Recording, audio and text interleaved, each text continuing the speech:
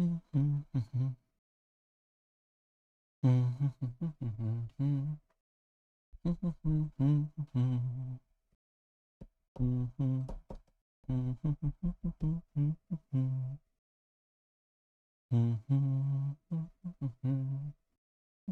right, friends. I think we're live. We should be live on both the horizontal and on the vertical. Sorry, I'm a couple minutes late here. If you're in the horizontal chat, let me know. Put some hors in the comments. If you are in the vertical chat, put some verts in the comments. Just want to double check before we get going that everyone can hear the audio, so that the audio is checked out, and then we'll do the same for TikTok here in just a second once we get TikTok rolling, and then we'll have everything checked out and ready to go. In fact, I need to add TikTok real quick to the soundboard. I don't know why it keeps disappearing, but I think I have a suspicion, but we'll take care of that. All right, send TikTok to the audience. Send it to the guest room. Send it to me. Cool. We should be good there. And then we're gonna add the soundboard. Soundboard keeps disappearing. I don't know why it does that, but we'll take care of the soundboard. All right, we want the sound effects. Yep, boom. And we're gonna send those sound effects fucking everywhere. See, to the audience, to the guests, to me, over to TikTok. Right, let me see. All right, cool. We got that. Yeah, fuck. Should be good to go now. All right, I see some whores in the comments. I am live. Are there any verts? Vert gang big ups. Okay, we got verts in the house. We got whores in the house. Good to see y'all. Good to see y'all. And we got another day going. The guest box is open on YouTube. Give me just a second, and I will get the guest box ready to rock and roll over here on TikTok. 1 second. Give me just a moment, and we'll have her ready. Let's see. All right. Oh fuck! It just automatically went live on TikTok without even letting me change the name. Let me stop. Without letting me change the name of the live stream. Why did it do that? That's goofy. Oh, as far as I know, TikTok doesn't let you change the name of your live stream while you're live. I think. I could be wrong on that. I've never seen the option for it. Shit, I hit live, it just went. They must have when they updated their app last, they must have changed something. Because I don't see anywhere where you can actually enter a live stream title. That's weird. Every time TikTok Studio gets updated, they find a way to make it worse. It's really quite impressive, actually, the way they could just continually make it worse and worse. But they do have some new filters, which is interesting. They got some AI buttons now that does some shit. I don't even know what it does, but oh, they got a mobile preview, huh? Let me see what that looks like. Well, I clicked it and I don't see it anywhere, so I guess that doesn't work either, huh? Oh, good old TikTok. Releasing features that don't work. That's pretty typical. Oh, there we go. It does actually work. We're good. Okay, I see the mobile view. Now, I suppose people who want to stream on TikTok Studio primarily, and then import that into YouTube, it looks like you can do it now just by using the mobile preview. So that's not a bad idea, using the mobile preview to import your vertical, because you get the TikTok chat, you get the whole thing. It'll pick up the guests on TikTok. I wonder if there's a button on here on the mobile preview, like a setting where you can turn the comments off on the mobile preview. I'd be curious to find out. Nevertheless, not bad. Not bad. Because if you're gonna stream to TikTok and to YouTube at the same time, you don't want the comments on screen. And they're on the mobile preview, obviously the comments are going to be on the screen. But if they get that worked out, it might actually be usable as like a, I don't know, similar to a virtual camera for people who want to dual stream. And I think that would be very good. But I'm looking for an option now. I don't see an option in the settings to turn the chat off on the mobile display. Oh, eventually they'll figure it out. I mean, they're gonna get, YouTube's eating their lunch, right? So they're gonna have to get with the program. This is what it is. Nevertheless, though, welcome in, friends. I think we've got some super chats loading up. I see one from our friend Texas Panhandler. Good to see you, my friend. Hope you're doing well. And I think I saw another one get dumped in here a minute ago. But we'll grab them as they come from Kirby. It looks like. So we'll grab those here in just a moment, and we'll get going. We do have guest box open now on YouTube and on TikTok. So people who want to request up can request up. And it looks like somebody already sent out a banger of free subbies. Give me a second to take a look, see who that is. I think we got one guest already. But fucking A, let's grab them. Texas Panhandler, my friend, thank you for the $10 super chat. Hope you're doing well. I heard a rumor that Doug has the biggest rocks in the atheist debate scene. Yeah, that is the case, actually. It's boulder shoulders all the way. Big huevos. Very big. And Brandon, hey, thanks for the super chat. Yes, I am live, and you're here with me. And Amir, my friend, thank you so much for being here. Big W, sending out 5 DZ Debate gifted memberships. Really appreciate that, friend. And Brandon, watching from YouTube here. Hell yeah, Brandon. Appreciate that. You can watch anywhere you want to, as long as you're watching. And Kirby, welcome back. Checking if you got boxes of books I sent. Well, I didn't get a notification from UPS yet. When they show up at UPS, they usually will drop me like a text message saying that I've got a package. So I don't think they arrived yet, but UPS or however you're mailing it usually doesn't have a problem getting to where I'm at. So I suspect it'll be okay once this week it'll probably show up. Well, today's Friday, which means it could theoretically show up tomorrow, but most likely, wouldn't be showing up. But I'll keep an eye on it. Thanks for reminding me. I really appreciate that. And Miss Megs, I was so sorry. I got to go get yours from the USPS. But let's get our first guest in here real quick, and we'll get our first conversation rolling. I don't know if I've talked to Menkins yet. We'll find out. Welcome Hey, in, man. Menkins. How are you? I'm doing well. How are you? I'm good. I just want to say a few good words about what you're doing. I'm in Tanakh only. I'm from the people of Israel, and I think we spoke once about you told the story about your past that you are part of. You were kind of a preacher, right? If I remember. Yeah. Mm-hmm. And I see what you're doing, and I just want to. You probably know the difference between our belief and Christianity and Islam, of course. Sure. And I want to say that you're doing good and you're doing a good thing. And this psychological warfare of putting people down, making all this stuff up about Satan, about hell, about it's kind of a bondage that at least our culture don't agree with. We believe, you know what we believe. It's a Even bunch of though nonsense. our laws is not perfect, of course, we can talk about a lot of bad things that happened in the past and the laws, of course, but we don't enforce it on anybody. And I think that what you're doing is bringing awareness, to this, and maybe setting a lot of minds free. Yeah, just a few good words, man. That's it. Absolutely. Thanks for being here, friend. Thank you, man. Cheers. Oh, big W from one of our Jewish friends. I would say, of the many religious people that we get to talk to, we don't have too many bad experiences talking to people from the Jewish religion. They seem pretty chill, and I think it's partially because they've been through so much, and also because I think a lot of them treat the religion as kind of a little bit mythological, similar to maybe how the Greeks do it, but it's hard to say exactly why they tend to be so chill, but it is what it is. Let me grab our first guest from YouTube, and then we'll get our next guest over on TikTok. It looks like Tony is first in line on YouTube. Let me get Tony over here. Welcome in, Tony.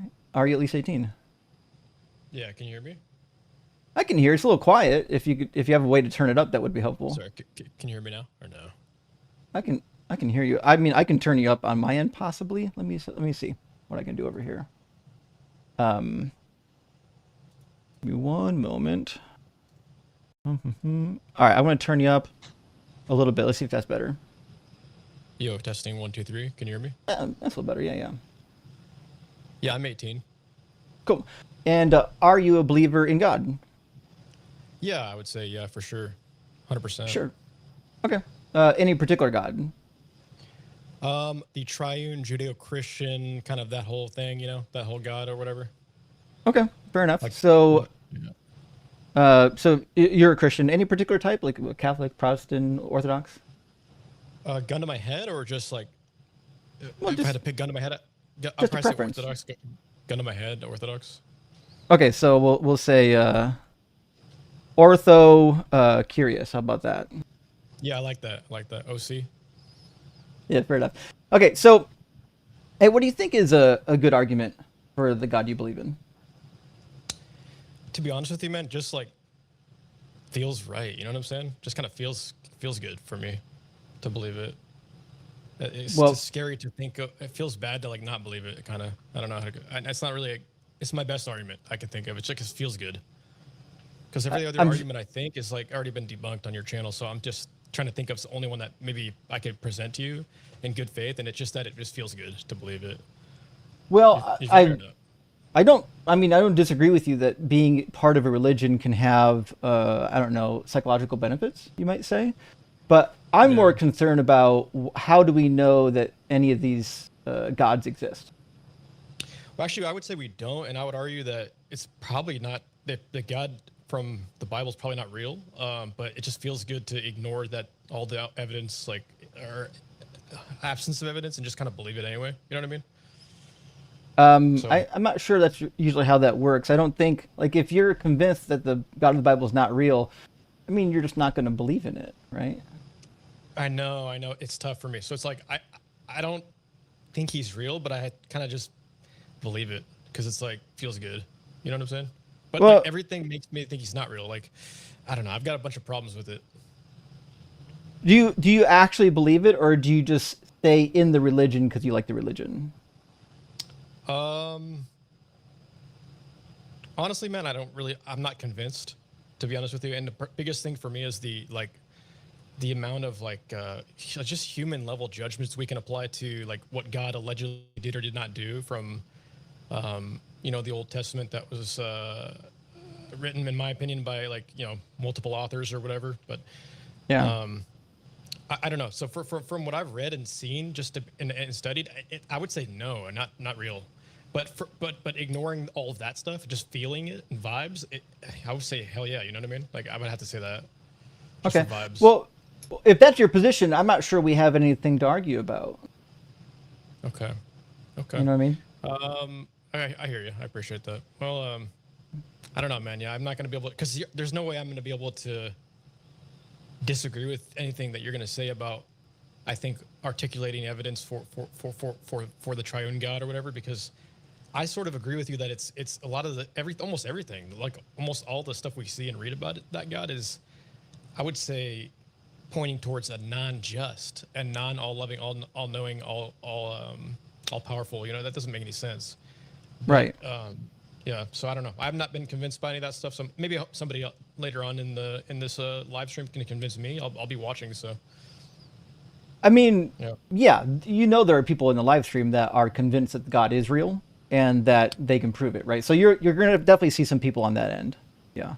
Let's get some of them in here because dude, I'm not quite convinced, to be honest with you, man. Right. I'm not. Okay. So Well, I mean, thanks for popping in. It was good to hear from you, Tony. no problem, man. Have a good rest of your stream. Cheers.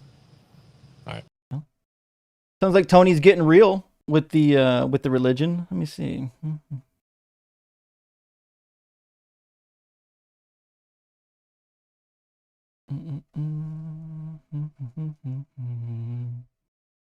Okay.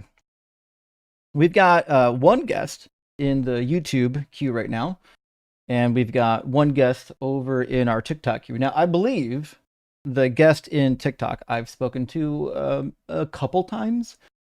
I don't recall the dialogue because unfortunately the name is in Arabic and I can't write Arabic in my historical documentation for my chats. So I don't remember what we talked about. So we'll get them second. But Fro I think I've talked to Fro before. Let's bring up Fro. It looks like both of these might be return guests. Welcome in, Fro. Hey, Justin, how are you? Doing well. How are you? I'm doing pretty awful. Thanks for asking. I'm sorry to hear that. What's going on? Uh, this hell thing, it's disturbing me. Sure. You and me talked a very, very long time ago. I remember. Sorry? I remember, yeah. Yeah. I was afraid of hell then. I'm still afraid of hell today. I would say I have more or less deconverted, but Yeah. it's this still this I wake up afraid of hell. Okay. And I feel like I'm a bad atheist. Oh, That's why? kind of because I still pray, I still hope, I still have this notion of hope in something I know in deep inside is wrong and stupid to believe in. So I feel stupid, maybe Sure. more than I feel anything else. Okay, so Fro, you know as well as most people here that you can't Yeah, choose what you believe, right? You've heard us talk about yeah, how, well, you can't choose yeah, to be a no, Christian, right? So just like you can't choose what you believe, you can't choose the way you feel about what you believe right now. You see what I'm saying? So yeah, there's no reason to feel bad because you're having maybe some mixed feelings and things because that's something you can't control. What you can control is what you do after you have those feelings, right? So, do you talk to somebody? Do you read some material? Do you yeah. have a therapist that you can run thoughts by? I have a very good therapist. I'm very grateful to have, but they are sadly religious. Right. Well, do you ever get in touch with the Secular Therapy Project? No, I haven't, mostly because I'm in Norway and I don't know how Well, well they are set up there in is Norway. an organization that does provide counseling for the deconstructing at no cost. In fact, Okay. we at the line we do fundraisers for them like twice a year. Let me get them because deconstructing from the religion is super difficult. Yeah. So mhm. Can I ask you something that Yeah. I worry the most about? It's Hmm. like it, what I feel mostly is this shame. I feel Why is that? ashamed because I still have this hope that it is true, even though I know it's Mm. BS. Well, How do you solve that? you hope that God is real. You probably don't hope that Yeah, Christianity is true. I would no, imagine. no, I don't hope that Christianity is good. I hope that God is real. Yeah. Yeah. Um, How do I I get don't over know if that? it's something that you can control or feel bad. When I left Christianity, I still believed in a deity for a number of Mm, years. It took me a while to go because some people it's all at once. Once you lose your religion, you lose everything. Some people it's a process. And you remember mm, my deconstruction was almost 10 years. So mm. I don't know if you want to get down on yourself because it's yours maybe is not as quick as others. I don't know if that's something you can control, and unfortunately, I think you just kind of have to keep fighting the fight until you get to the other end, you know? So how do I not go back to status quo? How do I not fall back in uh, belief again? Mm. Well, if it was me, the thing that constantly reinforced my opinion Mm-hmm. that the religion isn't true, honestly, was just Mm-hmm. studying the Bible. Like every time I read the Bible, I was like, "Oh, this is garbage. This is bullshit. This is nonsense." And every time you're like, Yeah, well, how could I have believed this before? You know? yeah, yeah. So that's what worked for Yeah, me. that's one of the things I like most about you, and I want to thank you, like Mm. in all honesty, for all that you do. out there. It really helps people like me and people that are like-minded to plow through the BS that is out there. And I really appreciate what you do, and you have changed my life in ways you will never know, and I'm for eternally grateful for that. I appreciate the kind words, friend. I mean, the reason why I started the channel was not because I wanted to do this for a living. I started the channel because deconstruction's hard, and I wanted people Yeah. to not have to do it alone. I wish one of the things I kind of wish is that I lived in the States in this way, because it's harder to deconstruct into a country where the normal line is atheism, because you're Yeah. not being taken serious. It's a weird complaint, I know, Yeah. but it's because I'm deconstructing from something that normal Norwegian people don't look at as a problem. They don't take it serious enough, because Sure. they think the normal line is not to believe. And finding my way out of it has been like, I'm so exhausted, and that's maybe one of the things that I feel most is this exhaustion, because I'm very hard on myself for still like playing with the fire of having this wish that I can live forever, or this wish that all of a sudden I lightning will strike me and God will just give me so much proof that I can't deny it. Right. Um, One of the things I command people for is when it says in the Bible, like, knock and the door shall be open. Like, I have knocked so hard, and I still haven't found the door. I know. Yeah. That's how you Um. know that the Bible is bullshit, right? Because Yeah. look at every promise that Jesus made in the Bible. They will never come true. Even like read Matthew 5 and 6, the Sermon on the Mount. He goes through all this flowery language about how God feeds the birds, and you're more valuable than the birds, so obviously he'll feed you. Don't worry about what you'll eat or what you drink. That's some fucking bullshit. 3 million children are dying every year of starvation. He's not feeding nobody. So like, it's obviously whatever is in the book. Whoever Jesus was, either Jesus is an idiot and a liar, or whoever wrote the book is stupid. What is a book that you would recommend for people getting away from their fear of hell? Mm, that's a good one. What I do know is I think Dr. Joe has some material on this topic. Okay. Unfortunately for me, I'm not entirely sure if Okay. there's been a book on it. There probably is a book. I just don't know one because I dispensed with the notion of hell even before I left the faith because it didn't make any Yeah. sense. Yeah. For you, that was simple. Yeah. Yeah. I'm happily a member of deconstruction, so I have the cheat sheet, and I have used the cheat sheet a lot lately. Good. And I recommend people, if they have problems finding like things to find funny about the Bible, go and be a member of the Construction Zone, because the cheat sheet is not only Yeah. very intelligently put out, it's also very funny. And I'm converting it right now to a different format because the cheat sheet's getting so big. I'm converting it right now to be a web page with Yeah.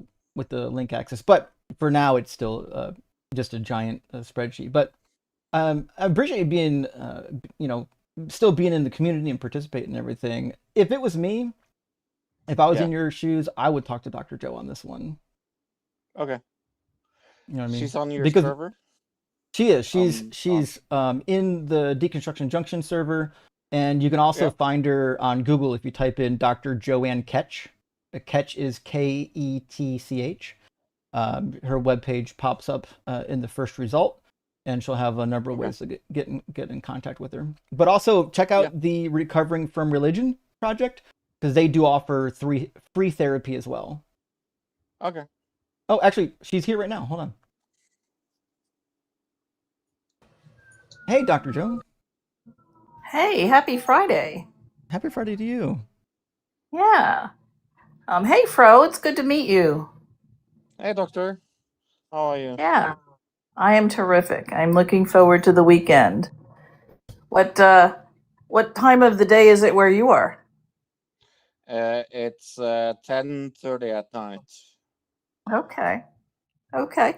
So I have a workbook posted in the Deconstruction Junction Discord that kind of meets people wherever they are in terms of their process of deconstruction.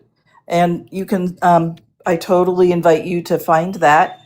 I also have a list of books that I don't have there, but I'm pretty findable. So if you want to either DM me through the Discord or email me, I'd be happy to get that to you as well.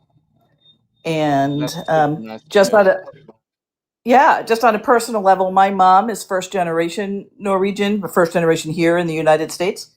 So Ooh, nice. my grandmother came over when she was 17 through Ellis Island and met my grandfather here, who was also Norwegian. But yeah, Oh, really? yeah, Okay. May I ask where in yeah, Norway they were from?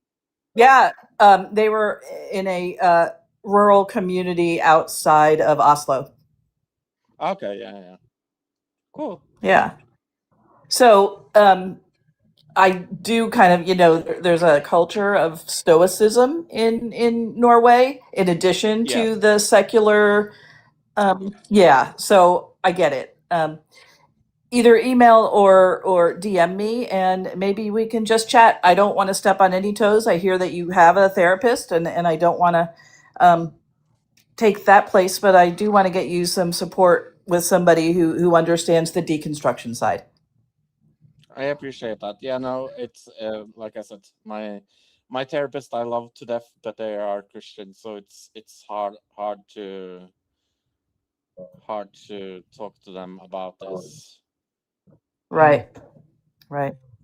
Yeah, I'm pretty findable, so I look forward to hearing from you, and I wish you a good weekend and a good evening. Thank you, doctor.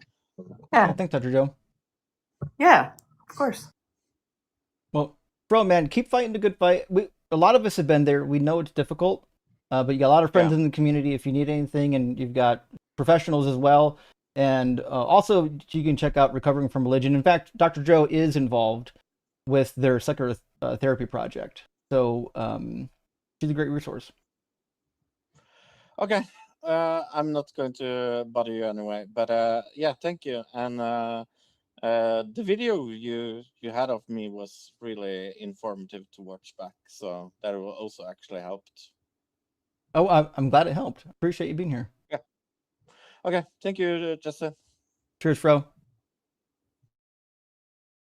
Well, that's hard. Deconstructing is hard. It's it can be messy, full of fears, sometimes regret and even anger. But guys, join the Discord. You don't have to do it alone. I Sin for a Living says, what are your thoughts on free will? Given God being omniscient, if God knows everything you will ever do, but gives you life anyways, it feels like an unavoidable sentence to be born to burn in hell. Yeah, that's the case. And remember, it's not just that you're predestined because God knows everything. It's God knows everything before it'll happen, and He chose this world. Like there's an infinite number of worlds He could have created, and He created this one, the one where He knew you were going to do what you are going to do, right? So it just means it was determined from the start. Roger, hey, thank you for the super chat, friend. Says Justin, I'd like to thank you for being so kind with your audience. You're the best. Well, fuck, Roger. Listen, I mean, we're a community here. We're in this thing together. You know, we're all here trying to fight the good fight. You know, you don't want to. These are not things you want to do alone. You know, the goal here is to get everybody to the finish line. You know. All right, let's get our next guest in here, and then we'll keep the conversation rolling. I think we got one more in the TikTok queue and Gregory in the YouTube queue. But welcome in TikTok. Guess what should we call you? You can call me Maple. Maple? Okay. Fair enough. Yeah, Maple, sure. Are you at least 18? I'm 55 years of age. 55. Okay. And do you believe in God? Well, I have an issue with atheists and theists. Yeah, but do you believe in God? No, Oh, but I okay, have an well, issue with atheists and theists. I have sure. issue But with we're just both. talking to people who do believe in God, okay? By the way, I never spoke to you before. I think you claimed that I've been on your show, but You're, I never. well, I said I think because the name that you've got selected is a very common format. Yes, that's correct. That Sheikh What's means. your complaint with atheism? Right, my complaint with atheists that I think atheists have got a limited mind, Okay. and I do have a reason to think this way. Now you got to remember, I said I have issues with both. So Think what way? right, atheists, someone with a limited mind. So if we get a scientist who does research and there What do you are think? What do you think extreme the word? atheists. What do you think the phrase "limited mind" is doing for you? You mean somebody who's closed off to new information, or do you mean someone who's not smart? We're not talking about them being smart or not smart. If you're doing a research, you have to be impartial. If you're doing a scientific research, you have Did to you be impartial. Is your complaint specifically about me, like my form of atheism? It sounds like you just came to complain about other No, atheists. right. If I look at your prompt, there will be a complaint. Yeah.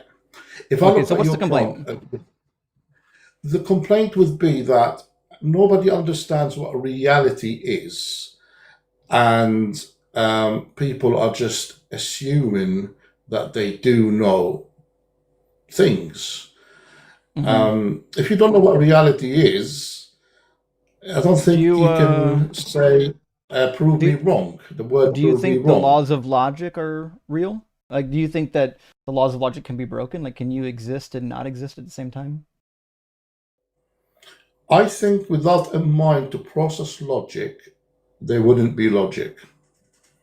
Gotcha. Okay, so my point is this: if your God, the thing that you believe in, violates the laws of logic, I think it's fair to say that it doesn't exist.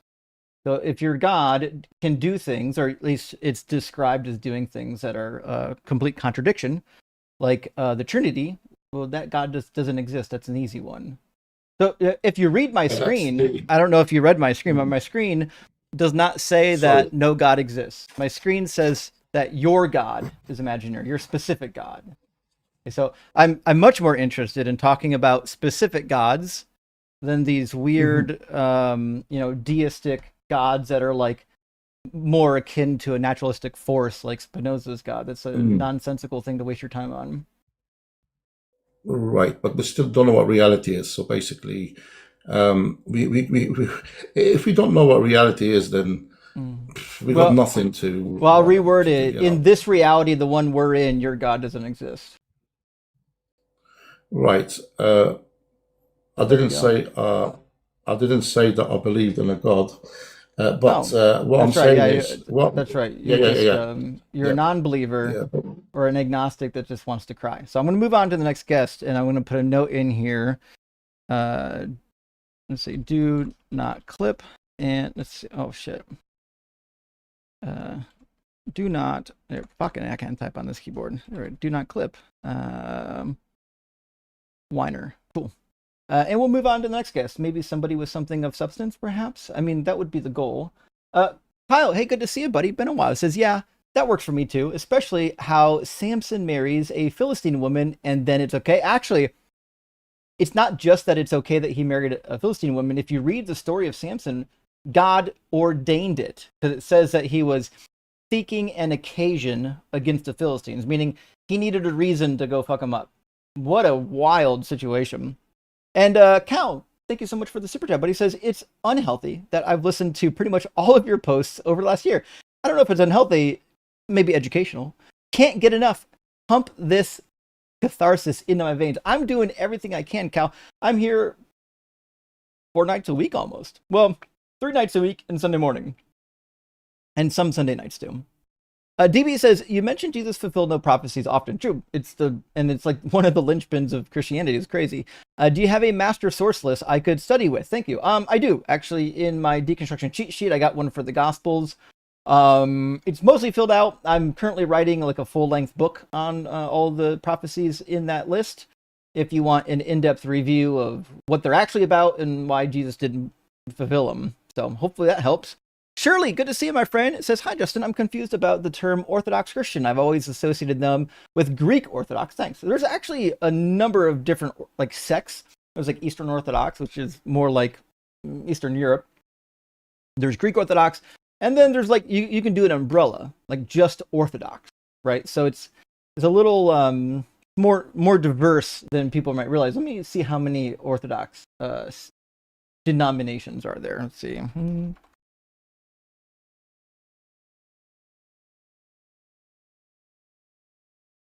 The funny thing is, yeah, the two most common are Eastern Orthodox and Oriental, although you don't say Oriental Orthodox anymore. And then there's the ancient North African Orthodox would probably be included, but that's not really a thing anymore. So yeah, I mean there's a couple branches. Now if you're Catholic, like you might consider yourself to be Orthodox, depending on how you define Orthodox, you know.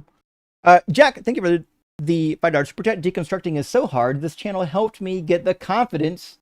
Keep doing it. Fuck yeah. I appreciate you letting me know that you're getting what you need from the channel.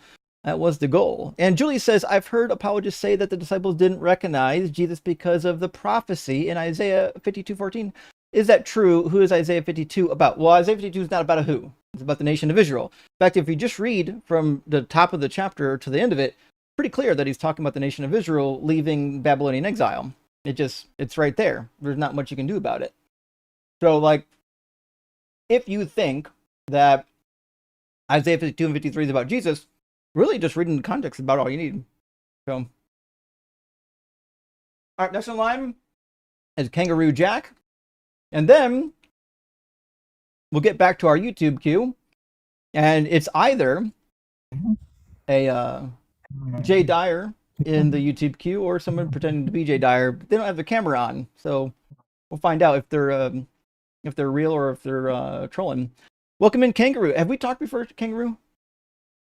I don't think so. Not properly, at least. Cool. And do you believe in a god?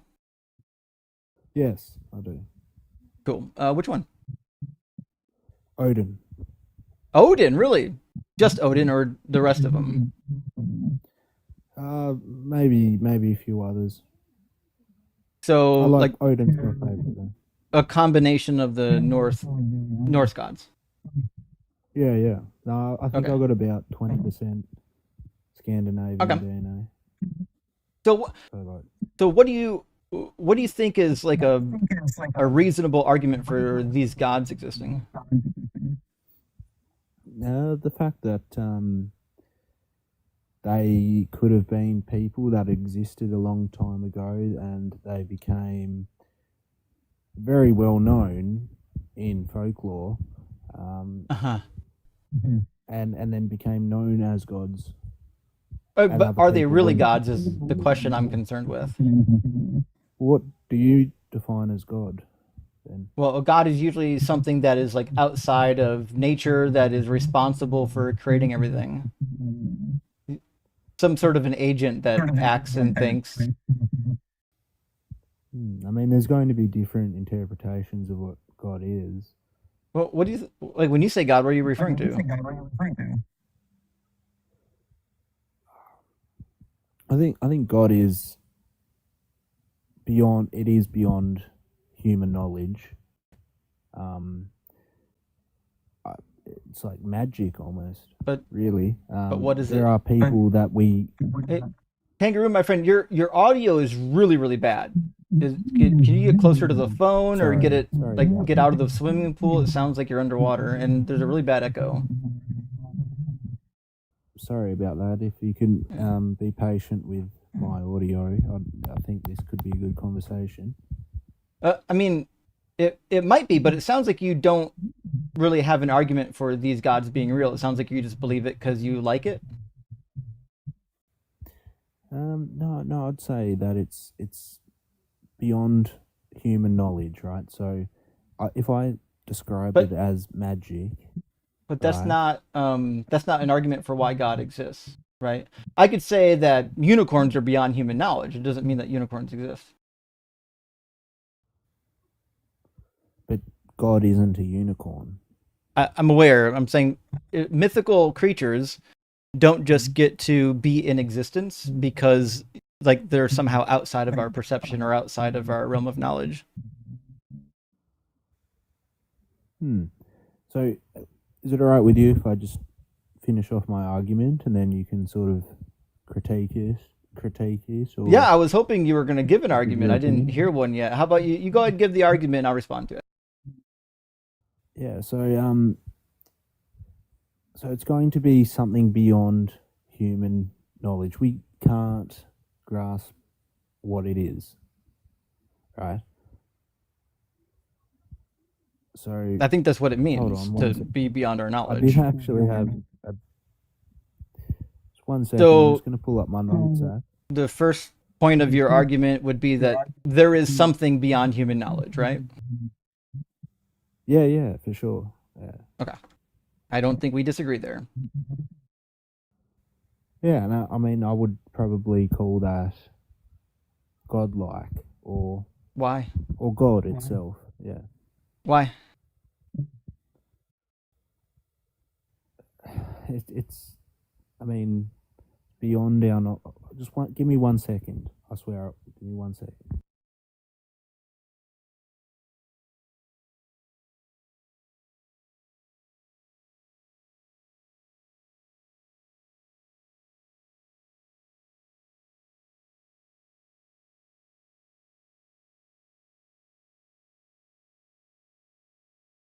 Kangaroo?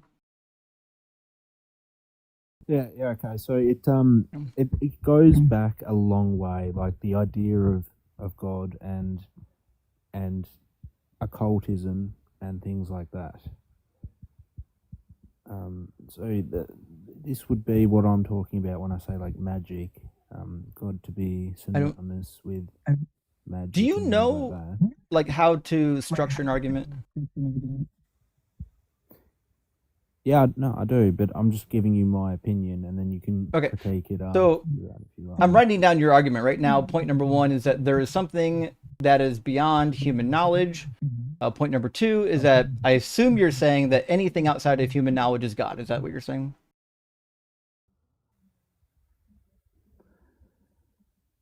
Yeah. Let's go with that, actually. Yeah.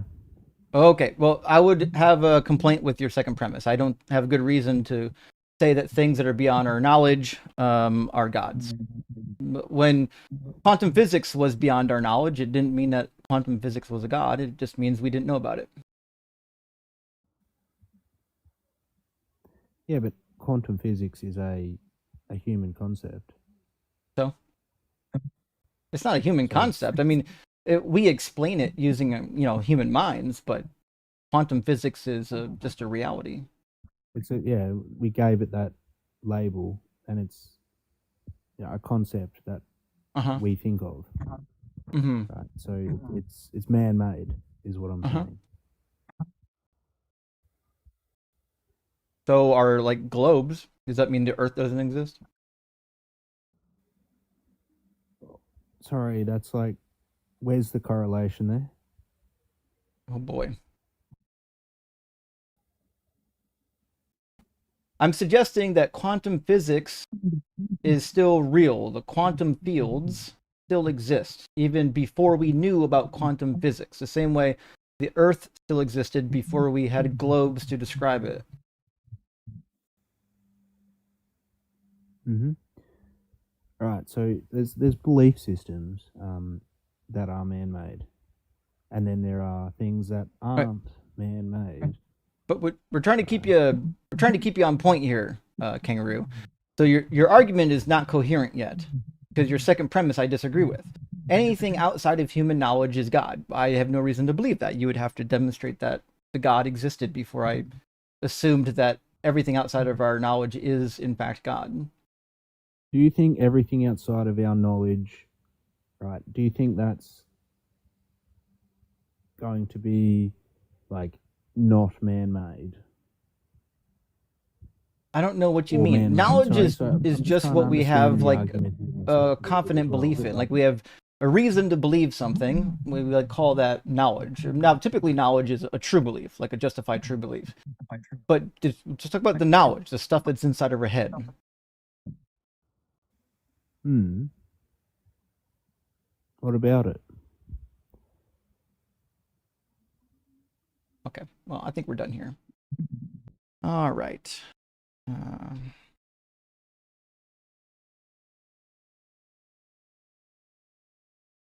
Mm-hmm.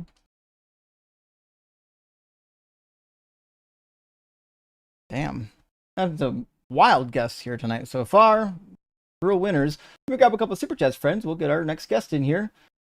Sonder Seeker, thank you for the $20 super chat, friend. Says, doesn't the fact that we were born with the sin nature mean God already took away our free will before we were born? Well, yeah, right. So, for example, if we're born with the sin nature, and because we have the sin nature in Romans chapter 7, that's what Paul says, because we have this nature, like we have to sin. That's why he says, I do what I do not want to do, and that which I wish to do, I can't do.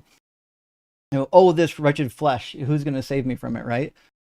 So if Paul is saying that, hey, there's shit that I'm doing that is beyond my control because of the sin nature, well, it just means that God predestined every human being to go directly to hell unless they believe in the sky carcass Jesus, which is a pretty crazy thing to do. Like, why would you even do that? Somebody who just isn't perfect, because they literally can't be perfect, has to be torched forever because they couldn't bring themselves to believe in a goofball. That's weird. Pineapple, my friend, good to see ya. We don't know what reality is. Is this a true fact you know about reality, or is our knowability also unknowable? Claims that we can't or don't know what true reality are self-defeating.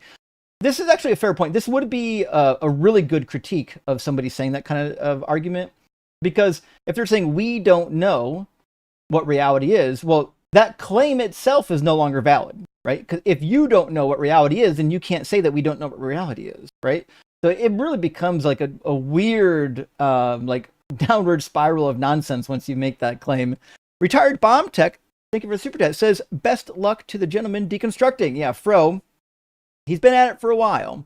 Took me almost 10 years. What is your opinion on the New Living Translation? Am I reading it wrong, or it seemed to sugarcoat things? Your show rocks. Well, thank you, Retired Bomb Tech. Yes, not only does it sugarcoat things, it's just a dynamic translation. In fact, I knew a number of the translators. They were friends and professors. And it wasn't meant to be a study Bible. It was meant to be a Bible for people that are young, or people who have a low reading, a low English reading competency. It was never meant to be a study Bible, even though there is a study Bible version of it. That being said, the study notes are usually okay as long as you're like an evangelical Christian. If you're not an evangelical Christian, the study notes are basically useless. But they did the best. They did the best they could with the parameters that they were given. I know a lot of the translators, they weren't purposely trying to sugarcoat anything. Just happened to be that they were given some pretty tight parameters for the translation, or as all publishers do. And so, they stuck to those. They stuck to those parameters. But yeah, I wouldn't read it for anything serious. Like, to me, the NLT and the predecessor of the NLT is for children, and that's all it's good for. I wouldn't give it to an adult. Ontological Shock, my friend, thank you for the super chat. Says, for Fro, our intellectual views often change faster than our nervous system. True, often faster than our nervous system can heal from fearful stimuli. PTSD from hell doctrines is real and can take time to overcome. You'll feel better one day. This is true. You don't get over this kind of stuff in an instant. It's like once you've been traumatized by something, your brain has like it imprints. You know, it's like it happens to animals too, like dogs and cats. It's hard to get rid of. It's just a mechanism that your brain does to preserve you. You know, to keep you safe. Narcissa, good to see you, my friend. Orthodox just means being hardcore in your craziness. Perhaps most of the Orthodox we talk to, they're not that happy. I don't know why. Maybe it's just the Orthodox online. They don't seem to like what's going on. They're not having a good time. The Catholics usually, sometimes they're having a good time. I am VJ. Good to see you, and thank you for $20 super chat. Heard an apologist compare Jeremiah 23:6 to Jeremiah 33:16, as you should. Jeremiah 33 and Jeremiah 23 are doublets. Says he claims Jeremiah 23 proves Jesus is Yahweh. That's not true, because it says his name will be called Yahweh, compared to Jeremiah 33 only saying Judah will be called Yahweh. And the Hebrew proves this too? No, that's not the case. Let me pull up the passage real quick. Jeremiah, was it 33:16? And the other one is 23:6. What you'll notice in the doublet, and it is a real doublet, is that some of the wording is only slightly changed. It still talks about King Zedekiah in the passages. All right, 33:16. In those days, Judah would be saved, and Jerusalem will live in safety, and this is the name by which it will be called. Actually, to be fair, you could say this is the name by which he will be called, because it and he in Hebrew is the same pronoun. And I particularly, in this passage, would use he rather than it, because I think the Lord is our righteousness, which is what is quoted. I think what they intend to do there is make a wordplay on the name of the king. So if you translate the name of the king, it's very similar to that phrase, right? So I'm reading this and I'm thinking, yes, he believes that salvation is near and is going to come through this particular king, perhaps. And then in 23, was it 23:6? Do I remember that correctly? Let me pull that up again. 23. Oh, you didn't? Yeah, 23:6. It says, in his days, Judah will be saved and Israel will live in safety, and this is the name by which he will be called. The Lord is our righteousness. Yeah, so one says he, one says it. It's going to be the same word, right? So if we go to Jeremiah 33:16, I would be shocked if it's a different word. It's not that it couldn't be. There are ways of doing it, but it's not usual. It's not very typical. Let me see what we actually have in the Hebrew text. All right. Let's see what we got here. We want verse 16. Did I remember that correctly? 33 or 23:6 is where we were looking at. It says, I will heal them, well-being and faithfulness, Judah, captivity of Israel, and I will build them former times. Now that wasn't the right verse. Did I get? Or actually, it's probably one verse off. Let me see. Maybe it's in verse 5. And this evil here I will bring up healing, and I will uncover. I will turn back on the captivity of Judah. Oh, that's right. Jeremiah's chapters are super different in the Hebrew. Let me see what the. All right, I gotta find. Or the verses are numbered differently. Give me a second to find the right verse. Let's see, Jeremiah 23:6. I used to have a spreadsheet, I thought, on this. All right. So 23:6. Actually, it's lined up. It's lined up properly. This section is on Bible Hub. Maybe this particular site just doesn't have it lined up, or maybe I typed in the wrong thing. Oh yeah, I did. I typed in 33. There we go. Let's get the right one. We want 23:6. And 23:6 says, yeah, I mean, it's it or he will be saved. It's just an imperfect tav prefix on the word for save. So that's pretty much done there. And the other one was 33:16, right? All right. I suspect one used a standalone prefix and one just attached it to the verb, which is why they're using it differently. All right. In 23:16, in the days. Oh no, it's actually identical. It will be saved, Judah. So it's actually it's the identical same word. There's no difference. But let me. I didn't put it on the screen yet. I apologize. I can put it on the screen real quick. But no, there's no difference in that word. There's no reason to believe that that like you should be translating it any differently. Give me 1 second.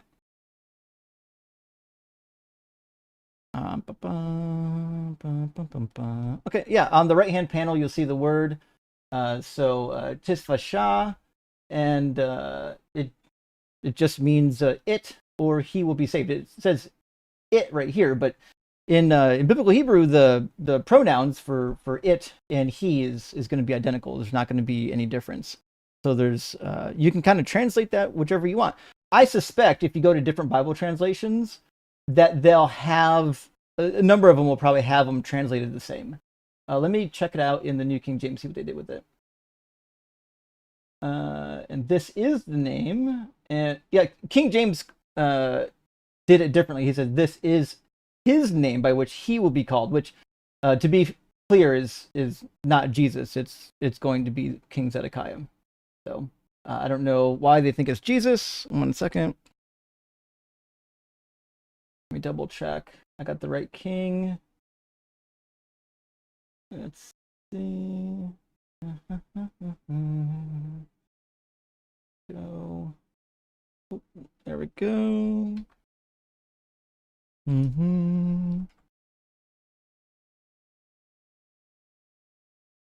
Yeah, Zedekiah's name is Yahweh is righteous, or Yahweh is righteousness, which is why you've seen that in the passage. Hope that helps. Vegan, hey, thank you for the super chat. I randomly watched Christopher Hitchens debate Doug Wilson. Oh, I forgot about that. And a few minutes in, I realized that Tycho is Pete Hegseth's pastor. I know. It's scary. Evangelicals have too much power in the United States. It's terrifying, especially when you see their vision for Christian America. Not a whole lot of rights. And SLJ says, hi, Justin. A few months ago, I believe you mentioned you have a Bible debunking compilation for sale. I mean, the deconstruction cheat sheet is probably what you're referring to. It's just all the subscribers get access to it. It's a living document. I hope I understood it right. If it's a paper version, how much is the shipping to Europe? Thanks, Rock Hard for Doug. You don't have to ship it at all. I am actually working on a paper version for one of our friends in the community, but that's not necessary. Yeah, just be a member on my YouTube or on Patreon, and you'll be provided a link that goes to it. I update it pretty frequently, and it's a really good resource. I got 2 more super chats, y'all, and then we're going to get our next guest in here. Hunter Girl, good to see you, my friend. Thank you for a $20 super chat. Funeral tomorrow for my friend's kid. Ooh, that's rough. I'm sorry to hear that. Losing a kid's the worst. That Zeus struck down on the mountain. Well, lightning will do that. Advice? By the way, perfectly timed out Sturgis run. No hail. Rock Hard Productive for sharing. Well, I'm glad you had fun at Sturgis. That's worthwhile. But if you've got a friend, I don't know if they're religious, right? If you've got a friend that lost a child, and I don't know if you have children, Hunter Girl, I think the one thing I would recognize is you will never be able to fix that hurt, no matter how good of a friend you are, no matter what you do. Losing a child is like a wound that never heals. So my recommendation is be a friend. You don't have to say too much. You can say a lot just by giving a gift that could be helpful, holding their hand, giving them a long hug. The reality is, if I lost a child, nothing anyone told me for the next 10 years would make me feel any different than what I felt in that moment. But that's just me personally. I'd give them as many hugs as they need and just be there for them. Make sure you're checking in on them. It's a tough road. It's a very tough road. And Billy Sipes, last super chat for now. Thank you so much for the $50 super chat and for being a new member. I'm not a Christian these days, but I am curious. Oh, well, hopefully you're not curious in joining. I have seen you make a number of arguments on how the Bible isn't accurate because it contradicts itself. True. A lot of books on recognized historical failures contradict themselves. What is the difference? Oh, well, the difference is one of them claims to be from God. So, like, if you read, like, Plutarch, Pliny, Herodotus, any of the, Livy, you read any of these, Suetonius, you read these historical books, they're going to have errors. They even have some contradictions. The difference is they're allowed to. They're written by humans, right? The problem is the Bible's not supposed to have those. The Bible's not supposed to be full of errors. That leads me to believe that it obviously isn't written by God. That's why the Bible, I think, as a historical text, has a different standard. You know what I mean? So let's get our next guest in here, and we'll get the conversation rolling. Welcome in, Jay.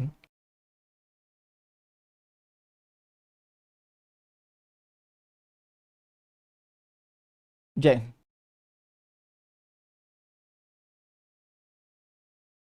Jay, are you with us? Oh, this is obviously not Jay Dyer. Their hardware microphone and speaker is in Chinese characters, so it's a troll apparently. Okay, well that's sad. Thought we were gonna have some fun. We'll get that guy out of there, and we'll move on to the next. It looks like Chloe is next, and then I'm gonna grab Andrew, and then Vara after Andrew, and we'll keep things rolling here. Welcome in, Chloe. Hello, hello. I recognize before we get started that my argument's going to be pretty low tier, Sure. but it's one of those things where it keeps coming up, so I wanted to get your take on it. Sure. What's your take on the experiential argument? Because I am Norse pagan. Do I need to answer any questions like age or anything like that first before we get started? You just have to be over 18, and you Okay, need to be a believer. and I am. Mm-hmm. And I am a believer. Okay, and you believe in the Norse pagan gods. I believe in the Norse pagan gods. Okay. Actually, I'm an omnist because I believe that if the god of the gaps is big enough for one set of gods, it's big enough for all of them. Okay. But I happen to put my worship and my dedication towards the Norse ones. Sure. And what got me there wasn't any of the argumentation. It wasn't someone saying, you need to bring Odin into your life. It was an experience where every time, ever since I was a kid, whenever I read Norse mythology, whenever I looked at runes, whenever I looked at, any of these things, something in me pulled me strongly towards it. Mm-hmm. And about 4 or 5 years ago, I decided to stop fighting it and just become Norse pagan. And it really is that question of why does experience keep coming up? Why are we wired for this experience that seems to override good sense and logical thinking? Because I don't understand it, and I've been struggling with it. I think that's where I'll end it. I think everyone's different, but my opinion, I heard a theory quite a while ago, and I think it's the best theory yet, about why people are so prone to believe in God, and it's because as human beings we're really, really hardwired to love and to want parents. Even if you have shitty parents, you've seen a lot of kids with shitty parents, and the kids just still love them. And I think that wiring never goes away. Like even when when you get older, and your parents pass away, like you still have that wiring, and it's really easy to project that onto like a supernatural being that you think is going to protect you and care for you and things like that. And I just think that's why it's so well ingrained into human beings. But also, we as humans, we've believed in gods for so long that you grow up in a culture where it seems normal to believe in God. So when you do, you're pretty sympathetic to the view already, right? If you grew up in a purely atheistic society, you'd be a lot less likely to believe in a God. And that's something I understand as well, that we come from this, substrate that is deeply entrenched in spirituality and religion and religiosity.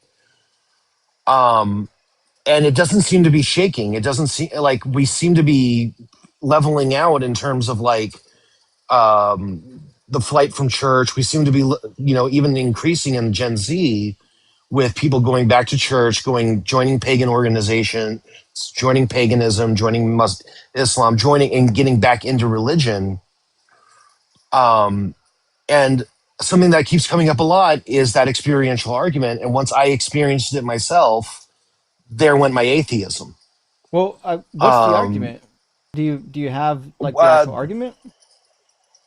the actual argument is that we feel something for God, therefore something's there, but I can't claim it's my God.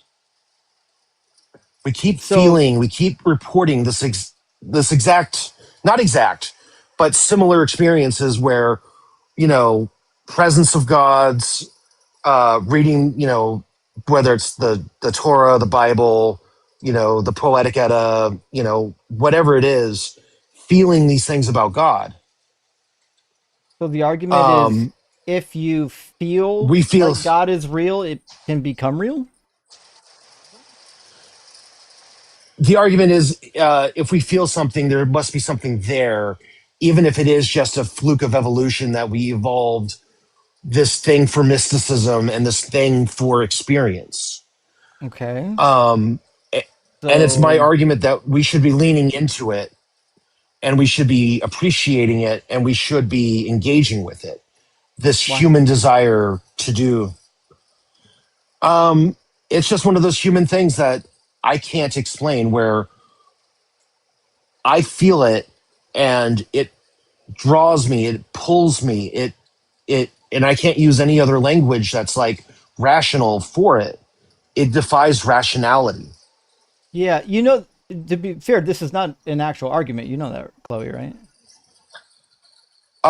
It's the best. It's the best I've got in you know, because it's like I don't want to come at you like Kalam or anything like that because those arguments are all garbage. Right.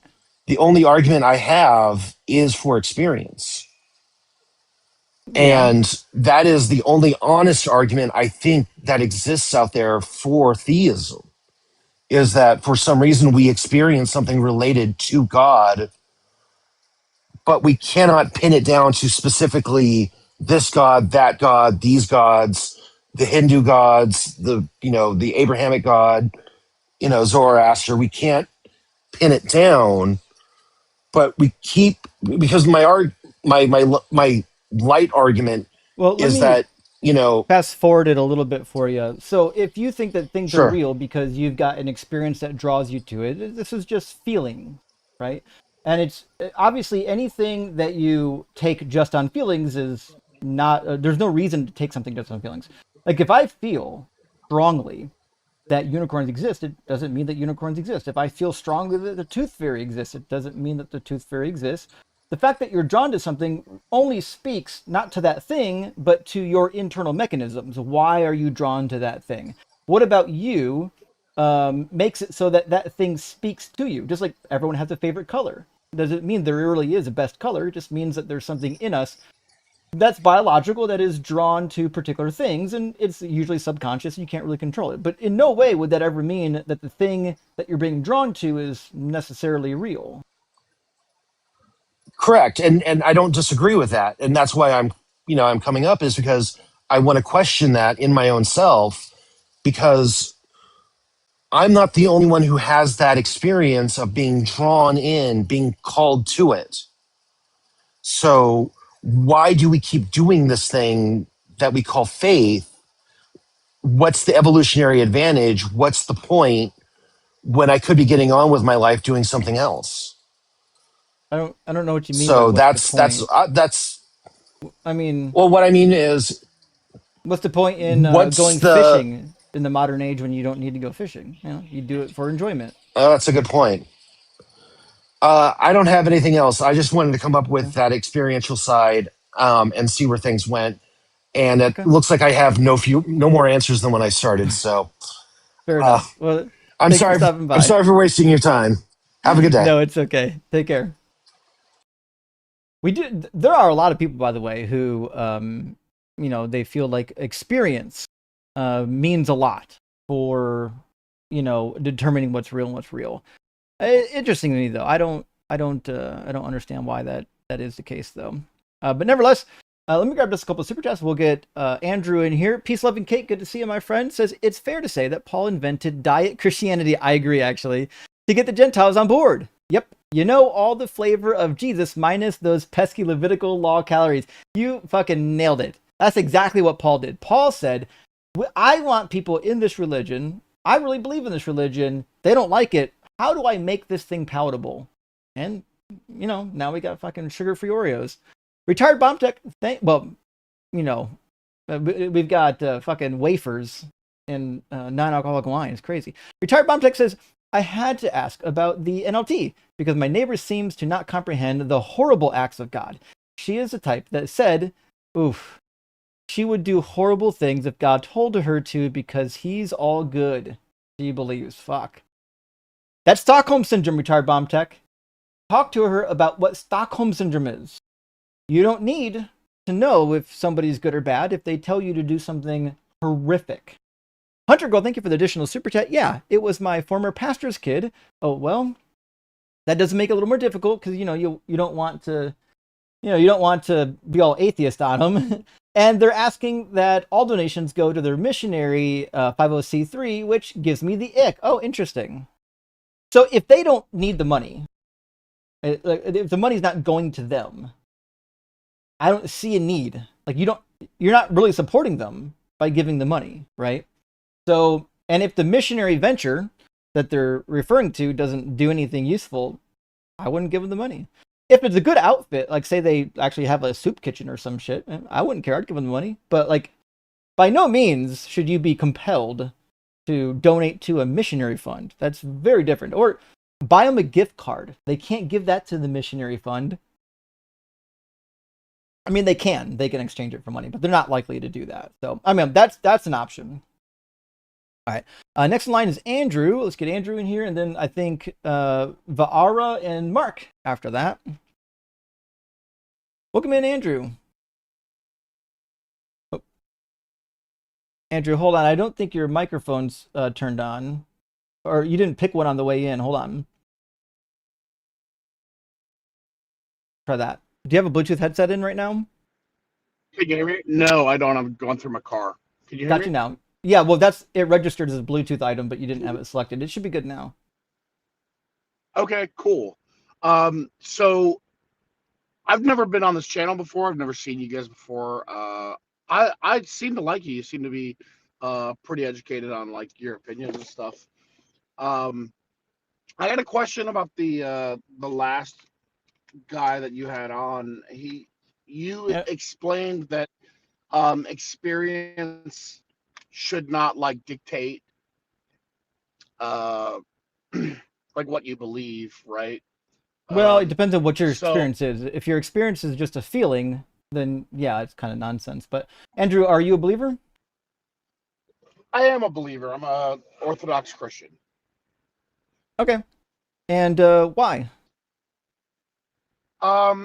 So a lot of my beliefs come down to experience, to be honest. And I have this question for you. Sir Isaac Newton experienced gravity in the 1600s, and he defined it in his book Principia in 1687. Okay, I'm not saying that every experience should be investigated to the point of writing a very influential book. But if a lot of people have a similar experience, should we not investigate it at a bare minimum? Even if it's not explained by modern science, and it can't be explained by modern science. Well, yeah, I'm not against examining things. Like, why would you think I was against that? No, I'm not. I don't think you're against that. Okay. But your wording in the last conversation makes me think that you're pretty dead set on your views of atheism, that experience in a spiritual life is completely alien to you and should be avoided. It's not alien to me. It's just not evidence, right? So if you told me, like, I met an angel, that doesn't mean nothing to me. That there's many ways that could happen. In fact, I got a good friend on TikTok, a friend of mine, who experienced what we would call religious phenomenon, and then it turned out that he was actually experiencing episodes of psychosis, and when he got the right medication, the religious phenomenon went away. And it's actually pretty common. So, like, I just don't know if that could ever count as good evidence unless you were able to corroborate some type of information during your experience that you wouldn't normally be able to have? Okay, so as an Orthodox Christian, and I'm not saying that all science is bad, because all science is not bad. God is supreme over all the universe, and medical doctors are anointed by God to practice medicine for sure, Why? 100%. However, hang on. Let me make my statement, please. However, I will say that it seems like a lot of spiritual uh, experiences can be explained away as psychosis by humans who do not like the idea of God. I don't know why you thought I didn't like the I'm idea of God. I was a believer for a long time. So you said that sure. for So, sure but you, medical doctors but are you just, anointed by God. What do you mean by anointed by God? well, I don't think that medicine would exist without God's blessing, as I Why? don't believe that mountains. I also don't believe that mountains would exist without God's But why blessing. would So, medicine not exist without God? because God has ordained all things. But that's circular. I'm asking why should we think No, that no, no. doctors That is only no. That are is able to incoherent. practice what they're That doing is because they are getting like information or some gift from God? Justin. It is a coherent argument, logical argument to say that if God ordains all things, then medicine itself is ordained by God. But Is it that's a not big coherent to say that that's logically? well, again, the first premise is what you have to prove first. You can't say that it's true until you demonstrate that God exists. Okay, so you're the one who's saying your God is imaginary. Would Right, you yes, yours give some specifically. okay, great. So could you give me some argument as to why you think that God is imaginary? Yeah, the Trinity is logically absurd, the Bible is full of lies, and Jesus fulfilled no prophecies. Which Bible is full of lies and which translation of the Bible is full of lies? The original Greek and Hebrew, How is the original Greek and Hebrew full of lies? In which because it examples would says things that are untrue. like You want contradictions or just factual errors? well, you had said that the Bible in the Greek and Hebrew translations is Yeah, untrue. So I can at show you. what Yeah, do you point is want contradictions or do you want historical or scientific inaccuracies? the contradictions first, and then we'll go from there. Okay. So we can start out with maybe some easy contradictions, like can God change his mind? How about that? Is that a fair place to Uh, do, start? you, do you want me to answer your question? Because I think the story of Sodom and Gomorrah clearly points out that God can, in fact, change his mind. Okay, well, now you found one of the contradictions. No, it's not a contradiction. Have you I read think where you're the Bible Western. says I that think the God Western. can't change his mind? Where does the Bible say that God cannot change his mind? Numbers 23:19 and 1 Samuel 15:29. What are the exact verses? I just gave them to you. Numbers 23:19 and 1 Samuel Right. 15:29. So read them. So read them to me. Well, yeah, I was going to pull them up. You think I was just going to make you search in your car for it? I only have one phone and I'm on it. So No, you don't have to do that. I've got the verses. Don't worry. All right, we're going thank to you, pull sir. it up real quick.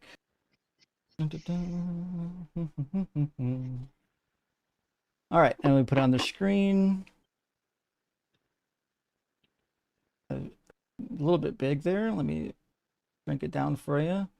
And it's in dark mode, probably hard to read. Let me get it a little bit lighter, a little bit brighter, and then I got to move your screen so it's not blocking. Cool.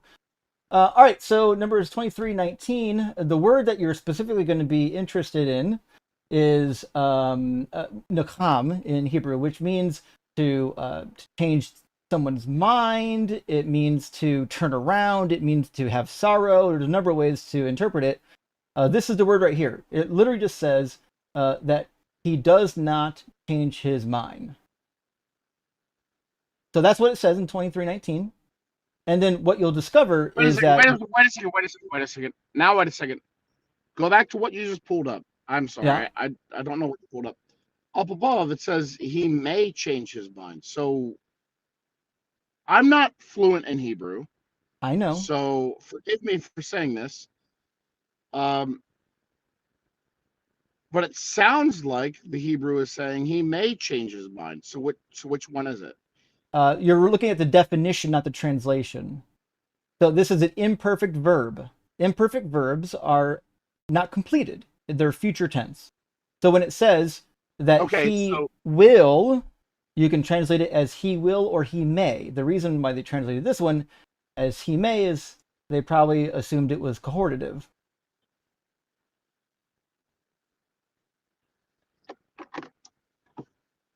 So the meaning of the word is not as important as you think it is, which we'll find out here in a second. The question is, what does God not do? Right? It says that he does not change his mind. The root word is nacham. That's the root word. Now, if you go to like Exodus chapter, see, 20, is it 23 I'm looking for? Yeah, it should be Exodus 23, 14, I believe. We find out that God does in fact change his mind. So pretty easy thing to recognize here. Let's see. 23.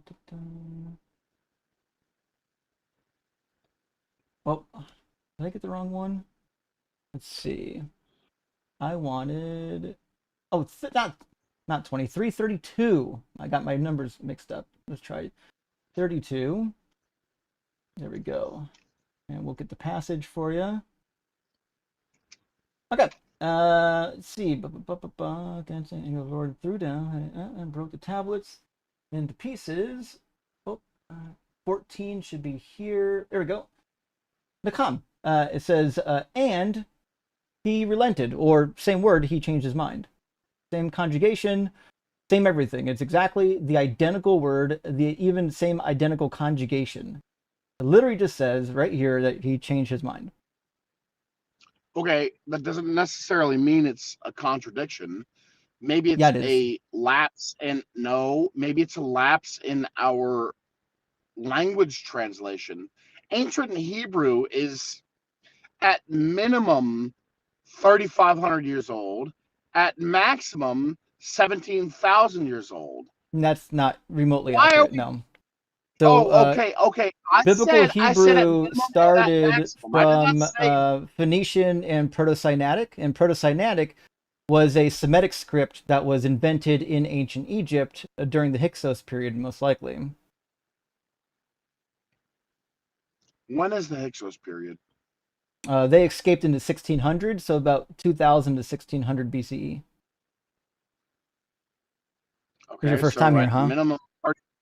At minimum, 3,500 years old sounds about right. At minimum. Yeah, but this isn't written in archaic Hebrew. It's not written in that form. It's written in exilic and post-exilic Hebrew, which we know very well. Okay. So we know what the word means.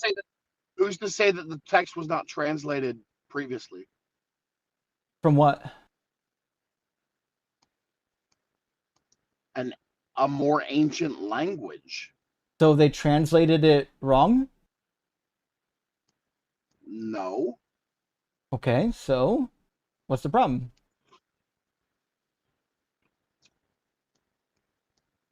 I would say the problem is that our translations aren't necessarily accurate, especially when you're talking about the King James Version, which is the original English translation. That is not the original English. There was like 8 of them before King James.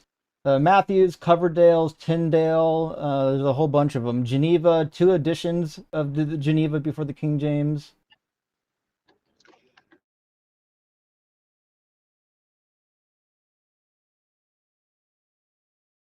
Andrew, you mind if I just give you a little bit of advice? Did you freeze? Most people don't know about the Tyndale version. Well, I do. So I'm just going to give you a little bit of advice, Andrew. And What you might want to do while you're here is try not to say things that you don't have knowledge of. That's very important in these discussions. If you don't have an education in this particular field, I'm just saying tread carefully so you don't say silly things. I think I'm asking a lot of questions. I'm not making a lot of statements. Right, but you said the Bible didn't have any contradictions. I don't think the Bible has any contradictions. But you just saw one. It says God does not change his mind, and then later God does change his mind. No, it's not a contradiction. How?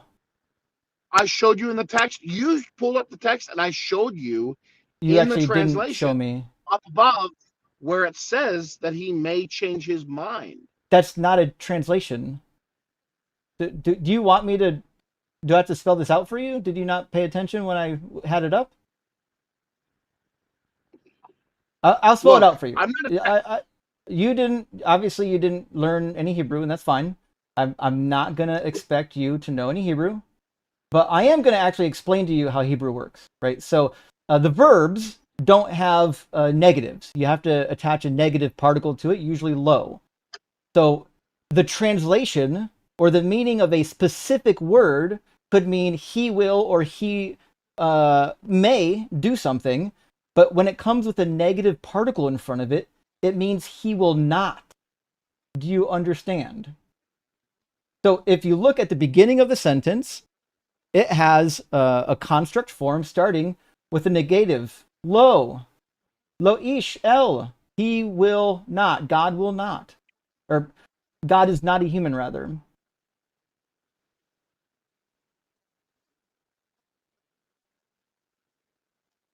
And it's here too.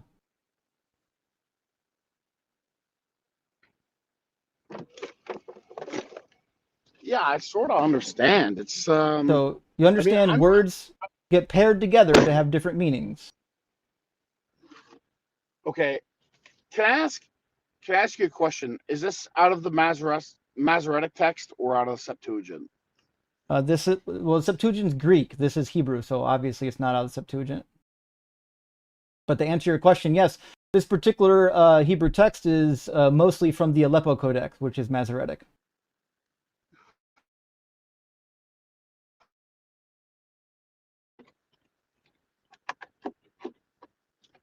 So then, you want to see another contradiction? Well, sure. If you'd like to show me the contradiction, sure. No, there's a bunch. There's also just false claims that Jesus makes too, which are a lot of fun. But the contradictions I think are really interesting. Okay, I'm more interested in the false claims that Jesus makes. Oh, okay, easy enough.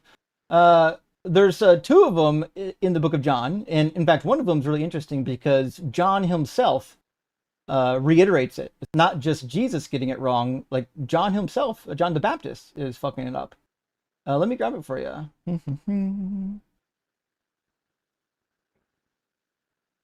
All right. Let's grab John 3:13, and we'll get the party started.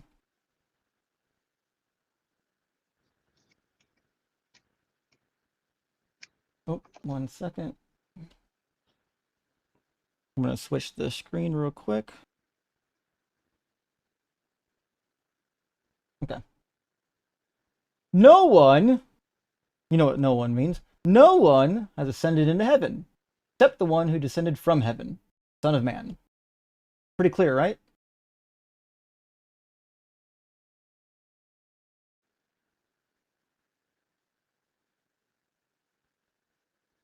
How is that a contradiction?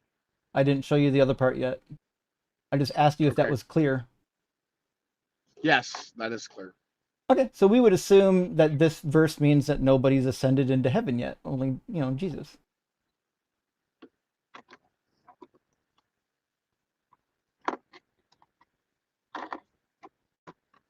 Yeah? Yeah, that's cool. Fine. Now, if you read your Old Testament, you would know in 2 Kings, Elijah does exactly that. As they continue walking and talking, they, meaning Elijah and Elisha, a chariot of fire and horses of fire separated the two of them, and Elijah ascended in a whirlwind into heaven. Do you understand the idea of theosis? Do you know what Yeah, theosis is? yeah, but this is not Greek. This is Hebrew. Wait, no. It has nothing to do with being Greek or Hebrew. It has to do with being the truth. Do you So understand what you think Elijah became theosis? like God, Yes, 100%. and that's why He he's in was assumed heaven? into heaven. What is it? What does it mean to be Yeah, assumed thank into heaven? you. What does it mean to You've be? now correctly found the contradiction. Thank you for reminding me. He was assumed into heaven, which is why Jesus is wrong. No one has ascended into heaven except the one who descended from heaven. He forgot about Elijah. And Enoch, but Yeah, definitely Enoch. that's not the point. The the point is, what does it mean to be like God? No one has ascended into heaven except the one who has descended from heaven, the Son of Man. Which is Jesus. The Son of Man Is is Jesus. it is Christ saying that only those who are one with God can ascend into heaven. Nope, That's the what I Son of understand Man about it. is a messianic title, which is why every Bible translation makes it capitalized, because it's a title for Jesus. Sure. So he's saying nobody Okay. has ascended into heaven other than myself. Okay. Well, you haven't changed my opinions, and I haven't changed yours. So Well, I guess it failed. Hey, it was a I nice can show conversation you anyway. I can show you some more. It's really not even difficult. Like there's so many of them that like they just kind of pop out at you. Like there's like you don't even have to be looking for them. Like you literally just read the Bible and like they're all over the place. Have you seen where the Bible teaches that the earth is flat? I've seen that the Bible teaches the four quarters of the earth, and I that didn't is say anything about that. a.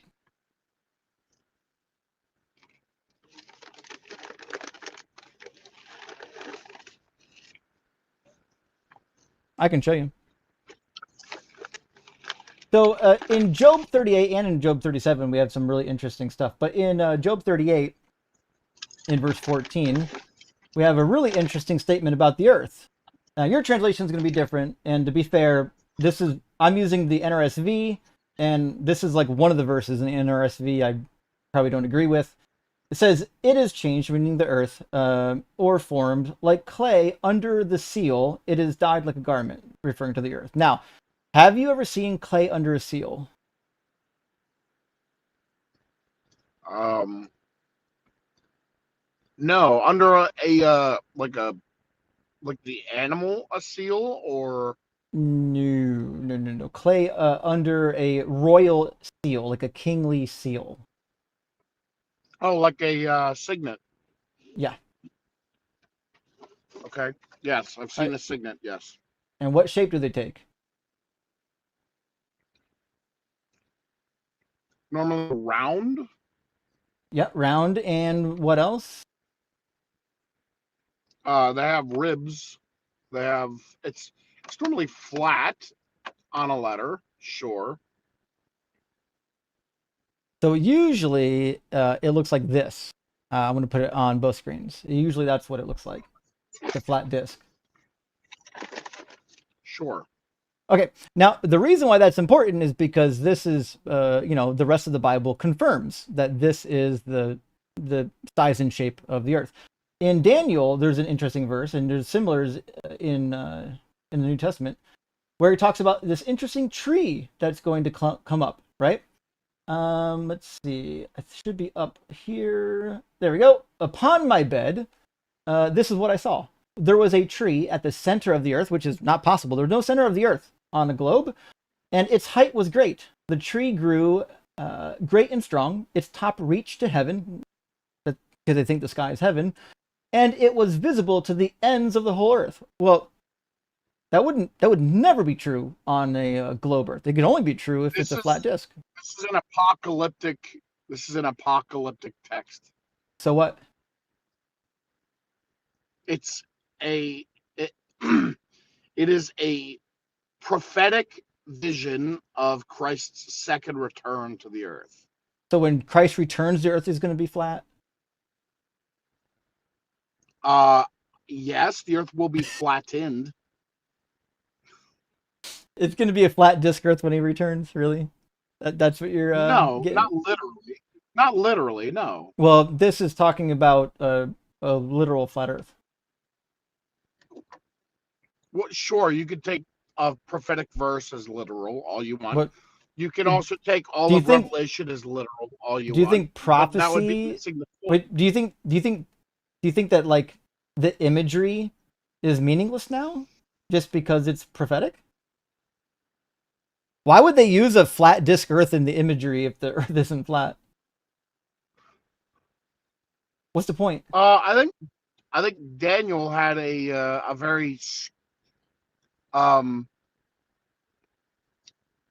personal view of what the Earth looked like, Uh as huh. most of the Earth hadn't been discovered yet. I mean, it's not hard to imagine that somebody who lived 35 to 4,500 years ago might not really understand that there's a whole nother part of the planet, right? Yeah, you nailed it. Yeah, Daniel didn't know because he wasn't receiving revelation from God. That's why. Or can I ask you this? If if you had received some revelation and it would have made no sense to you, if somebody had told you, if God had told you to describe a toaster 3,500 years ago, how would you do that? Well, it's irrelevant because we have a word for globe in Hebrew, like for a sphere or a ball. In fact, it even shows up in Isaiah. So you can just say kador or Sure, dor in Hebrew, and it but it wasn't refers to a understood. ball, and it's actually not difficult. You could have said, actually, Israel, my Earth, the thing that you're on, is actually just a ball. You can just go around it. That's not hard to understand. Sure, but that does not bring any human closer to God. Why would God tell you that the Why earth is a would making the ball Earth flat bring them when the closer? purpose? So God has to lie about the shape of No, the no, no. Earth to bring people to Him. God doesn't lie. Well, is the Earth flat? No, the earth is Then not flat. why is He giving Daniel a vision of a flat Earth? Can I ask you this question? So you're not going to answer my question?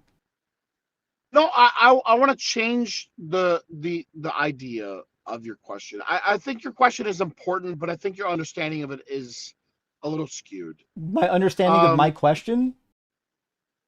yeah, your understanding of the whole idea that Hmm. maybe the Bible from 3,500 years ago is not necessarily how we have to read it now in some context.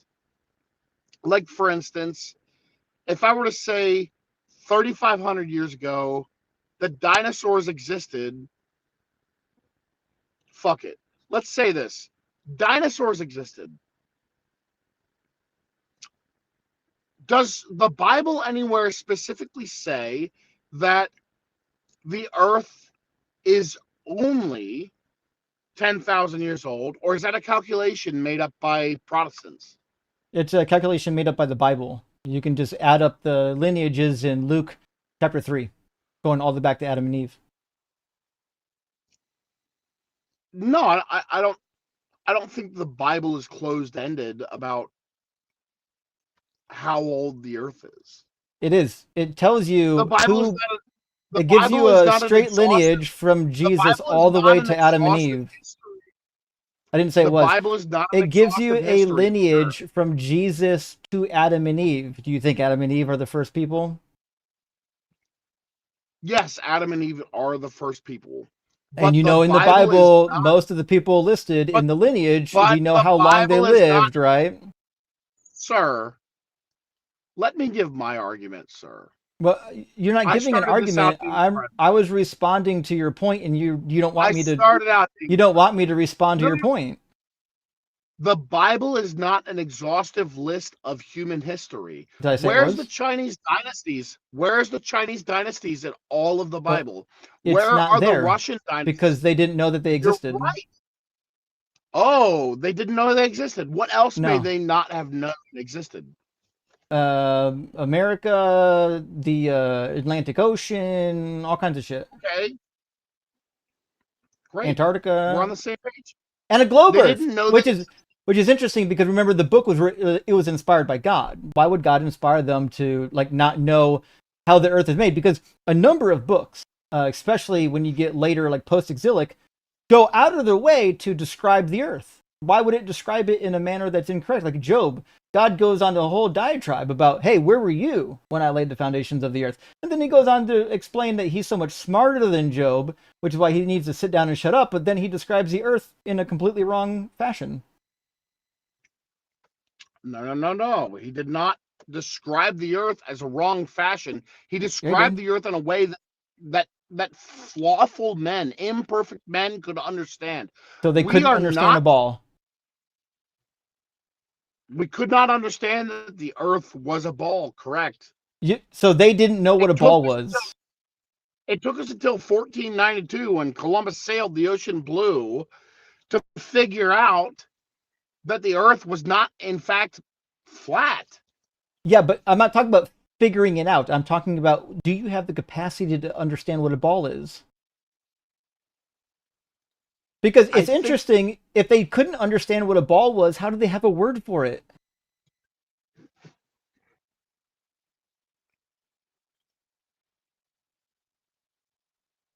We're talking about different things here, buddy. I'm talking about a ball. Yeah, we're talking about a ball. Okay. We're talking about people who could not comprehend the vastness of the earth they already understood. What could they not comprehend? The first point of the Bible, the first point of a what part? relationship with God. Stop.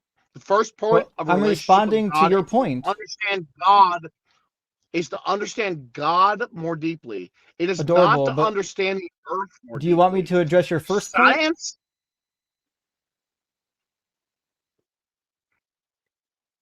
You get paid on cutting me off. You get paid another You dollar made by one cutting me off. point and then you just kept going as if you don't want me to address your first point. Actually, I'm trying to make a point. Well, you made 2 points. That's the problem. Sure. Do Hey, you buddy, want me to address them one at a time? You have other guests that you want to attend to, so I've got I got 4 other guests. It sounds like you just can't hang. Hey, to the other guests, don't try. He's just going to cut you off the whole time. Goodbye. But you're the only one that got cut off all day. I wonder why that is. Oh boy. Okay. All right. Let's see. I'm going to write Gets Rocked by God's Lies in the Bible. Cries and then runs. Cool. Well, that was a good one. We haven't had a parked car crash out in a while, so I'm glad we got one today. What a wonderful day it has become. Divided by time. Thank you for the super chat. My friend says Newton was a brilliant man. That's true, especially concerning math. Yet he calculated the end to be year 2060. Can't believe Andrew doesn't believe that as truth. LOL. Actually, he has a shitty commentary on the Book of Daniel too. His commentary on the Book of Daniel is sad and pathetic that no biblical scholar would agree with. And Misha, my friend, good to see you tonight. Thank you for the super chat. Jesus will return and flatten the earth. Gave me a really good laugh this morning. Thank you. People will say anything other than the truth. Thank you. Doug got sending this rich bounty of clowns for Justin to cook for us all. I mean, to be fair, in the world of funny guests, he's definitely going to rank up there. And Can-Am, good to see you. Thank you for a super chat and for being a member. I'm paying you to cut Andrew off. He doesn't even know about the history of Earth sphericity. LOL. True. And it's funny because like part of the Bible was still being written in the 1st and 2nd century. He could have told them then. The Greeks already knew. When the New Testament was written, he could have been like, hey, remember that stuff in the Old Testament about the earth being flat? Actually, it's a ball. But yet, when Jesus goes up to the highest mountain to see all the kingdoms of the earth, he can see all the kingdoms straight shot right on top of the highest mountain, which you wouldn't be able to do on a sphere. What are you going to do? These people have not read the book. You guys know that. It is what it is. Now, before I move on to my last super chat, Randy fucking Wilson in the house. Good to see you, my friend. Let's get 20 W's and then another 100 for Randy Wilson. Sending out 20 Deconstruction Zone memberships. Huge, huge, huge. Thank you so much, Randy. I hope you're doing well, my friend. And thanks for stopping in, and thanks for handing out so many memberships. Hell yeah. Give Randy a thank you. If you just received one of those memberships, I see Timothy finally got a membership from the giveaway, and that guy Fox. We got a bunch of people that just got it. Actually, my list collects them now, so I can see who's getting what. All right, I'm gonna do two things. I'm gonna bring in my buddy Mac, and then I'm gonna get our next guest. I said we were gonna bring in Vaara next, and so that's what we're going to do. And then we'll grab a couple more super chats. Actually, let me grab Randy's super chat before we get going. Randy, hey, thank you for the super chat, buddy. He says, I dreamed about the whatness guy late night. Well, I'm sorry to hear that. It was a wild one. I think I'm going over the edge. Listen, the whatness guy was a wild ride. It really was a wild ride. I recommend, I know some people are bored immediately by philosophy. Go back to my last stream, though, and watch the first guest. He was a hoot, and a pretty good demonstration of, I think, how to handle the philosophy goofs. How you doing, Mac? Good, man. Is this the epistemic humility clinic? It might be today after that last guest. Just the absolute worst kind of person you ever want to talk to. Like, it's so like you knocked him down like 14 pegs. He's like underground, and he's still thinking that he's like above you somehow. It's so crazy. I don't understand where they get the confidence from. How do you get so much confidence in something you've clearly never studied? It's just weird to me. Yeah, I wish I had a fraction of it. Yeah, I wouldn't want the full amount. It's too powerful. It's like seeing the face of God. Yeah, we don't want that. Well, hang out with me. I'm going to grab our next guest, Vaara, is already in the box. How you doing, Vaara? Hello. Yeah, how you doing? Hello, I'm good. All right, good to hear it. Are you at least 18? Yes. And do you believe in God? Of course. That's cool. Why I'm here. And which God do you believe in? Well, the argument on the table right now is your God is imaginary. That is the argument. And yes, I'm asking what your God is. Well, if you just want to get into it, I'm usually pretty thorough when I enter discussions like this. You know, I'm a nerd. I love metaphysics and philosophy and history, stuff like that. Uh-huh. So which God do you worship? Well, should we define God, or are you okay with that? I'm waiting for you to tell me who you worship, buddy. You. Tight. Let's fucking go. You are my God. Just add him to the flock. Let's fucking go. Let's get in it. Well, you're right. I exist, but I'm not a god, so we agree on the claim then. Well, you believe you're not a god. Oh, well, I'm not based on the definition of God. Well, here we go, man. That's why I said we need to be thorough and define these things. Well, give me your definition. I thought we agreed on the definition of God. So I don't think we did yet. Define God now? Yeah, go ahead and define it, bud.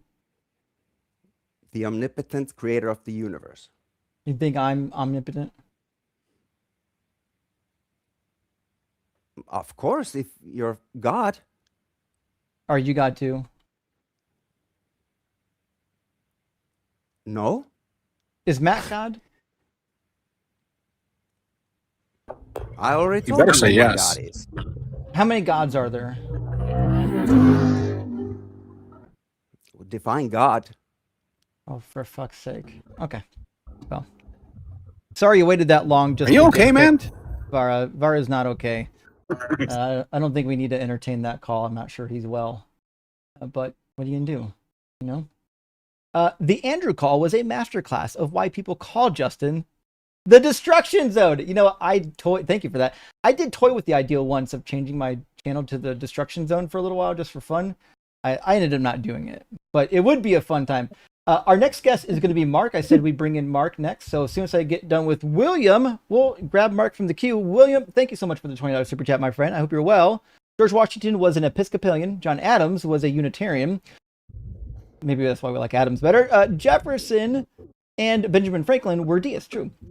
If the founding fathers were alive today, Christian nationalists would brand them as heretics. True. Actually, the founding fathers wouldn't pass the Christian nationalist benchmark. That's for sure. They were too liberal and thoughtful and humanist in their belief systems. Christians today, not interested in that. At least not the Christian nationalists. But bring in Mark. Minus the slavery bit. Yeah. Actually, they did like that. Fair. They got that part right, actually, in the Bible. Welcome in, Mark. Are you at least 18? Yes. Cool. And do you believe in God? Yes. All right. Which one? I'm Christian. I'm Roman Catholic. Cool. And what do you think is the best argument or best evidence for the Catholic God? I'm not here to debate you. I don't think I'm educated enough. I just have a question for you. Okay. Recently, I'm going more into my faith by watching creators like Dan McClellan, Dr. Kevin Carnahan. I don't know if you know them. Yeah, I know him. Yeah, my question is, what do you think is different between you and them? Because they are very educated in the Bible and they are still Christians. For example, Dr. Kevin Carnahan is Methodist, I think, and Dan McClellan is a member of the LDS Church, if I'm not mistaken. So, what do you think differs between you and them? Why do you think that someone who is so educated in the Bible goes and stops being a Christian or remains a Christian? Because they don't believe it anymore, but they just want to stay in the community. Usually, how that works. So typically, like, are you talking about the? I assume you're talking about. Was it Corcoran? Not Gorgoran. It's Corcoran, right? Kevin from Michigan, from Calvin College. Not too sure. I'm not too sure. I don't know.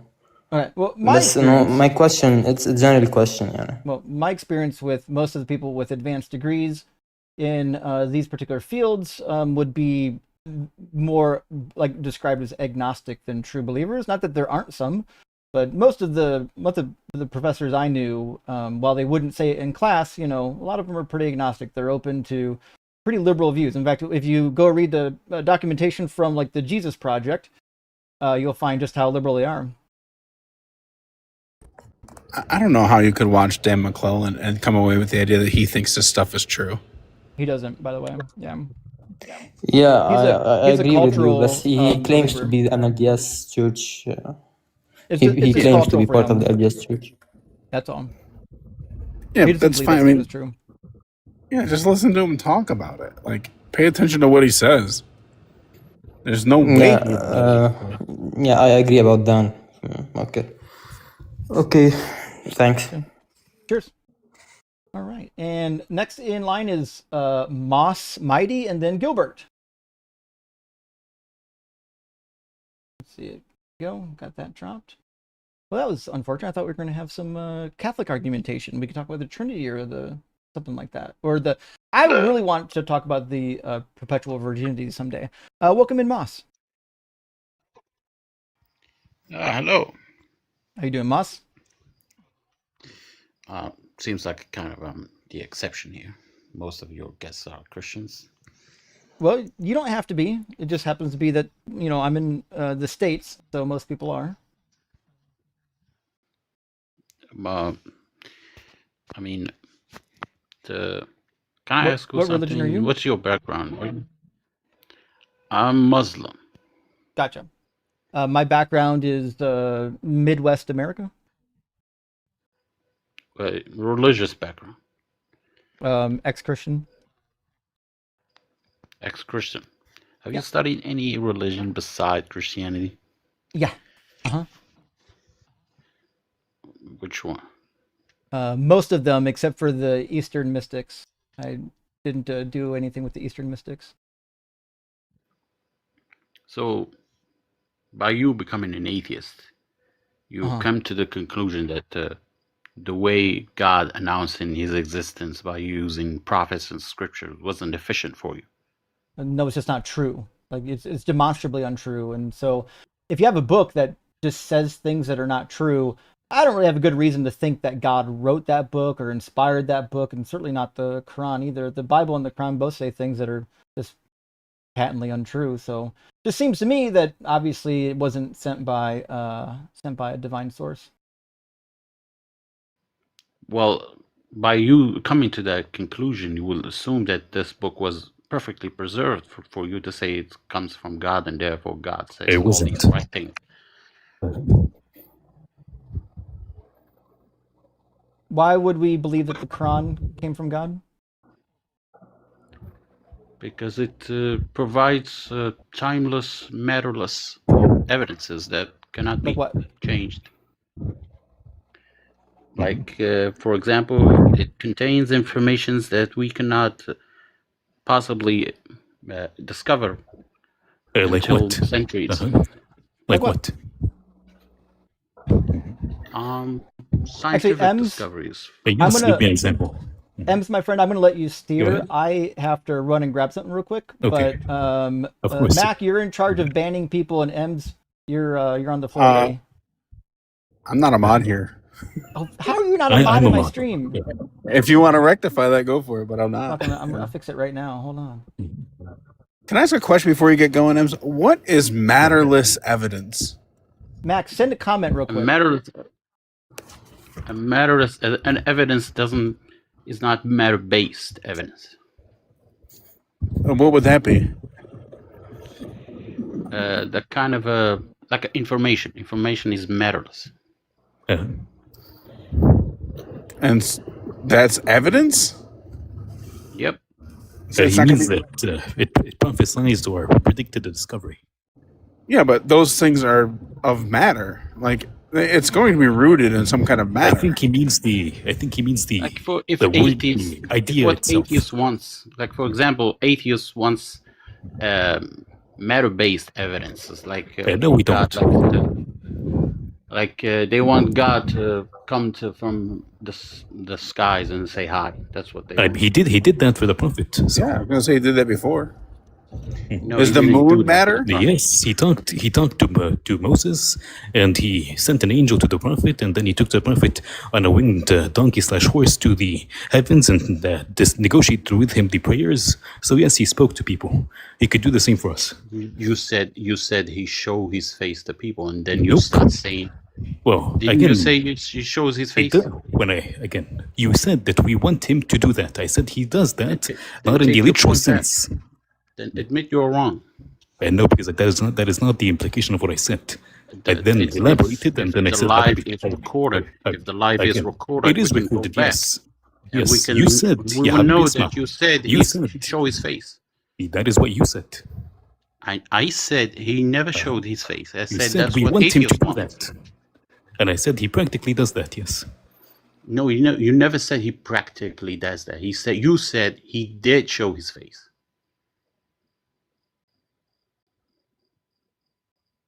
I didn't hear M say face once. Did you, Mac? Either way, no. I know M's. I know M's. Yeah, I can hear. I know M's well enough to know that he's never said that in the past, and if he did say that, it was a slip. He's suggesting that it wasn't a slip. He's saying that yes, want God it was to a show. slip. Yeah, Habibi Isma. Again, but that's what I'm saying is M's isn't saying that anyone saw his literal face. He's saying that he has made his presence and reality known to people in the past. He could do it again. Am I getting you correctly, Ems? Okay. Yes. Because what he said is wrong, because God directly announced that it's impossible, because Moses clearly offered once asked God to show his face, and God told him that he will die, and for that to be an evidence, he did an example. He said, I will show a He glimpse blew up of a my mountain. face to a mountain. I will show a glimpse of my face to a mountain. And right before So- his eyes, Moses witnessed a mountain getting flattened.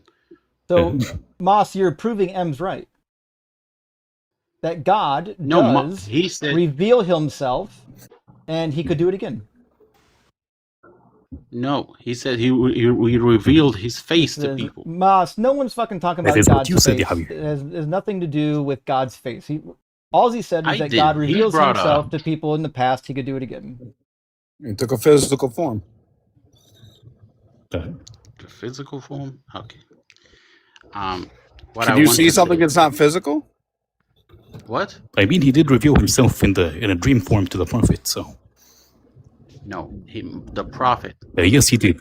He saw him in a dream. Yes, The prophet physically met God. He met Allah. he But did. And he between saw him in a them, dream. He saw him in the likeness of a man.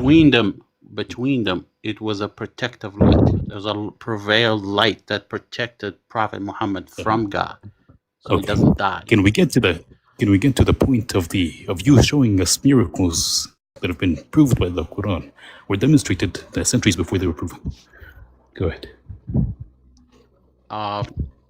For example, the Quran described mountains as stakes, preventing The Bible ground says the from same. shaking.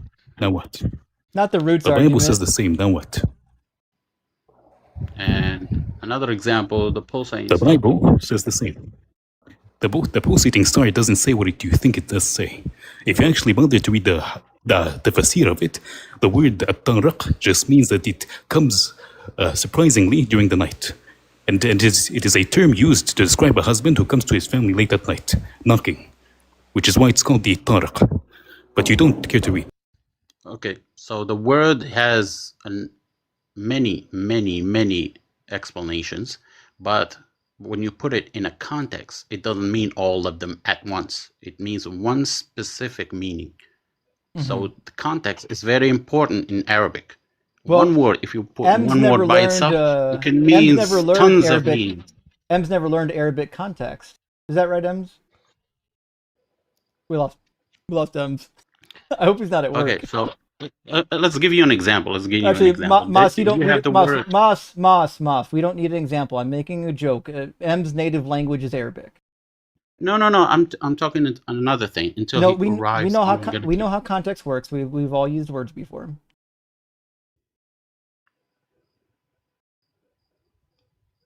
What do you want to talk in? If you don't want to hear what I want to say. I want some information that would lead us to believe that the Quran is, inspired by God. Well, for example, I gave him many scientific discoveries. Like what? I didn't hear anything that was interesting. The mountain roots are mentioned in the Bible, and it also lies about that. It says that they're placed there to keep the earth from having earthquakes, which is not true at all. There's mountains literally on right near the tectonic plates where earthquakes are happening. They're not preventing anything. Can you give me an occurrence of those where an earthquake happened on a mountain? I said near. No, on a mountain. I didn't say on a mountain. So, that's the mountain's purpose? It doesn't. Mountains do not prevent earthquakes. No, it doesn't. It didn't say it prevents earthquakes. It does, yeah. Do you want me to show No, the you Quran never the claimed. verse? The I can Quran show you never the claimed verse. it prevents earthquakes. I can show you the verse. Do you want me to show it to you? Well, yes, of course. Okay. Yeah, it says it twice actually in the Quran. It's repeated right around the same where it says that he uses the stars as missiles to kill the devils. So there's like a litany of nonsense all in one section. But I'll grab it for you real quick. Quran 7:54. Indeed, your Lord Allah, who created the heavens and earth in 6 days, then established himself on the throne. He makes it in. He created the moon. Oh, no, we don't need that one. Let's see. Can you hear me now? I'm back. Yeah, we can hear. We were just going over the dumb claim that mountains what are you looking prevent for? earthquakes. Don't say it dumb. Don't say it dumb. Be It is dumb, It yes. says in the Quran 16 If and you in want to say that, 21, it says, I don't. He has placed into the earth firm mountains so that it does not shake with you, as well as rivers. And then 21:31 says, we have placed firm mountains upon the earth so that it does not shake with them. But it doesn't prevent the earth from And shaking. before we start, Give me that website. Can you give me that website if it's because I wasn't able to respond. No, Tariq is literally by all the tafsir, not a single tafsir of the scholars tells you. No, it means pulsating star, not a single one. It doesn't. Not a single one. It doesn't. It doesn't what? You choose the word Tariq has many tons upon tons yes, it has many meanings. And you it picked has up many the one meanings. that fits your narrative. That's it. But pulsating is not one of them. Listen, man. I know your tactics, man. We talked before. You pick one word. One word have tons of meaning. Find me. Okay, find me a lexicon that says. Sure. Find me a fits lexicon. your narrative. Sure. Find me a lexicon that says that Tariq means something that is pulsating. Go ahead. No, it doesn't say pulsating. Tariq means Tariq. The one that hits the drum. The one that hits no, the that is drum. not what it means. Or knocking on the door. It means knock, that yes. means Tariq. Yes, it means knock. Knock, yes, knock. What's the sound of the pulsating star sounds like? It doesn't make a sound because it's in space. What does it sound like to us? It doesn't sound like anything. When it reach us, it doesn't sound like anything because it doesn't reach us. Because sound travels through air. It doesn't travel through. Long night here. It's gonna be a Justin, fun he one thinks too. I that can't sound wait. travels without air. Yeah. When Wait, the do light- you think sound can travels? travel through space? Do you think sound travels through space, Moss? When the light reach us. No, light doesn't have a sound, He surprisingly. thinks it's like lightning, and the thunder follows. Okay. Let's pull up the source here. Yeah, give it to me. I'll put it on screen. I'm on Quran.com. I'll And pull not to whatever mention that none of the translation you need. scholars, not a single scholar agrees with him.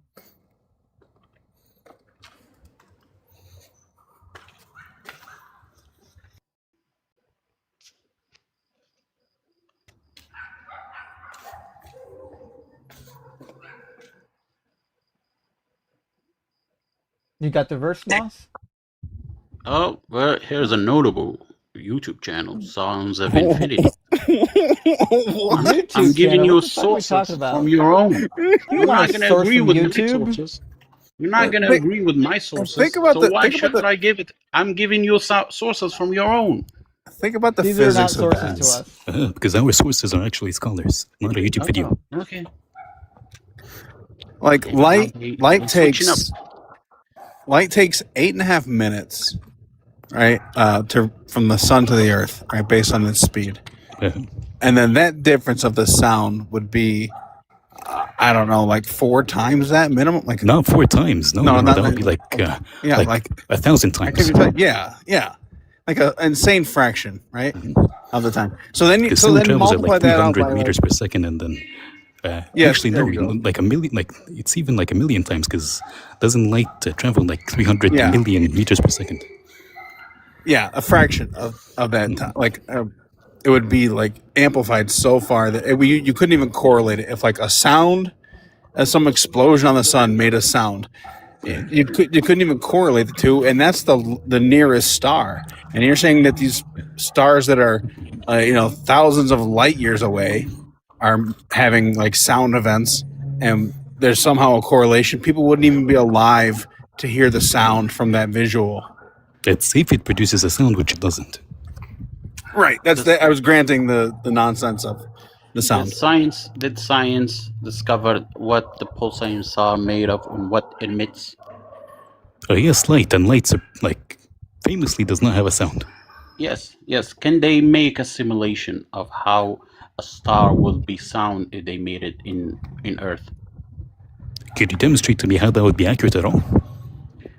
I'm telling And could you demonstrate to me that any of the scholars said that this is what this means? Go ahead. Listen. If science knew what the pulsating star made of and what it emits, can they make that simulation on Earth and know what it sounds like? I have no opinion on that, but even then, Okay, you would have to demonstrate. When you get cornered, you know you suddenly have no opinion. Well, yeah, because I don't know physics. Yeah, he just told you that he doesn't have an opinion because it's not his field. His field is medicine and I assume biology. But the reality is something in space doesn't emit sound, right? Sound is literally just something acting on particles inside of an atmosphere, and then those particles producing waves as they're bumping into each other, which you don't have in space. So you don't make sounds in space. If you saw someone from distance, and you saw him from like for example, telescope or something. I don't know what they were. My English is not great. What they use on their faces to see far away. Okay, so he sees someone knocking on wood. But for some reason he never. Because you know what wood sounds like. Never know. Yeah. No. I just give you. I'm erasing that from you. He never knew what the sound of wood sounds like, and you have wood in front of him. And that is not how anything works. No. He imitated what he sees from far away. Wouldn't he know what the sound of wood yes, but could you show me them recreating a star on Earth and then hearing what it sounds like? Go ahead. That's how they discovered. Sure, then you said that's how they did it, then go ahead and do it. Show me how they recreated a star on Earth. Go ahead. So let me get this straight. Study on that one. You know, the pulsar would be a neutron star, right? That's what a pulsar is. When science disagrees with you, it's suddenly you deny it. I didn't deny it. بس يعني انت غبي فانت مش فاهم انا بقول ايه. That's why. You deny it, right? How did now I deny you it? start asking for evidences from science, yeah, not because from me. We ask for evidence, yes. Because again, you're claiming that, number one, you're lying about the Arabic because not a single scholar of the Arabic language has said that this is what the meaning of the word means. And two, even granting you the meaning that is made up and bullshit, you still cannot demonstrate how this is. Yes, Atariq does not mean what you say it means. Someone knocking on the door. No. The usage in this phrase, again, the usage in this phrase is describing an event, not a sound. I know this is too much for you. You hate the fact that I speak Arabic, don't you? Clearly you don't, because you don't know what the word means. Because I can corner him. Because he no, doesn't you can't, because you don't know what the word means. On non-Arabic speakers. Justin, just bring up the tafsir of the verse. Because literally not a single tafsir says anything he says. Yeah. Okay. I'll grab the tafsir. It's not a problem. Let me grab verse 1, tafsir, and it'll just say exactly what Ems said. You can find all the different tafsir on Quran X. Go to Quran X. It's going to show you all the different tafsir like on top of each other. Quran X. I've got Quran.com. Yeah, because Quran.com only has Ibn Kathir and is abridged. Because it disagrees with you. No, it doesn't. Okay, keep Quran.com and show me my own resources. You have to prove me wrong from my own Quran resources. X is your own resources, yeah, Habibi. Yeah, Quran X is the same resource. It's just got more stuff. It's a Muslim website. It's better laid out. Yeah. So, I mean, I've got the tafsir here. So, which thing do you think helps your argument? Just read the first paragraph. All right, so... No, not the first one there, the one that was on the screen. Oh, yeah, that's what I was going to read. It says why it has been named Tariq. Yep. So show me how Quran.com disagrees with me, Akhabi. Oh, I went too far, sorry. It says, there you go. Yeah, the star has been named Tariq because it is only seen at night and it is hidden during the day. His view is supported by what is mentioned in the authentic hadith that prohibits a man to come to his family. Taruk, this means he comes to them unexpectedly at nighttime concerning Allah's statement. That is the meaning of the word Tariq in this context. And now could you go to Quran X and read the other tafsir, which all say the same thing. Mm-hmm. None of them say that this is about the sound of the star, which is why you're making this shit up.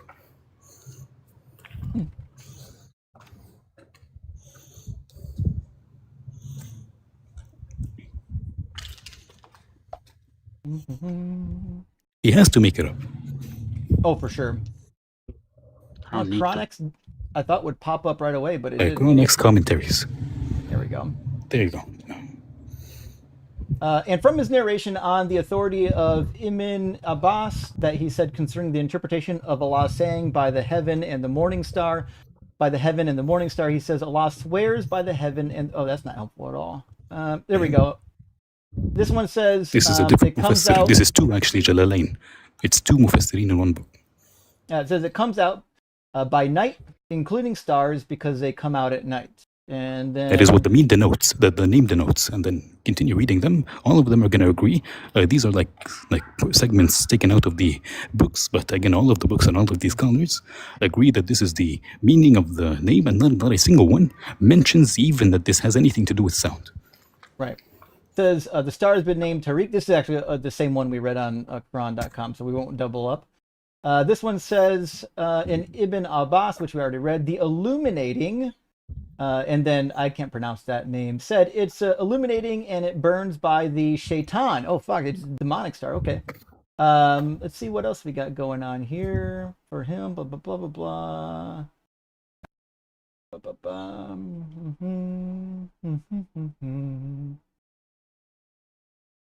A lot of these aren't addressing the star, unfortunately. Let's see. Let me do a search for the word star real quick on the page. Oh, I can't because I'm sharing it. Yeah, it's already moved on to the backbone and the ribs, which is what, verse 4 or 5 in the same chapter?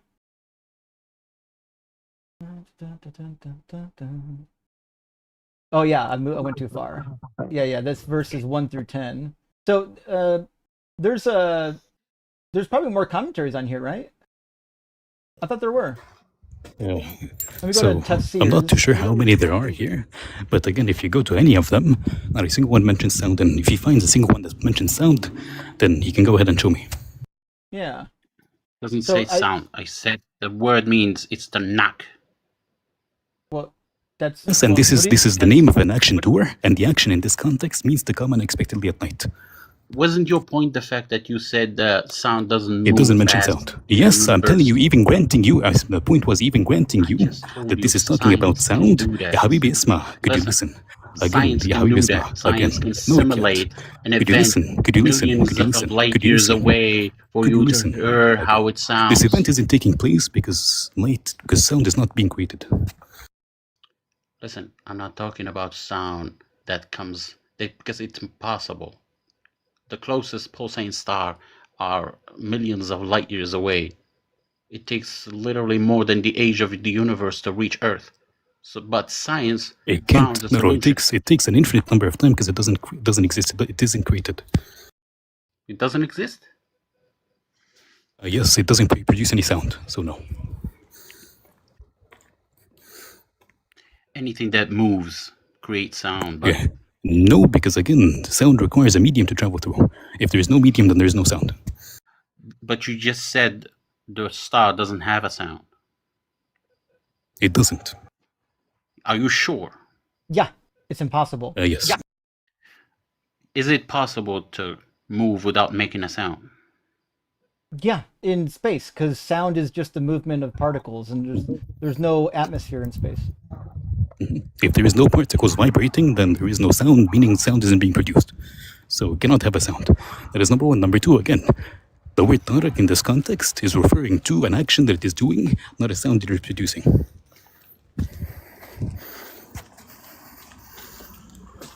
Find a single scholar that agrees with you, because again, at this point, you're debating the Prophet and his entire family and friends. Prophet and his entire family? What do you mean by that? His entire family and his friends, because all of them understood this verse to mean something completely different, and they lived with him, the man himself. So, again, I'm not going to take your word for it. That's okay, because I knew you. We debated before. I don't remember you. Yeah, of course. Well, Ems has already cooked, every Muslim apologist on the planet. He's lingering, so it's hard to keep them all straight. He's lingering every streamer. What do you mean? Do you say lingering? No, it's like a, I don't know the English word for it, because my English is is bad, really bad. Okay. You know that leech? Oh, leeching. Okay, that's the one. He leeches? What do you think that means? He's trying to say that I just sit around and wait for Muslims to come up and then I debate them. Moss, No, not that. You know that Ems is a friend of mine, and I personally ask him to be here usually. Apparently, he's a friend of 4 other streamers. Well, yeah, obviously. You think people have one friend their entire life? Well, maybe Moss. They have you here. They have you. Hey, they have you here. Hey, Moss. Okay. Let me ask you a question. Yes. Where does semen come from? What? From his back, semen obviously. come from? One of the components. Moss might have it on his back, but it doesn't. That's a whole different story. So where does it come from? It's literally 1.2 seconds, and I got interrupted. I made a joke, buddy. Relax. So good thing you have a timer. Huh? The water component of the semen came from the backbone and ribs. No, it doesn't. Okay, let's pull the verse. No, it doesn't. That is not what it says, number one. Number two, no, it doesn't. Buddy. Listen, you studied this. You know. You have every counter for every argument. Not all of them, because you know all the regular Muslims counterpoints, but you don't know the scholar ones. Because I'm not a scholar. Of course you're My not. knowledge is very limited. It is even limited for a regular Muslim. It seems like you would definitely run away from actual Muslim scholars. Well, get him on here. You will only debate regular people. Go find him. He's no.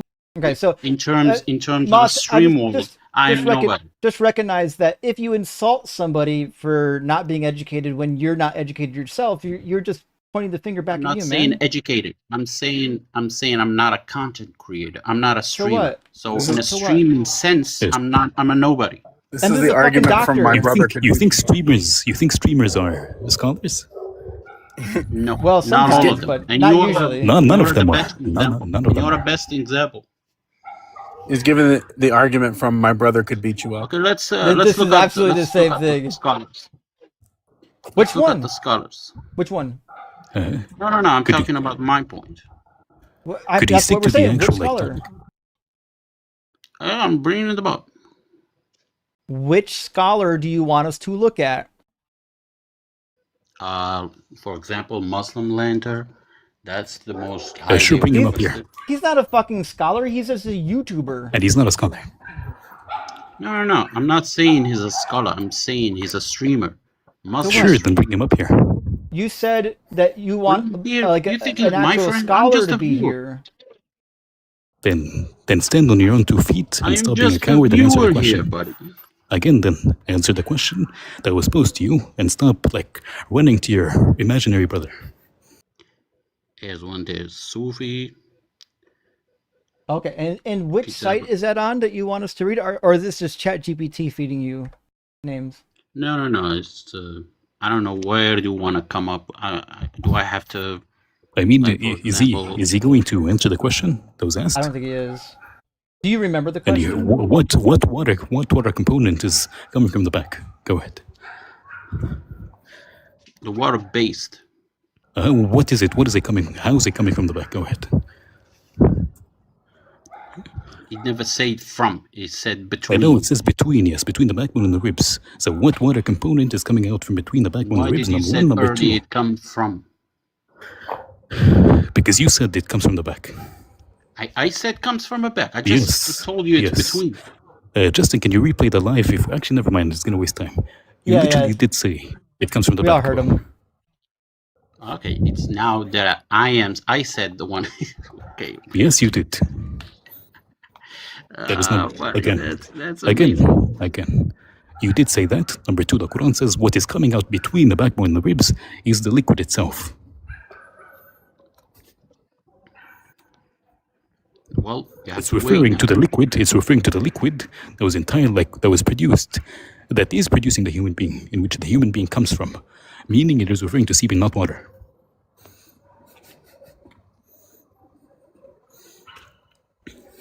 Well, that's what you're gonna have to deal with when you're trying to debate a regular Muslim. So you're not a regular Muslim? I mean, if you're no, he's constantly you a regular have to Muslim. wait. Moss, if you can't even like discuss the topic, you can just leave. Like if you know you're too uneducated to discuss this, it's a sin upon you to even like come up and try to discuss, because you're making a religion look bad. I'm representing my religion now. Yes, and you make it look bad because you cannot answer. So and you're uneducated. Let's make a point here. So, for example, if a professional boxer fight a regular guy and he won, does that make him a professional? Does that make him like a winner? Yeah, Habibi, again. It is a sin upon you if you know that you do not have enough knowledge to go and debate. Answer the question. Your question does is that make stupid. him a winner? Your question is stupid. So, it has nothing to do with what we're talking about. In your eyes, is he whining about being unprepared? Listen. In your eyes, if you win over me in a debate, that makes Islam wrong. That is not a victory, no. I didn't know. I said you're making it look bad. Does that make Islam wrong? I know it doesn't. So but it means, stop saying that. What it no, means you're still making it look bad. Is that you can't defend your worldview? That's what it means. It just means I lack. Then don't come up. Knowledge if you know you lack knowledge, then don't come up. It sounds like you came to the wrong place, huh? No. Go learn. Go to a school. Like Listen, repeat your I'm elementary just trying to education make a point here because that will make you feel good about yourself. No, which is not. No. It's not supposed to be. Just to be sure, I felt good about myself before you came up here to get pounded. No. I said if that makes you feel good about yourself. It doesn't, because we know that you're uneducated. It's like talking to a 5-year-old and being happy that you won. Wait, let's be glad we are on the same page here, right? Okay. Now you can. Which page? That he is uneducated and unprepared. Yeah. If that makes you feel good about yourself, that is literally what you said yourself. You admitted it yourself. And what's his words? Holy whining. Well, then that was a kind of an interesting. It was not. And to me, nobody cares what you think. Well, I think a lot of people do. That's why he's on the channel. People come just to hear M sometimes. Yes, I just know that.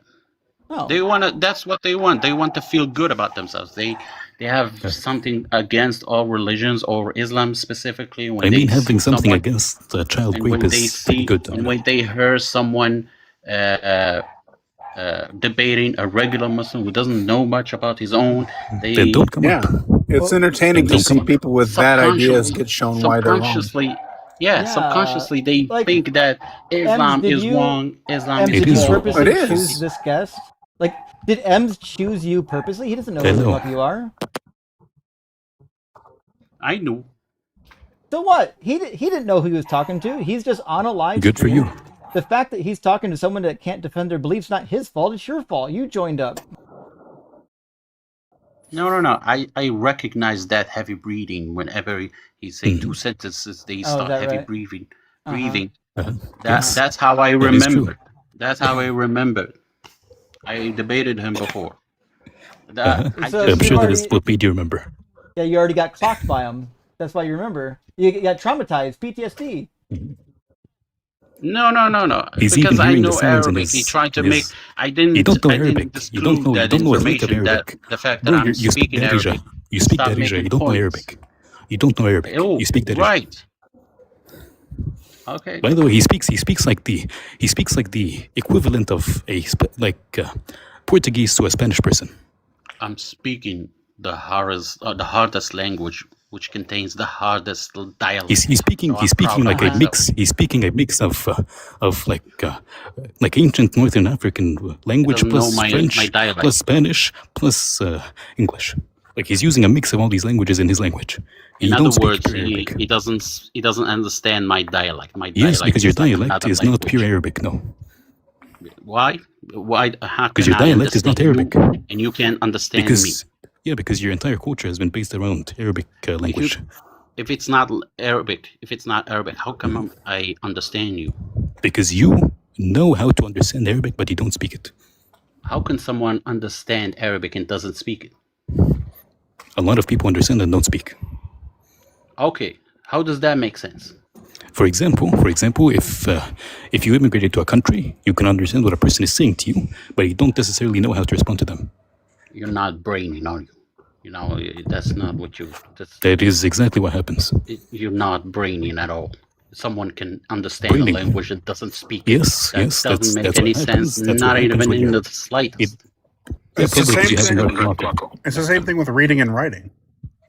Yeah. Right? There are software coding languages that I can read, but I can't write the code because that takes a different level of understanding. Yes, that makes sense. Yeah. That makes sense. You can know It's a the same- word, Listening's but you always don't know these how are faster to than write it. languages. talking. Like you Yeah, don't know how that to can structure happen. a sentence, but you can That can understand the happen. sentence That structure to you. happens to me too. That happens to me too. I know an English word, but I cannot write it. That makes sense. But he said you can understand, but you don't know how to Yes, speak it with yes, your mouth. That yes. makes no sense. No, it does make sense. Very simply, Okay. it does make sense. If you lived Okay. and you're exposed to a specific language, you can understand what a person is saying to you without having the facilities to be able to structure a sentence in the same way they can to describe the same ideas. That can happen if someone doesn't have a tongue or that his mouth is ده انت paralyzed. غبي بس. That's simply what it is. No, it don't make any sense. None of Sure. I can absolutely guarantee no viewer here knows what you're talking about. Literally anybody who's dealt with any person who came outside of their country, who has lived in their country for a while. For example, if you've, for example, had like a person who immigrated from Mexico to your place and they know how to they understand what you're saying, but they cannot describe to you what they want. It happens all the time. Really. You Yes. can, you hear a word, you understand it, but you cannot get it The out funny of your thing mouth. is, you're appealing to the chat, and the chat is full of people disagreeing with you. Yeah. So I'm here's the not deal, appealing Moss. to Now anyone. we're well off the beaten path, arguing Thank about God. dialects. Thank God you stopped this. So God. so we'll do one more. Can you give us an answer? I want to do one more try on the talking point, which we didn't finish. Can you answer where does semen come from according to the Quran? It comes from the body. Mm-hmm. Yeah, shocking. From where? What It's part? amazing.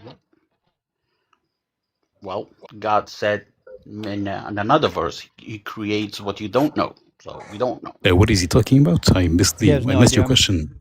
I asked him if What he did knew you where say, semen came from according to the Quran, and No, he we said know where it the comes body. from because we have dissected the body. Yeah. Yes, read, it's the body. Read verse Amazing, 7. right? It says, Shocking. emerging from between the backbone and the ribs. Do you think semen Yes, comes from that's between the the backbone gateway. and the ribs?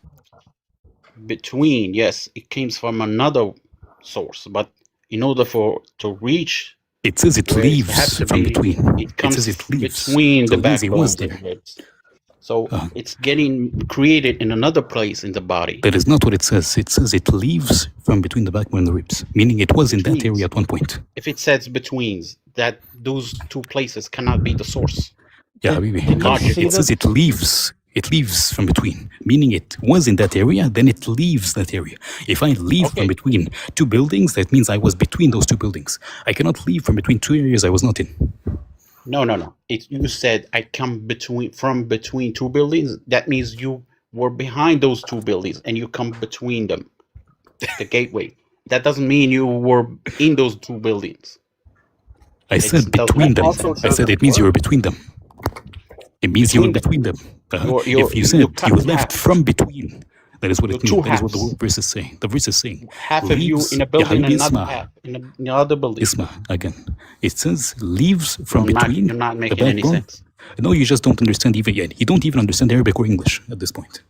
Because this is very simple. Like the Arabic says, يخرج من بين الصلب والترائب. Again, it says يخرج, meaning leaves from between the backbone and the ribs. If it is leaving from those two areas, that means it was between those two areas. It cannot leave a place it was not between. The source is close to those two. When he come out, the first point where he come out, it comes out between those two places. Sure. So it was there at one point. Cannot be the so source. It was there. So it was Once there it says between, I'm not asking about the source. I'm not asking about the source. I'm not. No, it doesn't. But I'm not asking about the source. It says leaves from between those two areas, meaning it was there physically at one point. So it's not in them. I didn't say in. I said between. Why do you keep arguing that they come from those? Where are they between those two areas? It's that source is located. I didn't ask about the source. I between- said, were they at any point between those two areas? What do you hear? يخرج. What do you mean by the word يخرج? What does It means that word leaves from. mean? Leaves from. Okay, that's the one point. Leaves from. So, if to leave a place, you must have been at that place. So the place that it was at is between this and that. So Yes, it must have been between between this the and backbone and the ribs. Okay, backbone and ribs. Now show me Right? where the Yeah, let's semen ever. level set real quick. Go ahead. Do you just not believe that it's produced in the testicles?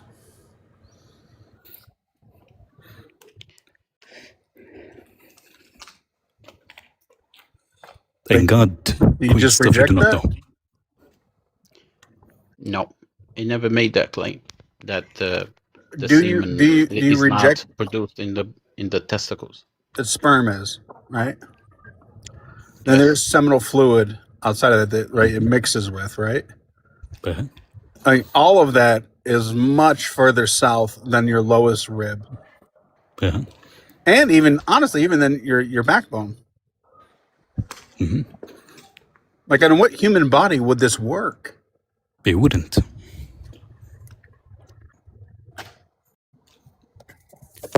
Like, we're having to describe to him that to leave a place, he must have been at that place. Yeah, I'm just saying, that's not even a factor. I'm trying to like sideswipe it, but like, it's you would have to first. I just want to like level set that he rejects the idea that sperm is produced in the testicles, and that's also pretty approximately where the seminal fluid is. What does the verse say? Does it? It does says the verse leaves say? from between the backbone and the ribs, meaning it was there at one point. In Arabic. As if you would know. Does the verse say خلق من مني أم خلق من من ماء? ماء. But sadly, if you knew Why Arabic, do you actually, you think would know it that said ماء, خلق من again, مني? because again, ma is used to describe semen. Plainly no. How? How? Sure, Justin, pull up the. I'm gonna give you a thing to pull up. Yeah. Okay. Pull up hadith. Then prophet. The man's water is white and thick. Yes. Yep. The same wording is used to describe many, but you would know that if you spoke Arabic, but you don't. This is, I think, on my cheat sheet as well. The prophet says the man's water is white and thick, and it says in Arabic, ماء الرجل أبيض غليظ. The same word, the wording of ma is just used to describe semen literally across any Arabic culture, and you would have known that if you did speak it. In a verse, you stripped it from its original context. And I didn't. You're just stupid. Another Again. context. He just and you give us contexted them. the word. It's not just Christians. That's the backbone. The Muslims do it too. Like, funny enough, Arabic, the backbone of Arabic is context. As if you would Backbone know. of every language is context, buddy. Listen, let me give you an example here. You have ard. He knows We what know the word how ard means. context works. You don't have to give us a lesson. Okay. Here's ard. It can mean This different motherfucker things. Let's never put it listens. in Listen, two- we know that two words have a sentences. semantic range, and you can determine what part of the semantic range stop you're using disagreeing based on then. how the Then because you're stop wrong. disagreeing. We're not. Then we're stop not wrong disagreeing though. with it. Well, you're You the said wrong yes, one. I know. You said I know. And I when know I that- bring it, you said I no, know no, that no, no. It you're- doesn't mean that you're way. wrong. He said he literally asked me to show him where is water ever used to refer to semen. It's Right simply used to refer to semen in every single period of Indeed. history in the Arabic language.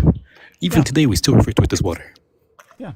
Okay, you can trick these guys who doesn't know. I'm not Arabic. tricking anybody. You're You can just a never trick dumbass. them. Again, you're lying. You can never trick It's literally on the screen. And Justin, by the way, take a go back. Could you go back to the narration? Could you go to the site? Could you On the right with the Arabic. the second to last the second to last line? Okay. Could you highlight the first two words? Now Google translate them, and then put them into Google directly, and see what comes up. It's gonna show semen, even though it says man's water. It's used across, but he wouldn't know again. He doesn't know what he doesn't know because he doesn't speak the language. Okay, I have the tafsir here.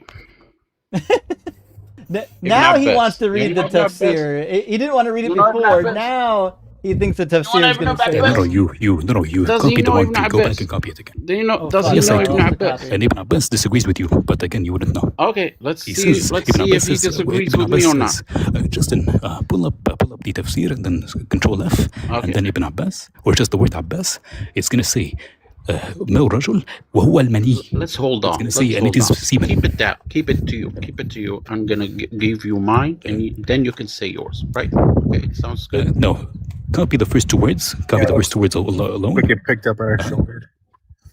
He said, according the to first two Ibn words. Abbas, Yes, he the says this is tafsir semen. of Sulb, the tafsir of Sulb, Not sulb. refers to Not the to sulb. father's back loins. No, he says الظهر. And let's hold your horses. And the second one, al-tara'ib, refers to the mother's chest ribs. Those two yes. came from the male and the female. So As-sulb refers to the father. At-tara'ib refers to the mother's chest and ribs, and they combine. So it doesn't say that those as-sulb wa tara'ib comes from the same body. No. That is not what anybody has ever said. The father's That is not what anybody has ever said. What fluid is going between there? And so the chest refers to the ribs, modern refers to the translation mother. source like ChatGPT. It's pretty good with languages. Claude and ChatGPT can do languages. Literally pretty well. just said. It says I literally it just means said. the man's fluid or water is a euphemism for semen. So it is normally in sexual reproductive context translated as the man's the man's semen or the man's seminal fluid. That's what it means. So Ems is correct. It just means the semen. I never said tafsir ChatGPT or tafsir Google. I didn't say tafsir. This is a translation. Ibn Abbas. I said from tafsir Ibn Abbas. Lane's lexicon. Look, Lane's lexicon has it as a seminal fluid.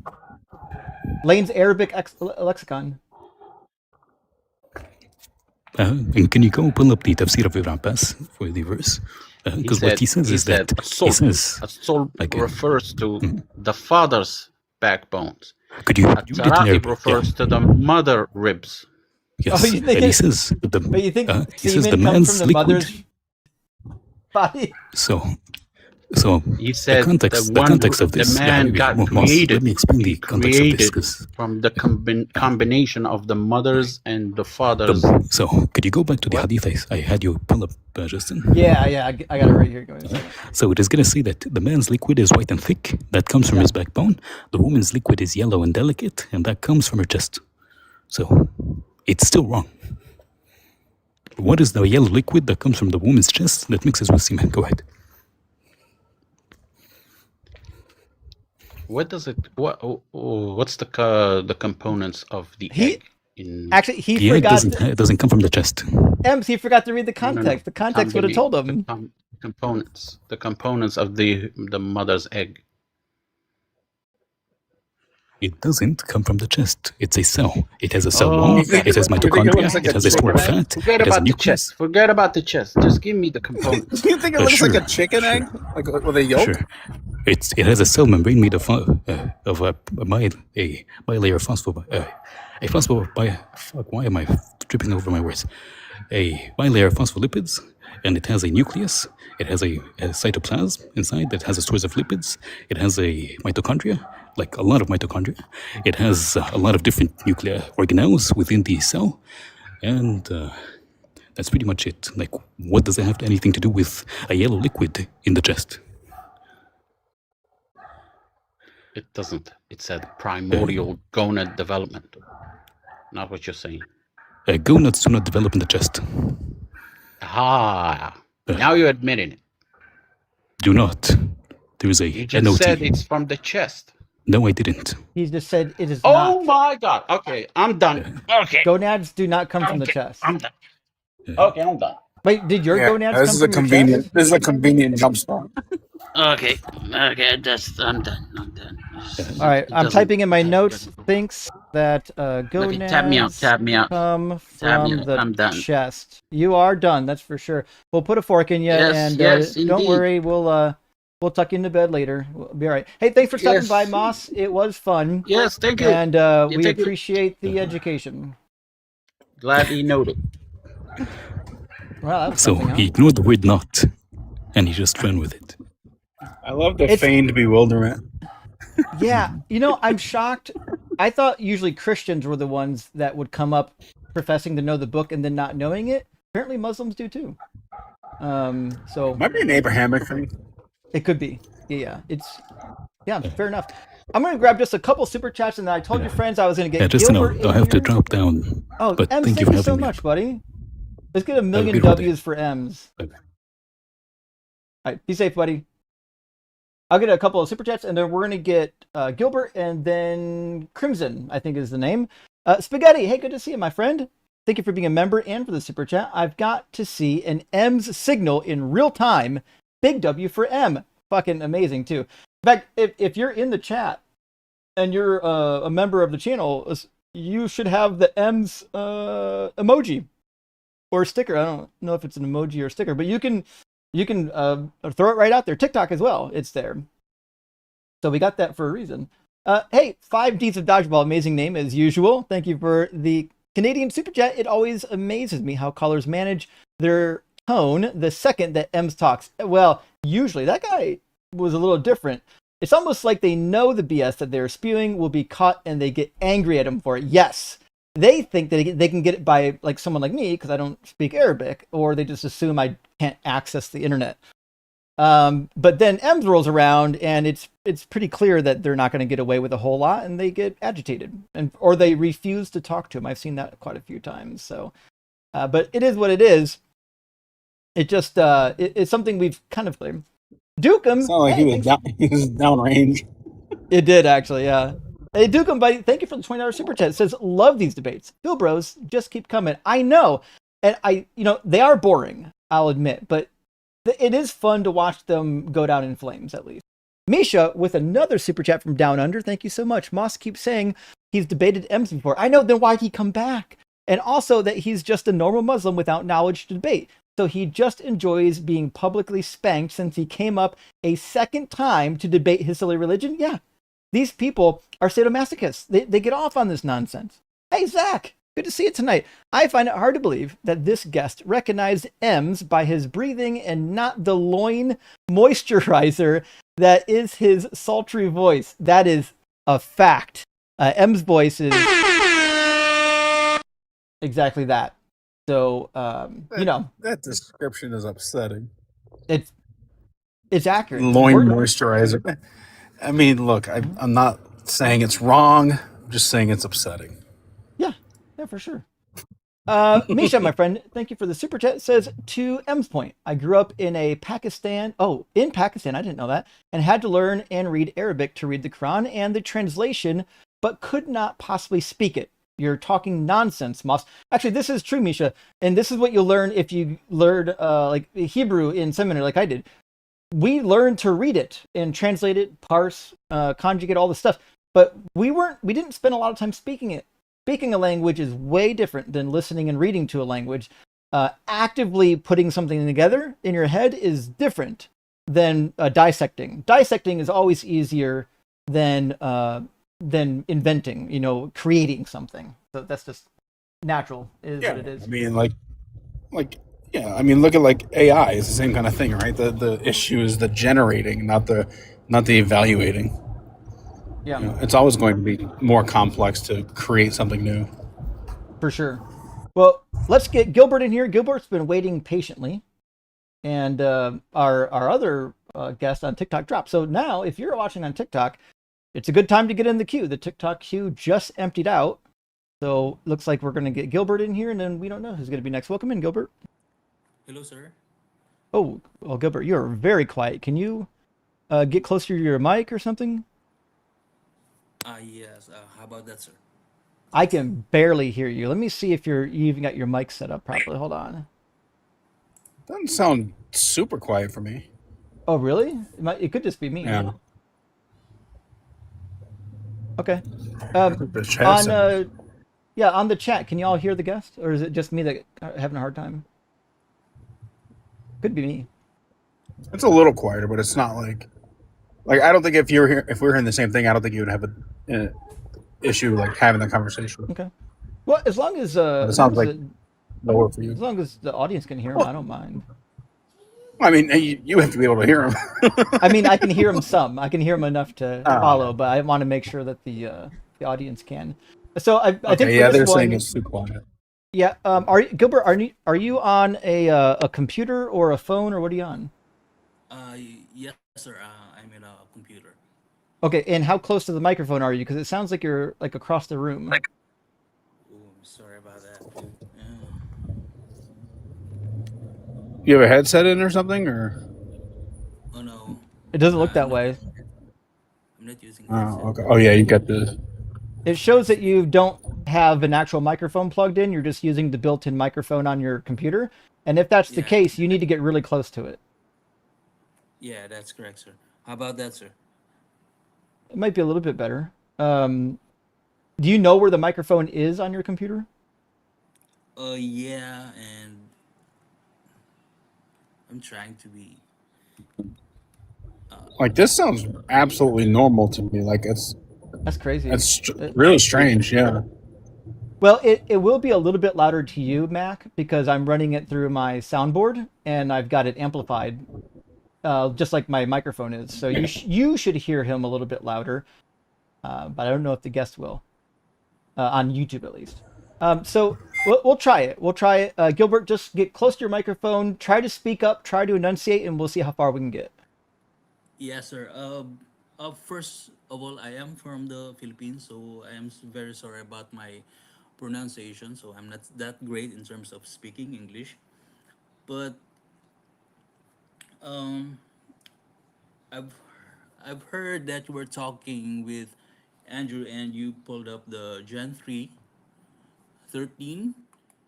and you paired it with the two kings.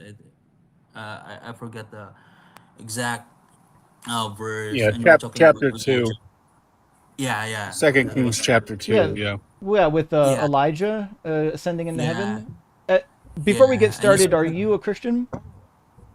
yes, I'm a Roman Catholic, but now I'm still type of a person that is open to anything. Okay, so what's your critique of John 3 and Second Kings 2? You said that there were contradictions between those two verses. Yep. May I know if what are those contradictions, sir? Well, Jesus says that no one has ascended into heaven other than himself, and the Hebrew Bible says two people ascended into heaven. One of them, using the exact same verbiage, Elijah in Second Kings 2, ascended into heaven in a whirlwind.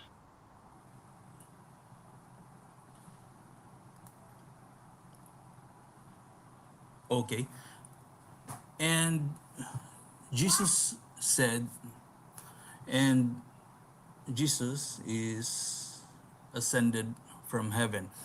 So I want to get the context of the John 3:13, because one verse, reading of one verse is not enough for me to understand the whole Uh huh. context, if for what's really the meaning of Jesus when he talk about that. So Yep. let me pull up the context here Uh in huh. the John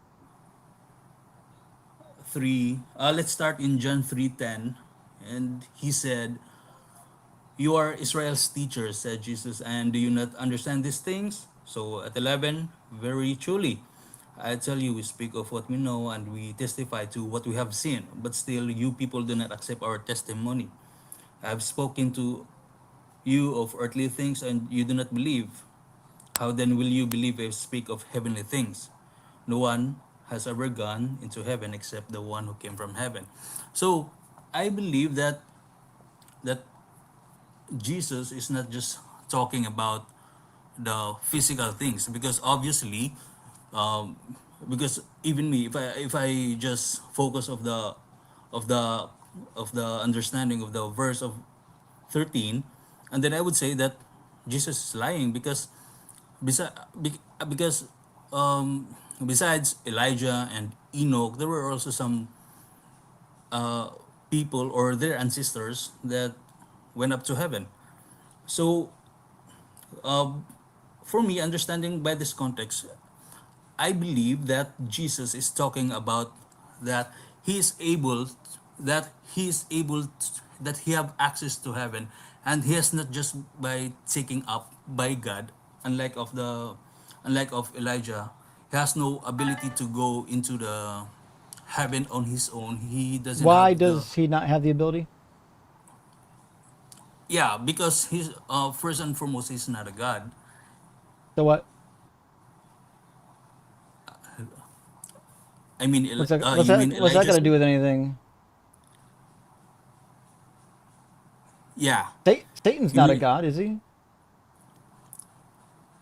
who? Who's Satan is not a god, yeah? but he was in God's presence. But I'm talking about Elijah, sir, because he's just only a But I'm for talking about human. Satan. You said he can't go to heaven because he's not a god. That's irrelevant. The heaven is just the sky above your head where Yahweh lives on the other side of the firmament, and that's why he went up. He was taken away alive to be with the Lord. The And same way Jesus ascended. I really couldn't, I really couldn't, um, um, I really couldn't say that they have the same between Elijah and also Satan because they, Satan is a former angel, and So, Elijah is a human. so what? Why? Why does him being a human have anything to do with why God couldn't take him to heaven? No, what I'm saying, sir, is that I believe that I believe that Jesus is not just talking about the physical human body that will go up into the heaven. That's why I'm trying to How do you get the think that whole helps you? that's why I'm trying to get the whole context for me to understand that why Jesus said that because because I do believe too that Jesus already know that there were some people before him that already went up to heaven. Well, I don't think he knew it. He fundamentally misunderstands the Hebrew Bible on a number of occasions. This is one of multiples. In fact, he misquotes it a couple times. He misquotes Psalm 8:2. He misquotes which Zechariah died near the altar. He thinks that Psalm 41 is a fucking prophecy about him. It's not. He's a goofball. He thinks he's the prophecy. He's the thing happening in Isaiah 61. He's not. You just got to read the chapter. You can figure out pretty quick. He doesn't know what's in the Hebrew Bible. He's a goof. Okay. So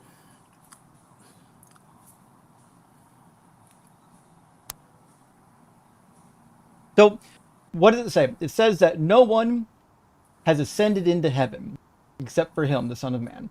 And in the Hebrew Bible, it literally just says word for word that Elijah ascended into heaven. It's just a straight contradiction. yes, sir. But but in the John 3:13, this that is the core. I believe the core meaning is that no human Did has he say ever gone human? up to. Yeah. Jesus did not say human, and he did not say man. Neither he didn't even say body.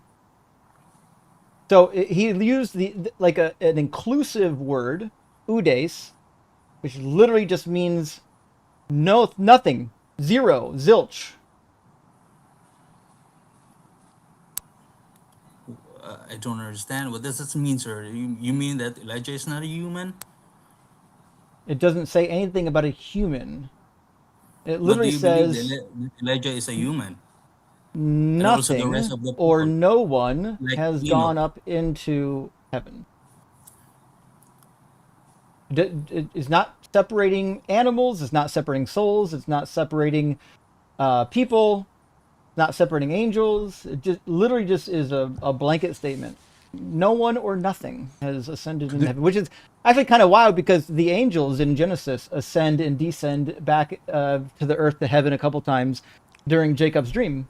Although it's not really a dream, it's he was asleep when it happened, but it seems like it was a real experience. Could this be a translation issue?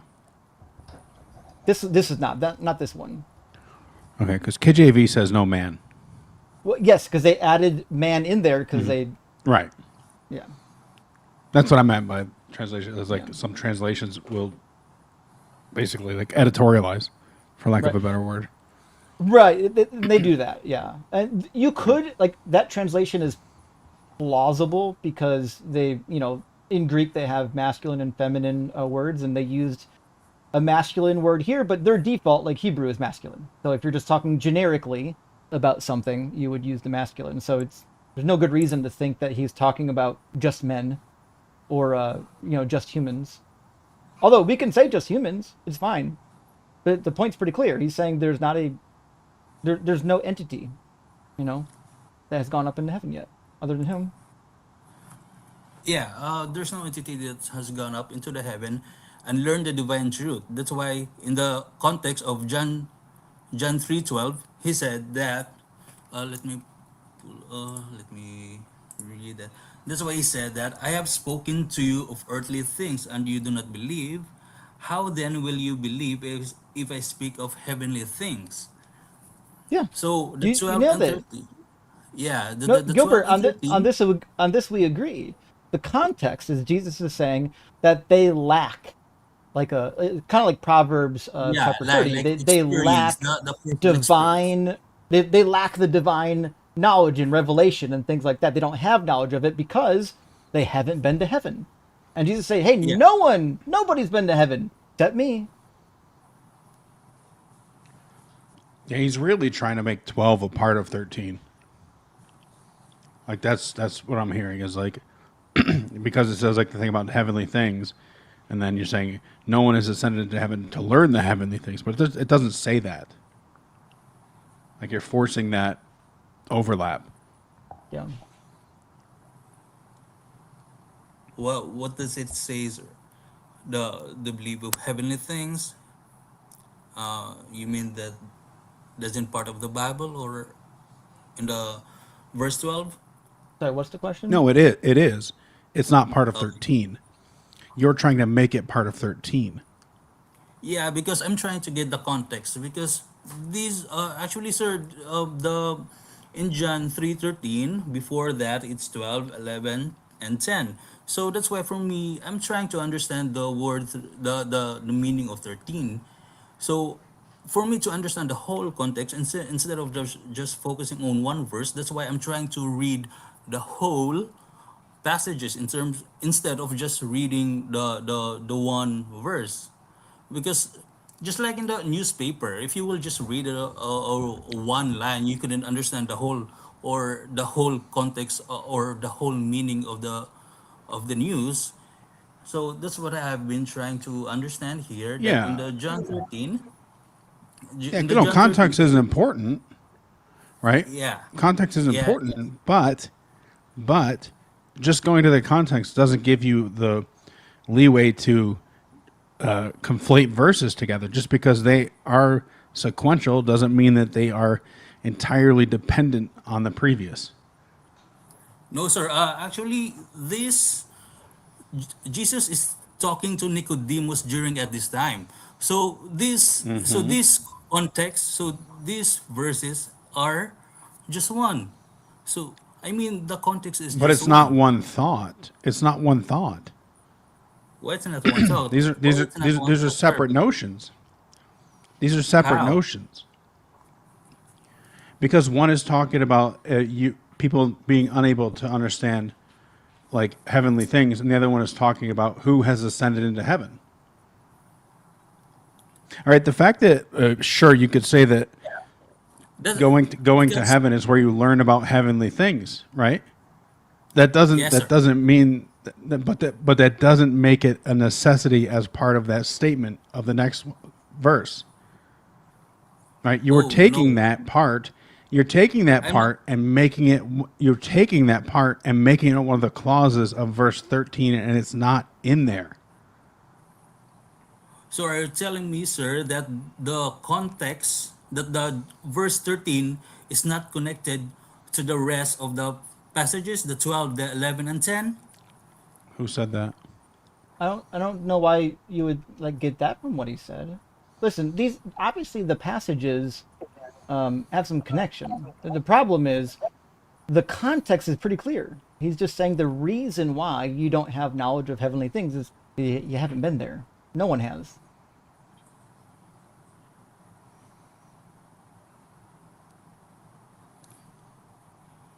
Yes. And That's it. Was Elijah taken to heaven? Did he ascend to heaven? What it says. oh yes, sir. Yes, sir. Okay. He They was do being this a lot. ascended to Like, heaven. But the different but for me the difference is that Elijah is not being ascended. I think the core difference here is that Jesus can be ascended because he is wait, God. why wasn't Elijah Well, ascended? Jesus is taking up. He was Why taking wasn't up. It means that, Elijah? sir, he was being taken You up. think Jesus took Jesus, himself up? yeah, He was raised by himself. The Father didn't raise him.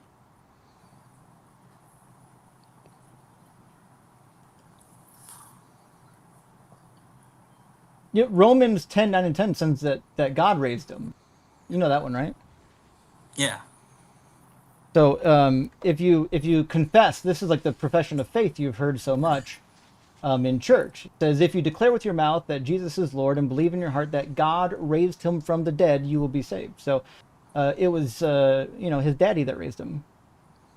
Unless you're from the South, then it's his daddy. Yeah, but no, I don't want to go into the like Trinity part. But we're not No, attacking the we don't. Trinity. We're Yeah, just no. We're talking about who raised suggesting, him. Yeah, yeah, Jesus didn't raise himself. So it sounds to me, and Gilbert, I don't want to speak for you. It sounds to me like this might be one of your first times seeing something in the Bible that seems like a contradiction, and maybe you think you had a solution to it. Is that kind of what we're feeling right now? uh, no, sir, no. I was just reading the Bible. You were talking with the one person a while ago, and you said that the um, John 3:13 is being contradicted into the verse 2 kings, Yeah. because uh, I believe that, just correct me if I'm wrong, sir. I believe that you are telling us that Jesus was lying because he admit here that he said that he's the only one, or no human ever did went to the heaven. Yeah, But that's what he said. but So you said, the real problem isn't that Jesus said a lie, right? The reality is I don't think Jesus even said these words. What my actual point, if I was going to make it clearly, is that the reason why Jesus doesn't fucking know what's in his Hebrew Bible is because he didn't say any of this shit. These are people making up a mythology about a guy. And those people didn't know what was in the Hebrew Bible. If Jesus was a real rabbi, he would have known that shit. The reality is he's not a real rabbi because he doesn't know dick about the Hebrew Bible. okay. So what I'm trying to understand here is that the verse 13 and how the verse 13 contradicted in the 2 kings, because in the verse 13 it's using the word ascended. So what? It does it in both. Both verses say ascend. It says ascend, and Jesus also descend to teach So what? what to teach what he to teach what he knows, or those heavenly things. That's what he said on the context of the verse 12. What's the point? So besides of the, so I think that's the reason why he said that no one has ever gone into heaven except the one who came from heaven, which is I the don't Son of Man. I don't understand the point. Maybe I'm not listening well. I agree that Jesus says that he descended from heaven, but the question is who ascended, not descended.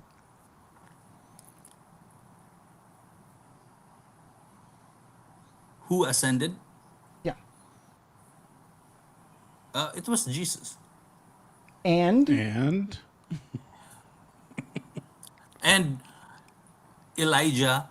That's what I said. There is a core argument with this too, because ascended is in Jesus. He's able to ascend into the heaven, and Elijah was just being taken up. It means that so he what? has no ability to taken up, to So go up what? to the. So that's the main difference. There's no difference. How? It As just says they continued ascended. walking, Go ahead, buddy.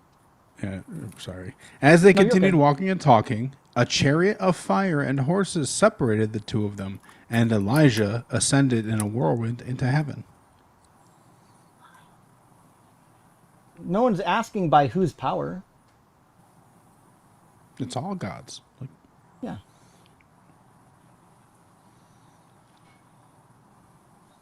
May I know, sir, if what's really your stand of the verse 13?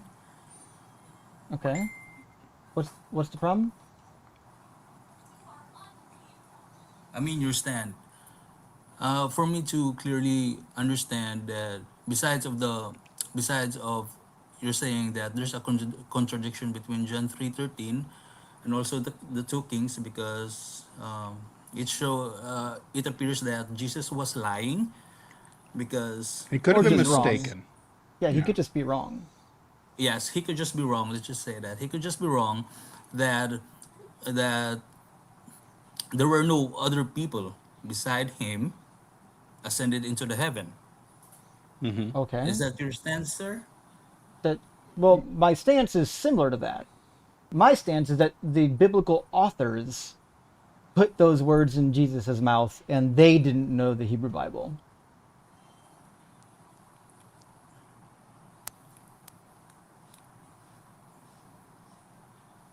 Okay, I understand, sir. Thank you. Okay. Before we go, because I realize that when you're first addressing biblical contradictions, it might be hard to convince yourself that it's a real contradiction, and I get that. I've been there before. I want to show you one to send you off with. I would love for you to head out and take a look at it and tell me what you find, and maybe you'll come up with a good answer. Unfortunately, I don't think you will because I've been at this bar a few times, but I'm going to show you a contradiction that I think should at least get your wheels turning and thinking. So, Jesus, his birthday, or his birth year, it seems to be a huge problem in the New Testament, right? Luke chapter 2 says, "In those days, a decree went out from Caesar Augustus that all the world should be registered. This was the first registration and was taken while Quirinius was governor of Syria." And then, they go to Bethlehem and Jesus born, right? Yeah, yeah. Now, when was Quirinius governor?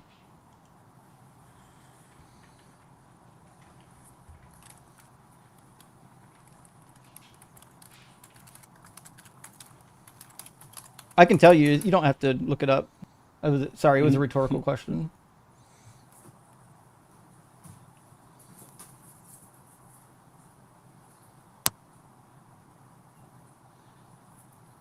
Gilbert, you there?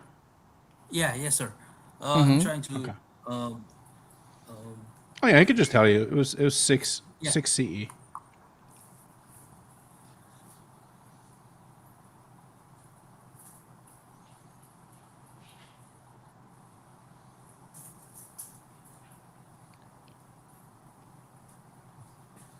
So this would mean Jesus was born in the year 6 CE.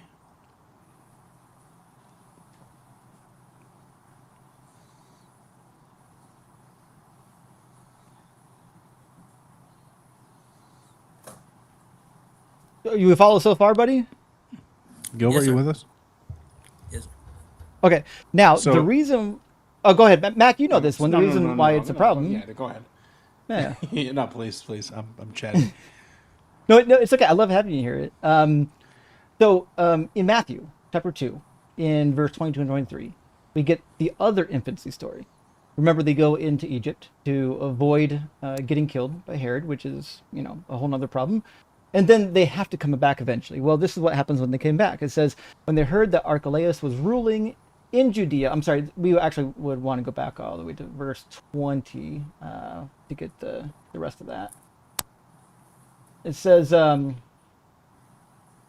"Get up and take the child and his mother and go to the land of Israel, for those who were seeking the child's life are dead." And Joseph got up and took the child and his mother and went to the land of Israel. But when he heard that Archelaus was ruling Judea in place of his father Herod, he was afraid to go there.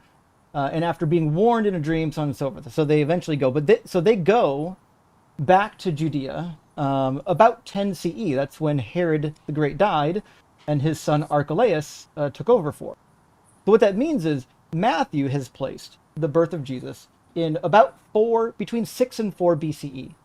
Luke has placed it 10 to 12 years later during the reign of Quirinius. Well, not really reign, he's a governor of Quirinius. But Quirinius never even became governor until Archelaus was deposed. That's why he became governor of Syria, which means Herod would have been long dead already.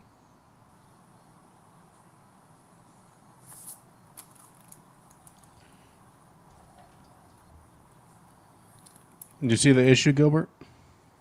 Yeah, somehow I am able to understand the issue here, but I'm so sorry, but because I really cannot follow everything, because I'm not really good in history in terms of the Bible. I just brought up the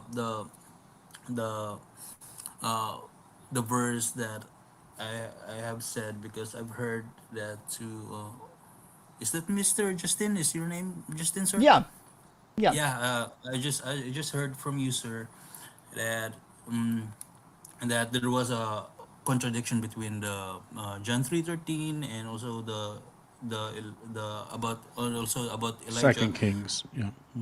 Yeah, so about Elijah. So yeah, uh, I do admit, sir, that I'm not the best debater here, and also I couldn't say to myself that I'm knowledgeable enough to say anything. But I just trying to give my opinion to it when I when I read the whole context of the verse 13, also the Elijah during of your conversation with the other person earlier.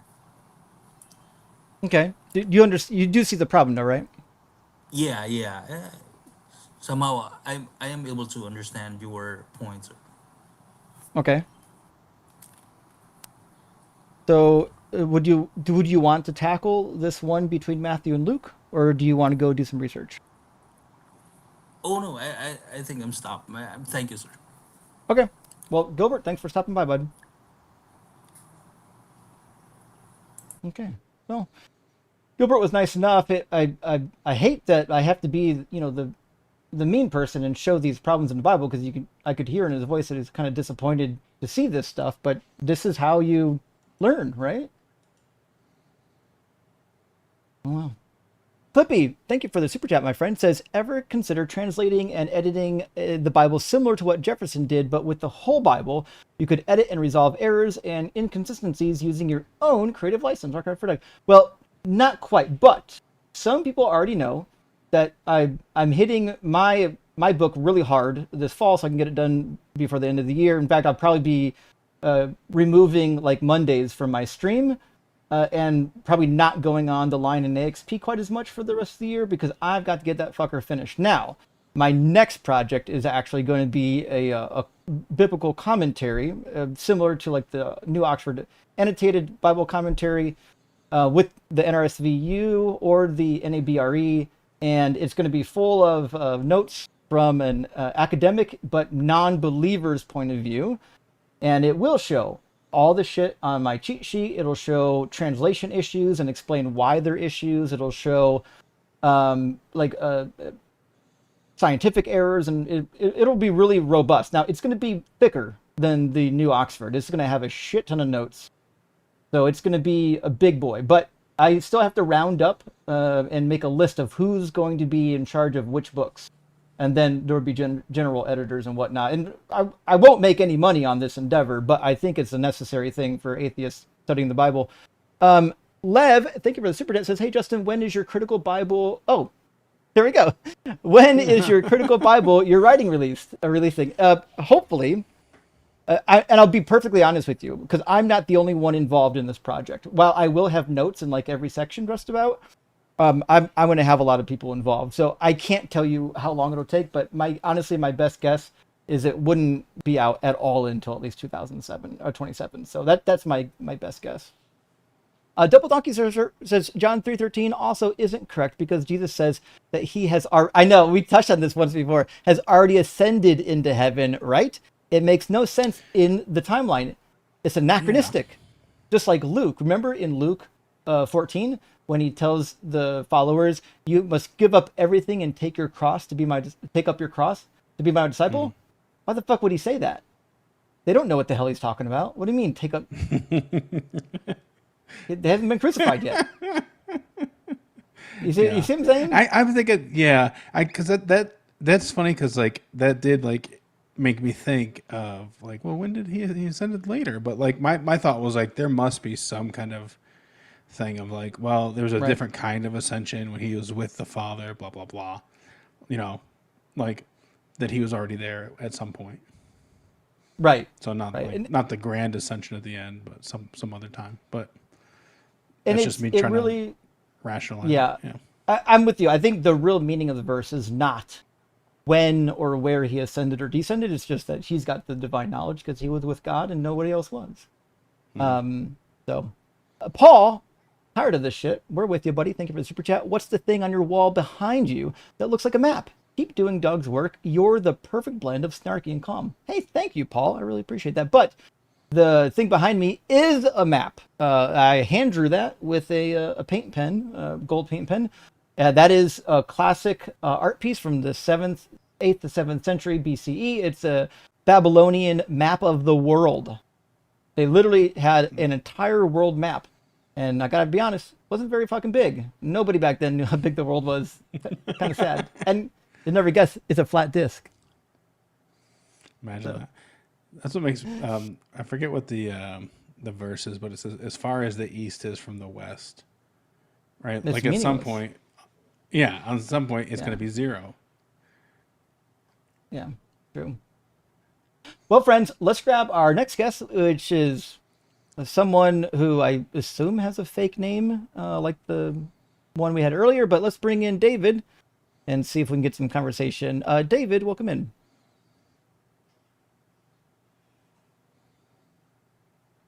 David. That's what happened earlier when someone joined up with a fake name. Hey, just to let you know, David, the software that I'm using, I can see you muting and unmuting your mic. So like I unmuted you and now you're gone. If you're still listening, Troll, just so you know, I have your IP address now. The software tracks your IP address and logs it because I fucking wrote the software to make sure goofs like you get tracked. So congrats. You keep coming back and my software is going to be flagging you as a troll and you will never get on stage. That's why I'm tracking your IP addresses, because I don't want trolls up here. It wastes everybody's time. Let's grab our next guest, last prophet of Islam, and I would say probably last debate on Islam for the night. How you doing, last prophet? Doing great. How you doing? Doing great. Are you at least 18? Yes, I am. Cool. And are you Muslim? No, I'm a Christian. But your name is the last prophet of Islam. Yeah, just to say that Islam is false, since Muhammad is not the last prophet after all. Are you the last prophet? Well, I'm here to tell the truth about Islam, and anything else that's false. Well, we don't believe in Islam, so you don't have to worry about that. But we do love to hear if you've got an argument for why you think your religion's true, Christianity. Yeah, because of the numerous testimonies of people that have actually had encounters with Jesus himself. Why would that be proof? You realize there are people with testimonies of seeing all kinds of gods. In fact, I worked with a guy, a wonderful man who immigrated from India, who was actually part of the religion. Like he actually was a real believer. And he said he was visited. I say 2 of the main 3 gods, but 2 is kind of it's an Americanized way to do it because they kind of have a weird Trinity system as well. But so, like, why would his experience not be valid, but others in Christianity be valid? I have studied that as well, and I have never seen any credible testimony from any other religion, which is Islam or Hinduism. If you do really want to know the truth, then you'll go deeper into what he has said, and to quickly notice that what he's talking about, just like people who claim to have seen Mary, you begin to see that there's a bit of a disconnect in terms of why Mary would appear, or why that God would appear, whoever he is, appear to him, and what's the purpose, and what has that God done for that person, and as opposed to the appearances of Jesus. Jesus actually has a reason to appear, which actually goes along with Scripture. That if you seek for him and seek for him with your whole heart, you will find him. Well, that's and says who? Says everyone who's a non-resistant non-believer. So I've never seen anyone. He also says you don't even have to worry about your food or clothing, that God will take care of it for you. Yet 3 million children die a year of starvation. They die because of who? Starvation, I said. Yeah, has God not put enough resources for everyone, even 100-fold on earth? No. He has not? No. Clearly not. That's why that's why people are starving. Are you for real right now? Yeah. How much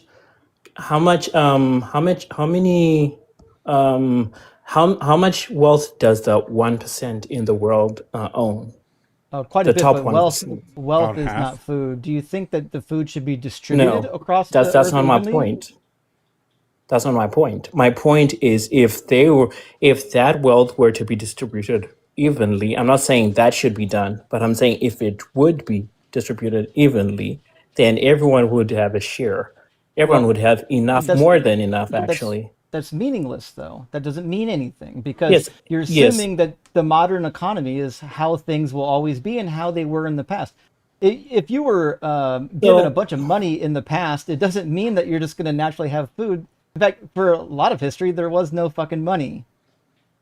Well, if you were to listen, then you would understand my point. Well, it's a bad point. If that's true, then now we need to know the reason why there are actually children that are suffering or who are hungry, and we see that it's because of. Does Jesus say he's going to feed them? People.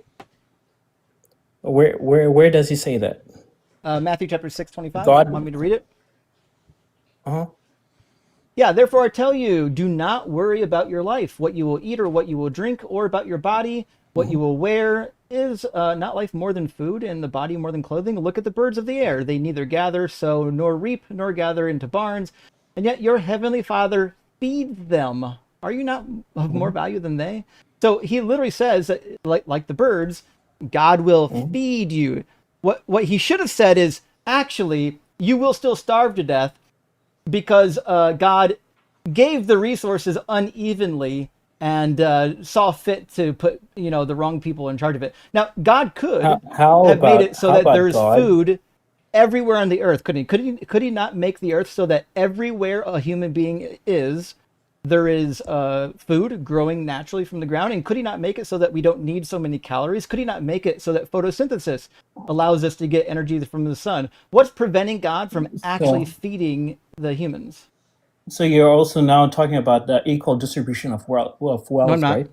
Nope. Yes, you are. It's not about wealth. It's about food. No, yes. I'm not talking about. Yeah, talk about food, buddy. That's a wealth means. And food that's a means are of, not. of living, I'm not right? talking about means. I'm talking about food. Pay attention. You can be completely broke, but if you got that's a garden in the backyard, guess what? You're not going to starve to death. You don't need money to not starve. You can be perfectly broke and never starve. Well, there are nations that make all their money from food, so that is actually wealth. That's not true. Are you saying? Are you trying to say like Jesus was a capitalist? I didn't say that. Why are you putting Yeah. words in my mouth? Why are you He's the putting one words who in came his up. mouth? No, he's the one who He came up never with. mentioned equal No, distribution of wealth. he No, came up. nobody mentioned even distribution of wealth before He you did. said, "Why doesn't God let food grow evenly Yeah. around the world?" Isn't that what he said? That is not even distribution of wealth. What is it? It's food abundance. Can you It's sell food? literally just nature. Does the If Ukraine? Does the Ukraine? Does the if food was Ukraine? everywhere, you Does have the to think for Ukraine like get wealth from you have selling to He's think not for like a thinking. half second.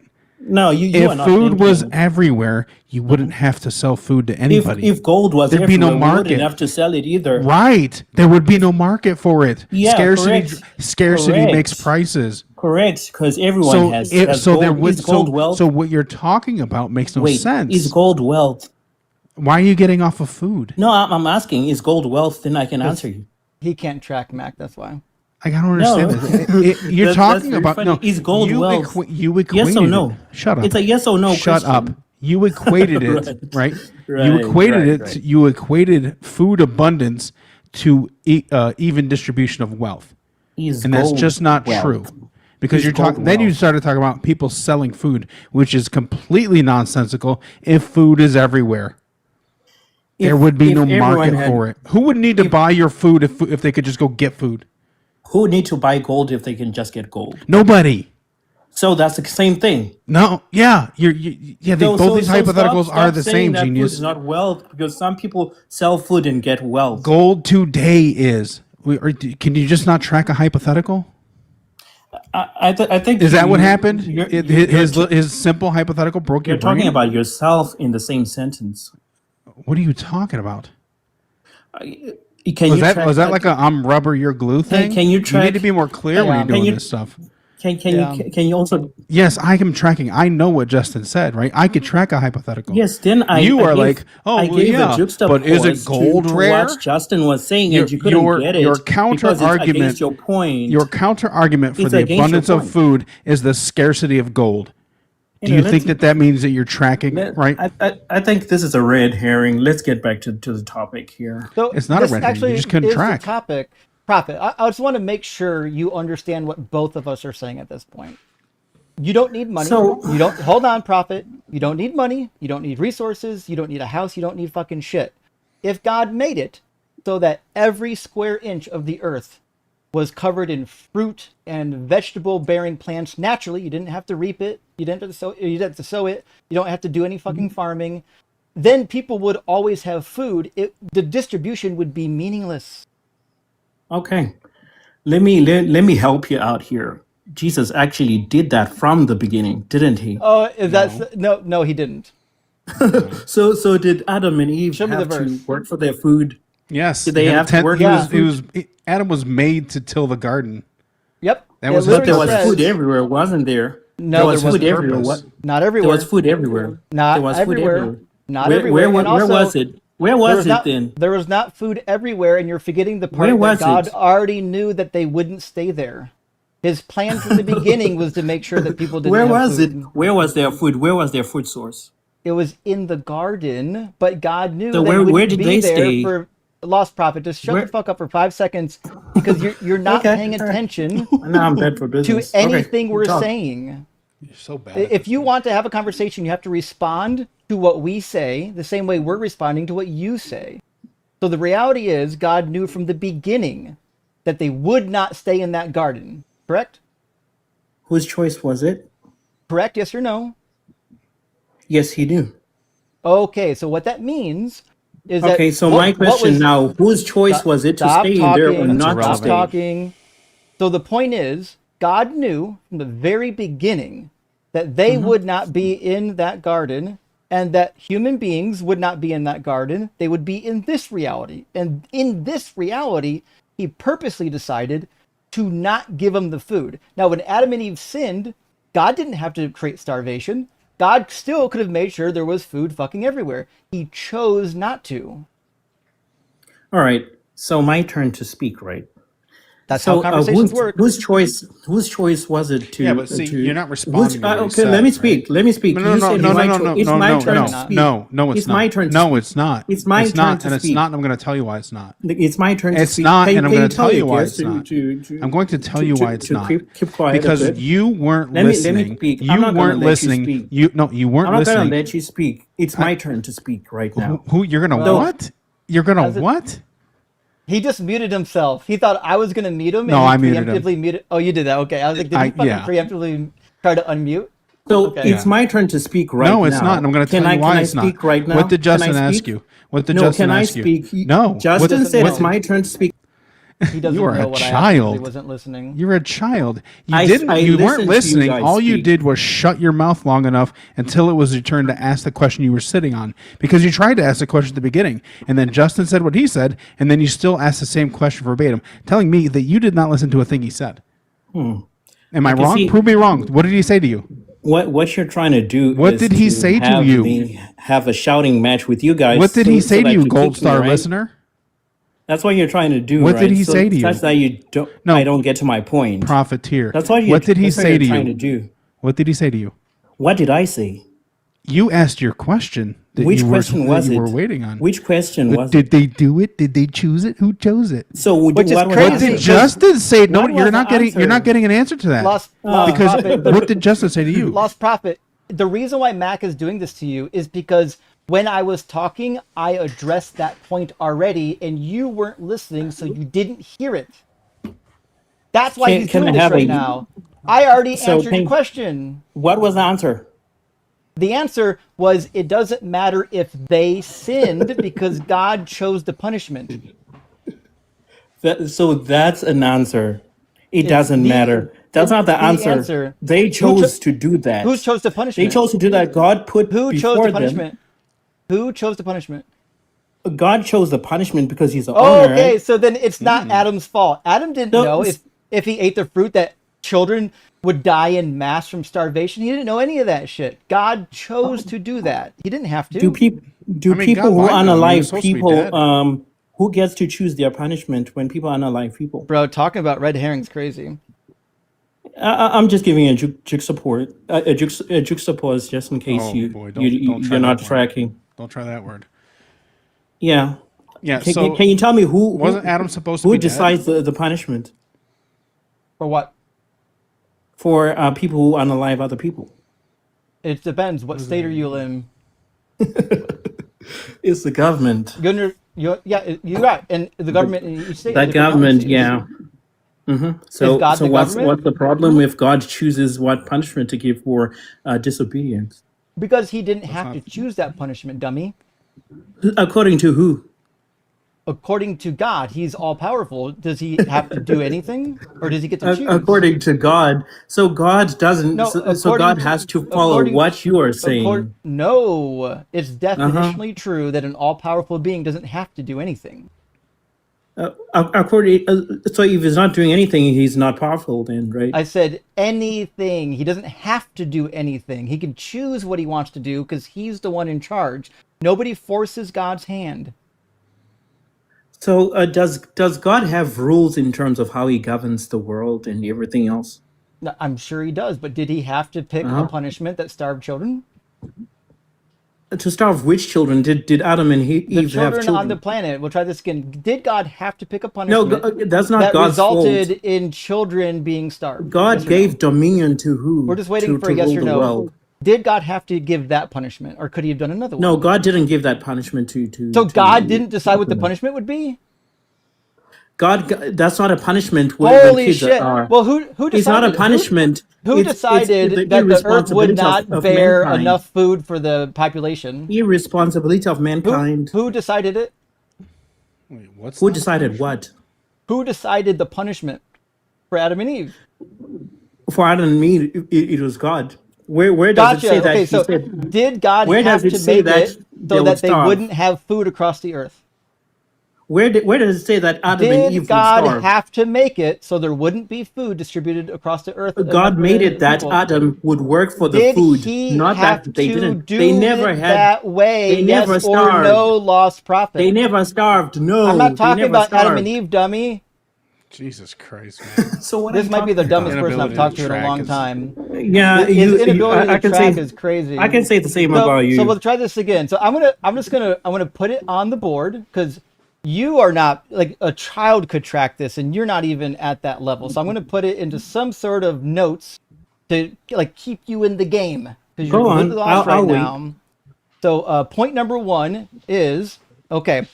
Uh, whoever you can agree or not agree. All right, this is up to you to agree or not agree. I would say whoever is in charge of, let's say, rules and punishments gets to select the punishment. We agree or disagree with that?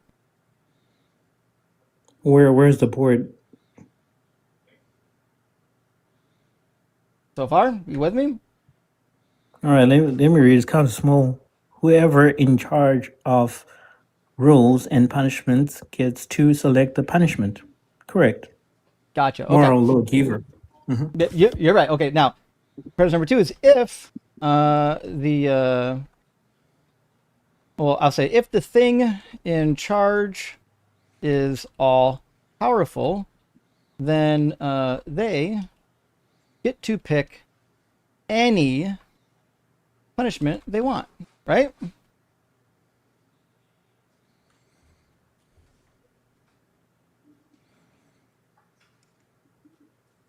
What thing is that? Anything. Anything. They're all powerful. Any They can do punishment. anything. Yeah. So if that's the case, it can't be a thing. It has to be a person. A person is a thing, buddy. No. I put Are thing you in a there because thing? I can refer you to as a thing right yes, now. I am a thing, definition Okay, speaking, thing. and so is God. So I put thing in there because God's not a human. He's not a person. We're talking about any agent. Justin, don't get upset. He called He you a is a thing. person. Is Okay, he so human? if the person in charge is all powerful, they can get to pick any punishment they want.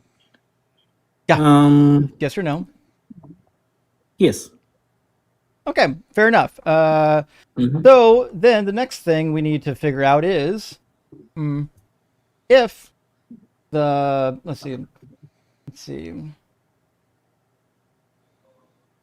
What would be the best way that if the well you like person, so if the person is I don't know, all knowing, then they are aware of the, we'll call them, I don't know, consequences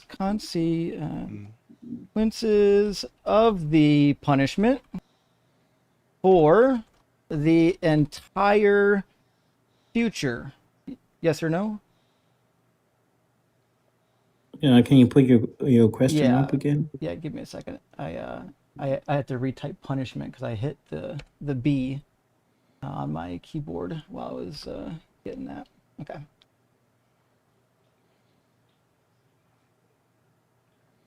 If the person is all knowing, then they are aware of the consequences of the punishment of the future of the entire future. Mm-hmm. Yes, they are. They are aware of all possibilities. Cool.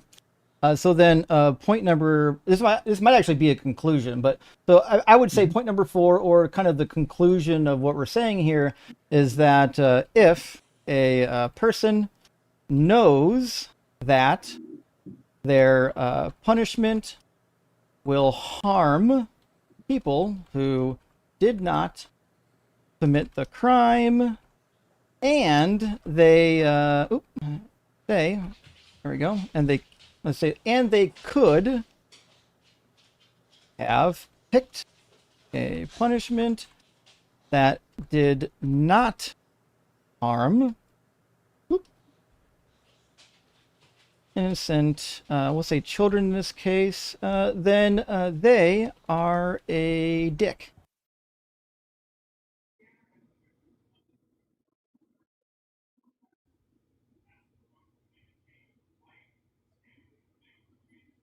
You okay there, buddy?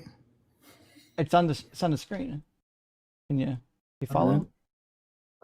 Now I can see your face was like maybe you were zoning out or something. But let me I was read zoning that. out. I was typing. Yeah. Okay. If a person knows that their punishment will harm. Are you trying to say harm people Oh, did I hit the wrong who? key? Yeah, Yeah, you did. harm. Sorry. Who did not commit the crime, and they could have picked a punishment that did not harm innocent children. They are yeah, correct. Okay, so what that means is that God's a dick. So we would say conclusion then is No, God picked a punishment that's not how God that works. was a choice that That's not how God works. He no even says one it in his forced words. him to pick, He even and says that innocent he'll let the weed grow with children the weeds. were So harmed. So I'm he is a dick. That is the conclusion of the argument, and you already agreed that the argument is sound and valid, and so the conclusion logically follows. yeah, but God could not do that. So But he did. Why is he Too limited? late. He's not limited. Well, you He's said there's limited you said there's something in he the could not sense. do. Well, because he loves his people, just like when he talks about the parable about Not enough to feed him. the wheat and the weed, that he'll only pick up the weed, he'll only remove the weeds when the wheat is all grown up, So right? he hates the Because if children. let me finish. Because if he uprooted the weeds, they were going to uproot the wheat as well. So God had to wait till the time is right. To do what? To So feed kids? did he want to feed? Did he want to feed what? Kids around the world. He does want to do that. 9 million people die of starvation every year. So whose fault is that? That's what I've been asking God. since you started with this God's garbage. hands are tied because of humans?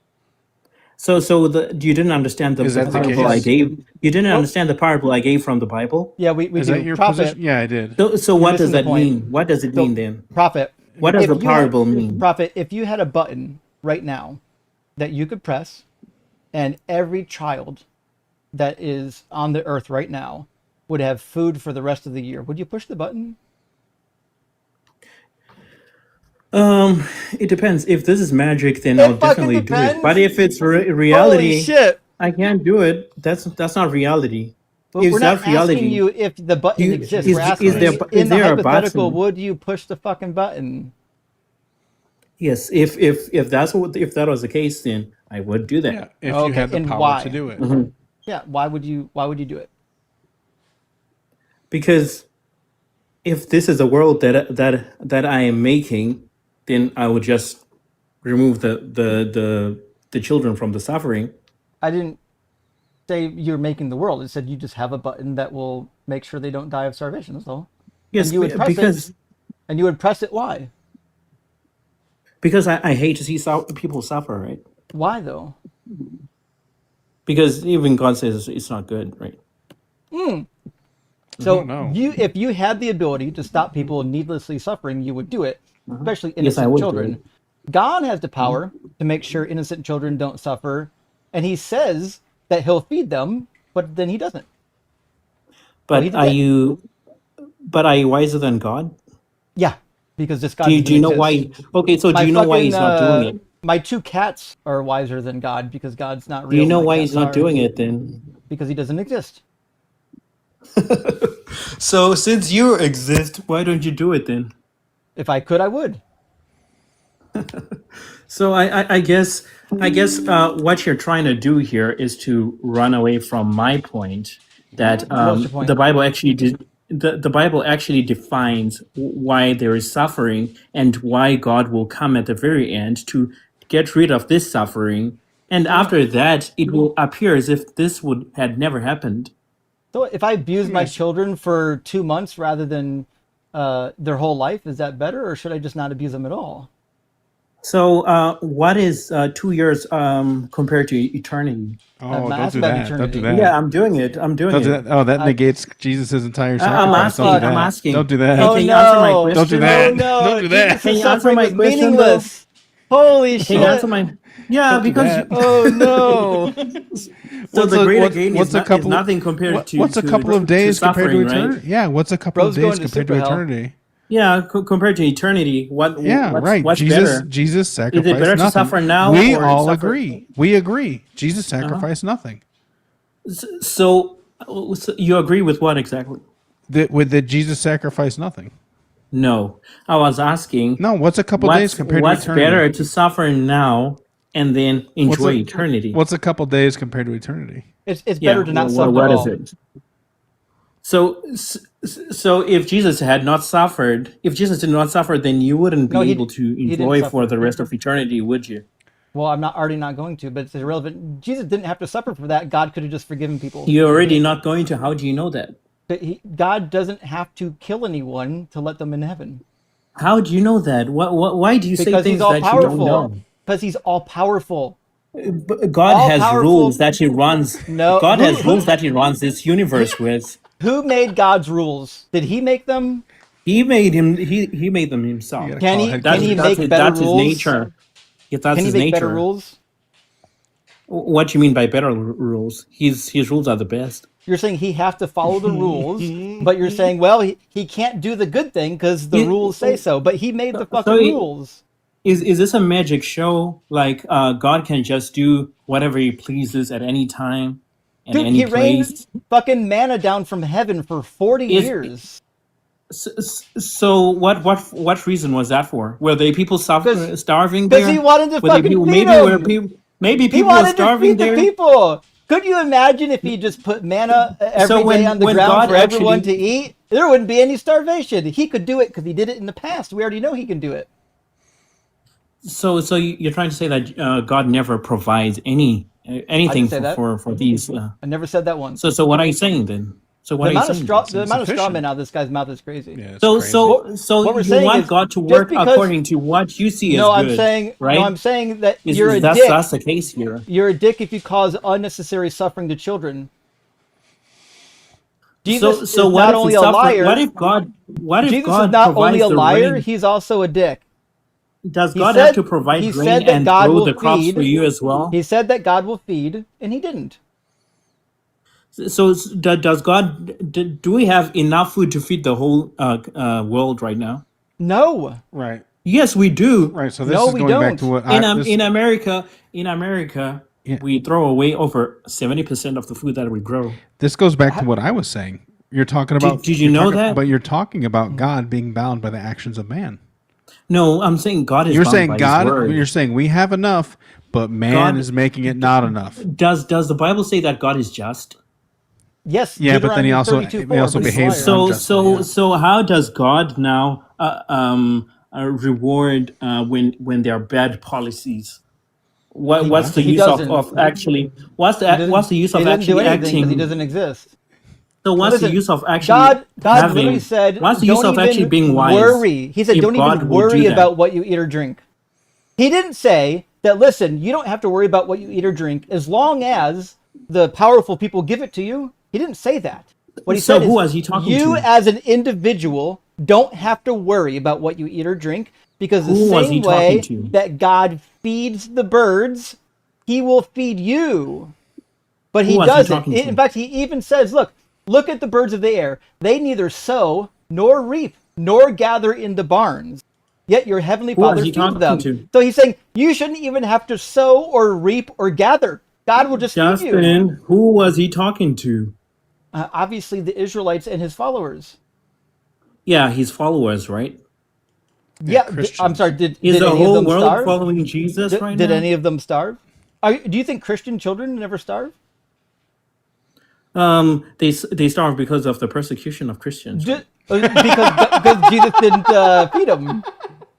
No, they because always of want to the be persecuted. Even they're Jesus so says that you'll be persecuted. persecuted. It's a kink. He's Even Jesus so said you'll be persecuted. Oh. Here's the Yeah, problem. well, Here's the problem. I get it that I'm bad for your business. God tells you. Good for you. Like the Bible says that these people who are doing these bad things, with food hoarding and all that shit, and bad policies, are put in place by God. Yeah.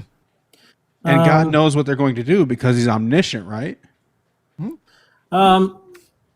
Yes, God, Okay. God puts them in power, but not And to do those knowing things. what they're going to do. God doesn't put them to do those things. Does he know what they're going to do before they do it? Yep. Yes, he knows all And possibilities. he still puts he knows all possibilities. He knows all possibilities. He knows all possibilities. I could tell you that there's one of 38 outcomes on a roulette wheel. Is that going to make me any money?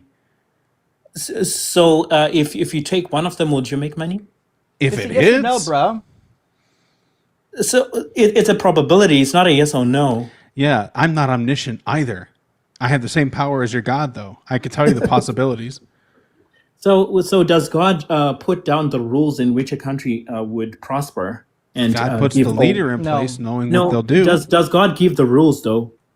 No. He knows what the leader's going to do. No, And he puts them in place. let me focus on Justin. I told you the answer's no. You said no. You said no, right? No. God didn't show You up. said to no. any He of doesn't these- set the rules. God didn't show up You to said these he- fucking people. You said he doesn't set the rules, God right? showed up to the Hebrews. He didn't show up to the You Romans. He didn't show said- up to the natives. He didn't show up to the Chinese. He didn't show up to any culture I'm not a Hebrew. outside of Palestine. I'm not a Hebrew, and God That's shows who up he for me. showed up to. I'm not No, a he Hebrew, didn't- and he didn't God set the shows up rules. for me. Did he show up in China and teach them the law? Yes, haven't When? you heard of people who see When- Jesus when in did- dreams? Well, that's dreams and adorable. visions. Yeah, well, they That's see what- Muhammad in dreams too. No, okay, show me just one example. Of what? I'll give it all to you. Just give me example one of what? example of Muslims seeing Muhammad. Oh, I'll show you. Yeah, I've actually got a couple Mm-hmm. of them. I've got a whole list of near-death experiences and visits with Islam. Yeah, go ahead. Did you You're did you think that only like people in Yes, only Christianity Christians have see experiences with those. gods? Yes, except when well, the that's Bible just not- mentions. Well, that's just not true at Except all. when the Bible mentions that the devil also comes as an angel of light. Well, That's the only exception. That's what I would say too. Yeah, if your Mhm. talking point didn't work. But as it turns out, there's quite a few different writings on this topic. Here's one that is ubiquitous. It's not behind a paywall. You can find it, and you don't have to just take my word for it. You can read it. The search for Muslim near-death experiences, and you'll find sources in here that link to other experiences where So- Muslims have encountered their particular prophet or their deity. Because So guess, guess what? what? These are cultural phenomenon. So- It's not that so these guess gods what? actually exist. It's that So guess people what? If are this is having true- mental states that allow them to see things that aren't real. So guess what? If this is true, then those people are also prophets of Islam. No, it just That's means that's how they define their prophets. It just means that seeing these No. deities is a mental phenomenon akin to psychosis. No, that's how they Yeah. define their prophets. If you No, actually ask them one by one, they won't Hindus say that have in the same public. thing. They won't say that in Hindus- public because they'll be Hindus stoned have to near-death death. experiences too and meet their deities. You want to So see why that one? so why won't these I'll show you Muslims that say one. that in Here public? is here's they do.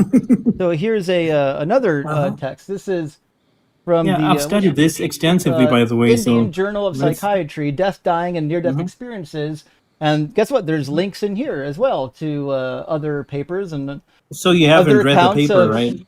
I have. In fact, I literally went over the paper multiple so times what's- on what's in live the- stream because what do they goofballs see on like the other you side? will say What do will they say see on that the other they side? don't have Indian near-death experiences, but they What- do, just like Christians. What Giggle. do they see on the other side? That's gonna fix it. Yeah. He's It's so, different for see on the everyone. other so side? happy. He's What do so they see on happy the you other threw side? him this like Muslim lifeline.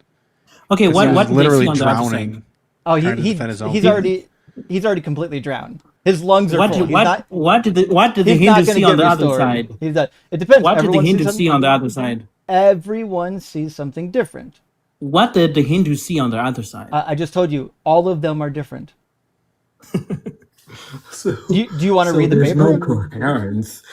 So there's no coherence, right? There's no coherence in Christian near-death experiences either. No, they're all always almost all of No, them they're not. are consistent. They are Wrong. consistent. They see the Liar. very same things. Wrong. So why don't you They put don't. them up then?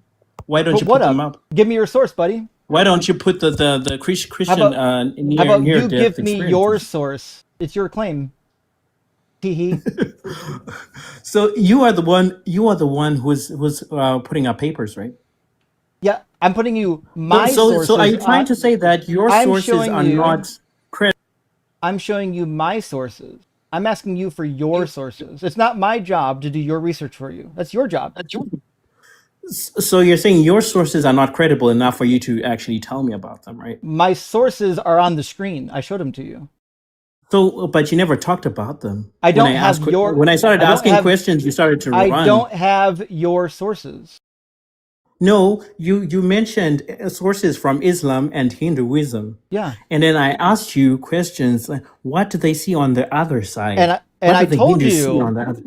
it's different for everyone. Like There's a what? fucking chart Like in the what? goddamn paper that tells you the different things that they experience, but you didn't read the Okay, fucking like what? paper, so you Like don't what? know what a diversity of experiences is. A diversity of So tell experience me, means like that what? they don't all see the same thing, dummy. So what do they see? Can you name at least 2 or 3? That's what Yes. I've been asking.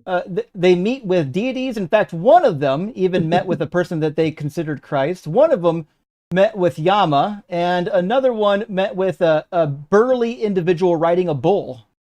Hmm. You know, none of these things come out of their scriptures when you actually go to the next life. I don't give a fuck about Did you know scripture. that? The Did scripture's you know not that? real. Did you know that your God doesn't exist? So this whole thing is not real then. What whole thing? This whole Hinduism, afterlife, near death experiences that you're opening, that's all garbage. It's then. as real as the Christian. So you are just yours. said it. It's the same thing. No, they are not. Okay, Nobody is let's go. having real experiences with God because there is no God. They don't exist. So you wanted my references, right? Yeah, give me your reference. Now he's going to Chat GPT. You went to the internet as well, right? So when No, I do it, it's wrong, but when you do it, it's Resource you already okay. had. Nope, I've got a collection of resources, and they're right fucking here. Because unlike you, I do research. So I'm actually looking for them as well. I got a whole spreadsheet where I keep my I don't need it. resources. Isn't that Well, I wild? don't Like need a somebody script. actually like I'm not did even some- using a script, but you're having a hard somebody time with even me. did some lookup.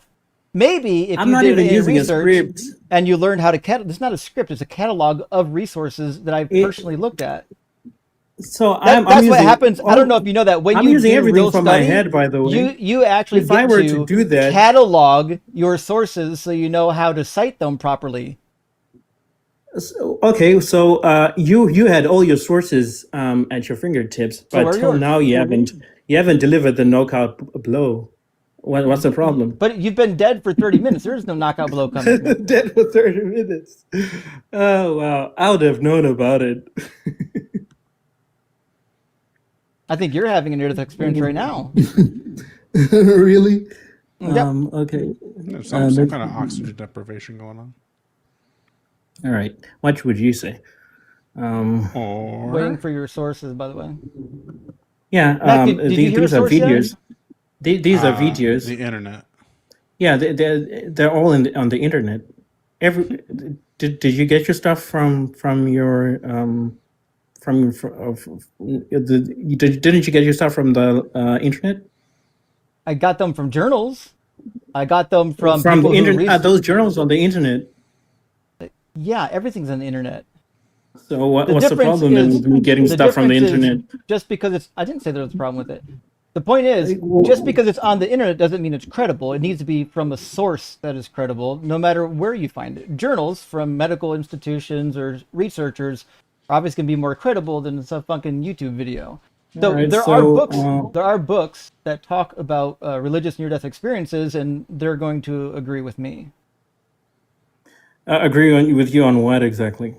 That they're diverse, even among Christians.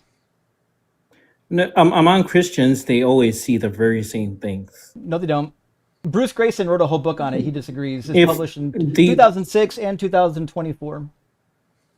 Oh, so he? How many people did he study? I don't know the number, but the second book is 678 Okay, so pages. So it's so pretty robust. you already believe it. You already believe it because it says what you like, right? Not I that don't. it has facts inside. Oh, so the I've actually people stu- giving their testimony are all lying. The So cognitive dissonance in the this person room who is wrote so the you fucking never even thick. brought the book. Like, I don't You even never know if even a brought. knife is going to be able to cut it right quoting. now. Like, you're You're going to just need one, like one of quoting. You're those just quoting. hot wire cutters, or maybe like a fucking plasma cutter to get through this one. You're quoting. You're quoting Researchers. the title. You're quoting the Researchers. title, and you're using that Researchers. to make a judgment, which is very. I'm quoting. Yeah, the, for a scholar, it's a bit low, don't you think? I'm not a scholar. That's why I'm quoting scholars. You're not a scholar? Didn't you say you went to Bible school, something like that? Yeah, scholars usually have PhDs. Yes, Maybe you're that's confused usually about not. who gets to qualify as a scholar. Like, listen, the scholar is a loose All right, I guess definition, but you're if you're you're in a not, but field you're and you don't someone have a learned for sure. PhD, well, in the You Bible, learn it for sure. You understand how these things go, well, right? just because I researched the Bible and have degrees in that field doesn't mean I'm qualified to be considered a scholar in another field. That's why you have to So quote who the is experts qualified? that are actually in So why are that you here particular then? field. So why are you here then? The same reason you're Didn't you know here, you because had to I'm be a right. scholar to be on TikTok? You're writing a book, right? So why Yeah. are you qualified for that? It'll be, yeah, actually I am. All right, let's go back to the Bible. You know, I think Just to be clear, I we're going am in very circles qualified right now. to write the book that I'm writing. Yeah, well, you just said you're not qualified, and here No, you I didn't are say that. He writing a didn't say I said book. that. the He said he's opposite. not You a did say that. scholar.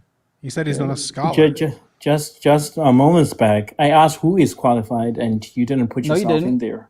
You So didn't ask me that you at all. did. Yes, I No, did. you didn't. I No, you did didn't. actually. No, you didn't. Want to rewind? Okay, I know you well enough to know that you lie a Want me lot. to So want me to rewind? let's go back to the Bible. I'll rewind it for you. Hold on, I'll put it right would you now. like to? He might need We'll that. grab it on YouTube and we'll just do a rewind real quick. DZ debates, and we'll just show you that you're a fucking liar.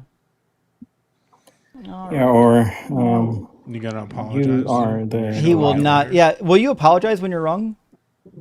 I guess I will apologize. All right, cool. Let me know if you can hear this audio real quick and see if it's actually importing the audio. Nothing from here. So that okay. So let me put it in my other web browser, which will import the audio. Not a problem. I just want to double check, and it's not a problem. All right, I'm going to put it in Safari real quick. And oh, 1 second. See if it's actually importing the audio. And then the only other thing is, but you should be able to hear it now, right? Hold on. Did I turn it on yet? So that okay. So let me put it in my other web browser, which will import the audio. Not a problem. I just want to. You guys hear that, right? Yeah. Did hear it. Okay. So I'm gonna rewind it a minute or two. It's not a script. It's a catalog of resources that I've personally looked at. So that's what happens. I don't know if you know that when I'm you using do everything real from study, my head, by the way. you actually If get I were to do that, catalog your sources so you know how to cite them properly. Okay, so you had all your sources at your fingertips, So but are till yours. now you haven't delivered the knockout blow. What's the problem? But you've been dead for 30 minutes. There is no knockout blow coming. Dead for 30 minutes. Oh wow, I would have known about it. I think you're having a near-death experience right now. Really? Yep. Okay. There's some kind of oxygen deprivation going on. All right. What would you say? Waiting for your sources, by the way. Yeah. Not that don't- it has facts inside. Oh, so I've the actually people sta- giving their testimony are all lying?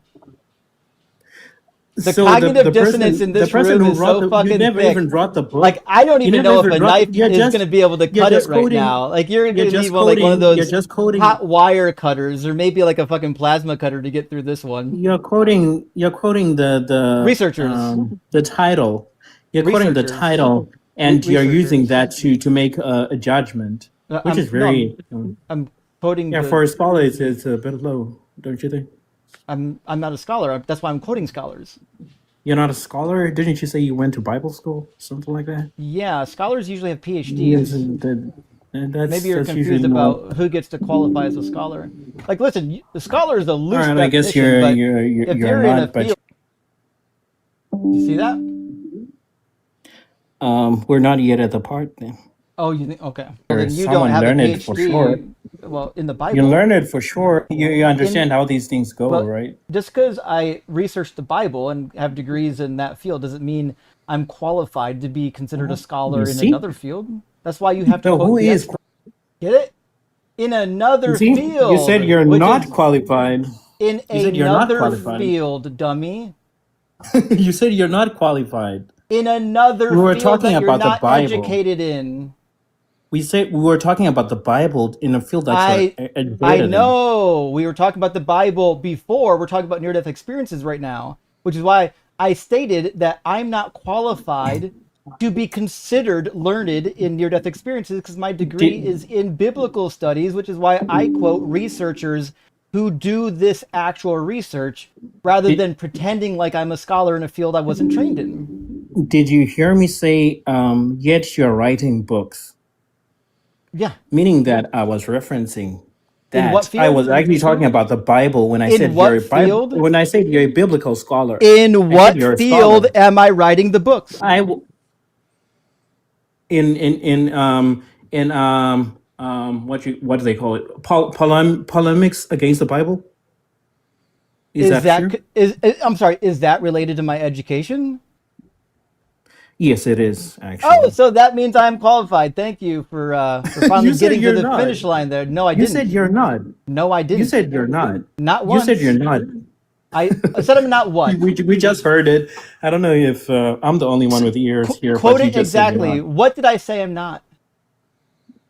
I was asking. I asked you. You studied the Bible, and you said scholars are usually have PhDs, and you said you have masters. You said you have degrees in You the said I'm a Bible. Bible scholar, and I said I'm not because I haven't Yes. finished my PhD. So I said Then I'm you not said you're not qualified to qualified. call myself a scholar because it's a specific title. It doesn't mean I'm not qualified Then I asked you, to write why do you books have to about write my books field of then? study, dummy. So if you're writing books, and you're not a scholar, what are you then? My education qualifies me. So we don't have to listen to you then. No, you do. When you have an education in a field, you should listen to them. See, if you're writing a book, you should be a bit sure of the things that you're talking about. I am. don't That's you why I'm writing the think? book. So you are qualified. I am. I've told you that I'm qualified. I'm not qualified You to actually use said the the title opposite. scholar But anyway, within the academic realm because in academia, scholar is typically referred to people who have the highest level of education, meaning a PhD. That's it. all right, we'll keep on going on in circles. Can we talk about the Well, Bible now? I think you're going to keep going in circles. In fact, you're not even going to be going in circles. You're just going back to the chat because I'm now 20 minutes over my live stream deadline and I still got super chats to read. What a fucking goon. All that because he couldn't defend it. I know. They work so hard to do so little. It's like to defend starving kids. Like,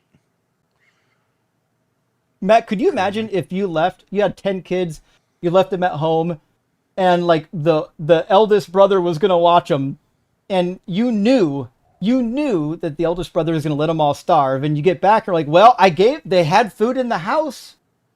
Like they'd fucking lock you up, man. yeah, like I guess we're just pretending the Exodus didn't happen. I mean, in reality, it didn't, but they don't believe that. I know. Also, how did Adam and Eve not starve to death? Well, you know how long it takes to turn around crops. I mean, like the growing season of that first crop alone. Plus, they have to learn how to farm.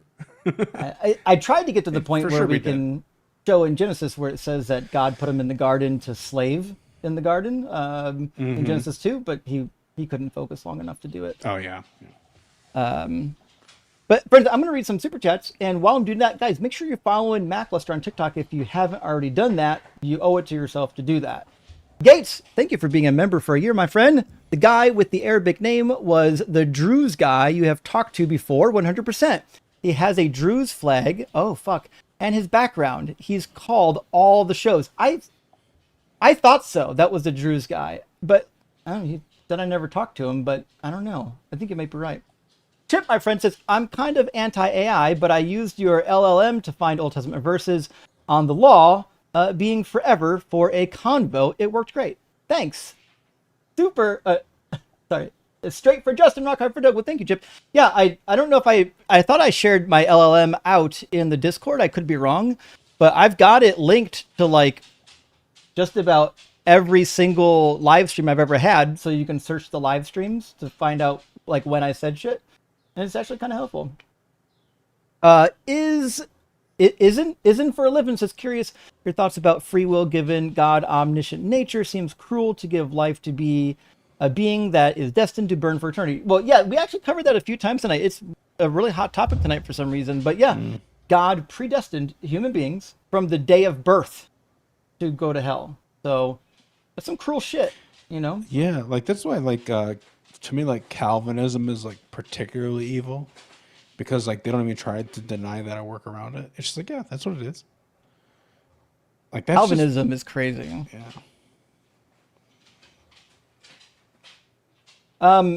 Hey, good to see you. It says, can't wait to read your book. Thanks for all you do, Justin. Praise be to Doug. Indeed. Listen, the book's going to be rock hard. I know that much. Thanks for being here, friend. And Miko, thanks for being here as well. Good to see you. I don't worry about what is reality and all possible worlds, etc. God, try to convince this cleaner using reality he understands. Simple. Wait, what? Try to convince this cleaner using... I feel like there might be a typo in here, my friend, but good to see you, Miko. I hope you're doing well.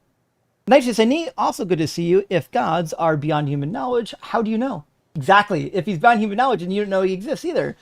Come on, man. I know you're looking forward to Deshaun starting this week. If Deshaun Watson, I swear if he touches a football field in the regular season this year, I will refuse to watch a fucking ball game for the Browns. I'll fucking root for the Steelers this year if they let that pervert back on the field. Wow. I don't know if everybody knows how serious that is.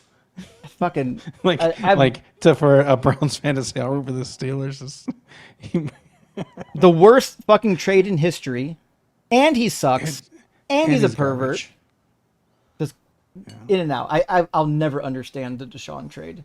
It's the dumbest thing they've ever done. And that's saying something. The dumbest thing, the dumbest trade in NFL history, period. So almost it. But the Browns do that. Remember, you remember Bill Belichick used to coach the Browns before he went to the Patriots? We screw everything up. Yeah. Oh well. Russ says quantum physics is real and used in GPS, LEDs, laser scanners in stores. That's 100% true. MRIs, phones, and more. You nailed it. In fact, like when you really get down into like electrical engineering, you actually get to do some stuff on the quantum level. You get to talk about fields, get to talk about excitations. It's a good time. Adam, good to see it. Some Hasidic groups pronounce is that Hava? It's really tiny. It's either Chava for life or Hava. I think it's Hava as he. Oh, interesting. Inadvertently turning God into a she. Yeah, because in Hebrew, he is she and who is he. It's who's on first is a wild thing. When reading certain passages, you know what? That's true. And you know who has an interesting accent when pronouncing certain words in Hebrew is Rabbi Tovia. Quite a few times I've heard him putting E's into places where you wouldn't normally expect them. But everyone, you get an accent depending on where you grew up. Shishi says, asking for my grandson, since Paul taught them not to follow the law, can we assume he went to hell? A debate his Bible class got in. Yes. Well, kind of. Jesus didn't make it necessarily a salvation issue, except for when he talked to the rich young ruler in Matthew. He basically just says, if you don't follow the law, you'll be least in the kingdom of heaven. But he does imply that you won't see the kingdom of heaven unless your righteousness is above that of the Pharisees. However, my reading of that is less about how much you adhere to the law and more about not being hypocritical in regards to following the law. So Steve says, it defies rationality like Santa Claus, Tooth Fairy, Easter Bunny, Jedi, and Sith. So your feelings override any logic. True. Listen, if my feelings told me, they can't be wrong, right? Isn't that how that works? I think that's how that works. Yeah. Feelings over facts, yeah. Obviously, that's how science does their stuff, right? Pretty sure. Space Lord says Newton's book is important because it effing works. True. True, true, true. We can use it to predict how things move in nearly all scenarios. God's messengers suck at analogies. True. And to be fair, like, people in the early times were already doing the Sumerians were doing rudimentary algebra. You're telling me they couldn't fucking understand a ball? Get out of here. Divided by Time, thank you for the $20 super chat. Andrew needs to read Newton's theological writings. They're so bad. I wish I saw this while he was up. They're so bad. They're incredibly fascinating. He did pretty good considering the limited information he had concerning theology. To be fair, for someone who has no theological background, he did better than most. But to someone who has a background, it's pretty bad. Eaton Some Church says 2319 confirms there was a monster. Wait, there was a monster Jesus in Monsters Inc. cinematic universe. No fucking way. He was sent to the human world for a 3-day party weekend. Well, I don't know about this. I'll have to check into that. Thank you for the lore. And Truman says, I've figured out Christians read the first 3 words of Matthew 5:17 out of context and live by it. True. They don't read the whole passage. They don't even understand the part that they read. And then they march around like they've got it all figured out. It's really embarrassing. Well, the first 3 words are do not think.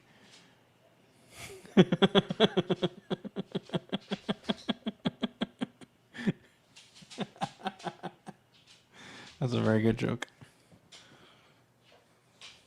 That was an amazing joke. I didn't even catch it until Mac made me aware of it. That was fucking amazing. Amazing joke.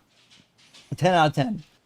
Real Marcus, good to see you, buddy. Vaping isn't in the Bible, Andrew. No, it actually isn't in the Bible.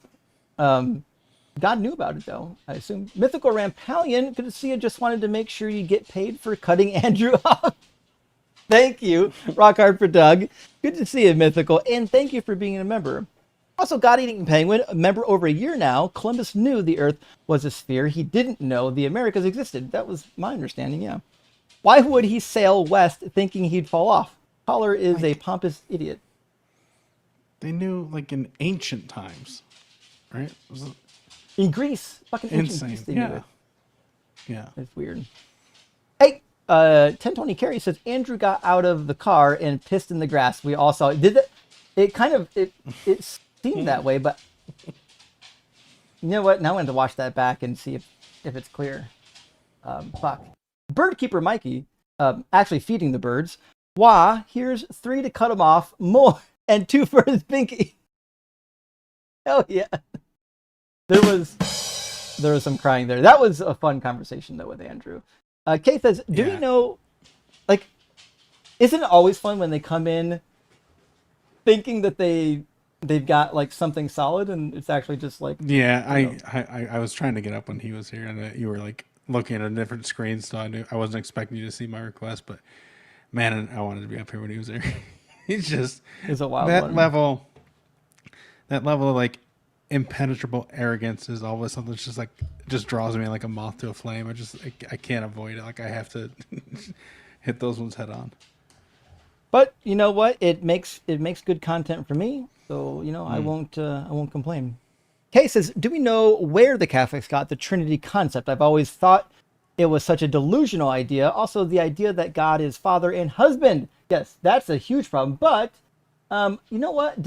I think I added this to the cheat sheet. If you go to the cheat sheet, I've got a tab with resources in regards to the Trinity, not just arguments against the Trinity, but I quoted a number of the early church fathers to specifically give you like the earliest quotations about the Trinity, kind of give you at least a rough idea of how the idea formed, like because it didn't happen all at once. You know what I mean? Let me see where that tab is. Well, so how does this? Would you say it's in response to like the Arian crisis? Would that be a way to little bit, phrase yeah. that? Yeah.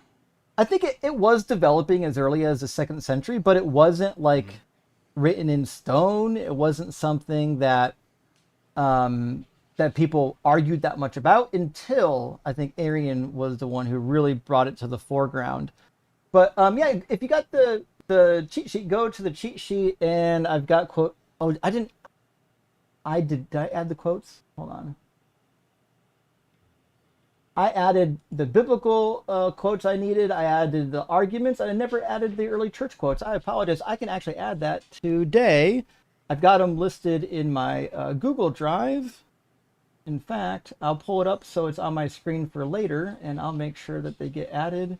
Should say Trinity, because I had a conversation a while ago with a non-Trinitarian Christian on this topic, and I put together quite a bit of early church quotations and resources. I just didn't add them to my sheet yet. Fuck, I'll just copy and paste them now while we're finishing this out. Thanks for letting me know. I didn't realize I had forgot to finish that out. Now I kind of feel bad because it would have been easy enough to copy it over. Anyways, that's first place I would look. Timothy, good to see you, buddy. Says thanks for all the hours of entertainment. Also helped me decide on electrical engineering for college. I start on the 31st. I'm cooked, or am I cooked? Yeah. To be fair, it depends on what school you go to. It depends on how deeply you want to learn. My old boss from where I used to work graduated with like a 2.7. But you know what? No one gives a fuck. As long as you survive, you'll be fine. You'll be fine. And to be fair, if you're having fun, if you're loving it, you'll be okay. Usually the math is what fucks people up.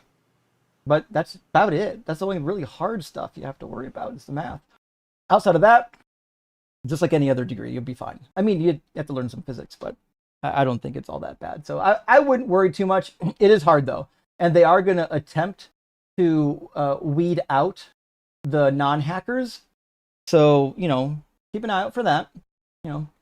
But you'll be fine. Guardian Penguin says, M saying this is not how anything works needs to be a sound drop. You're right. Let's see. M's... if someone can clip that and send it to me, I can add it real fast. This is not how anything works. That would be a good quote. Hopefully, so we'll be able to clip that. St. Brush says, Justin, I hate the fact that this guy speaks Arabic. Isn't it wild though? It turned out though that he couldn't speak it all that well. Like it turned out he didn't technically really know Arabic all that much. So I guess I think this turned out okay.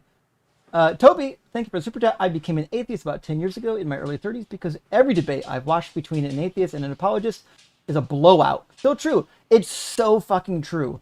If you really want people to engage with the ideas and really learn as much as possible, the debates are a really good way to do that. It's one of the reasons why I do the debates, because I think it's super, super effective.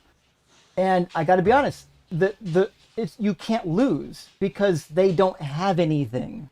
There's nothing on their side that they can pull out. Helping Mega says, I'd be scared of Darth M's heavy breathing and force choke if I were a Muslim too, caller. I would too. Rock hard for Doug, Simple Wet for Sharon, and Horrors Rule. All hail Darth M's. I kind of like the Darth M's monitor. That's good. And MK, thank you for the 60.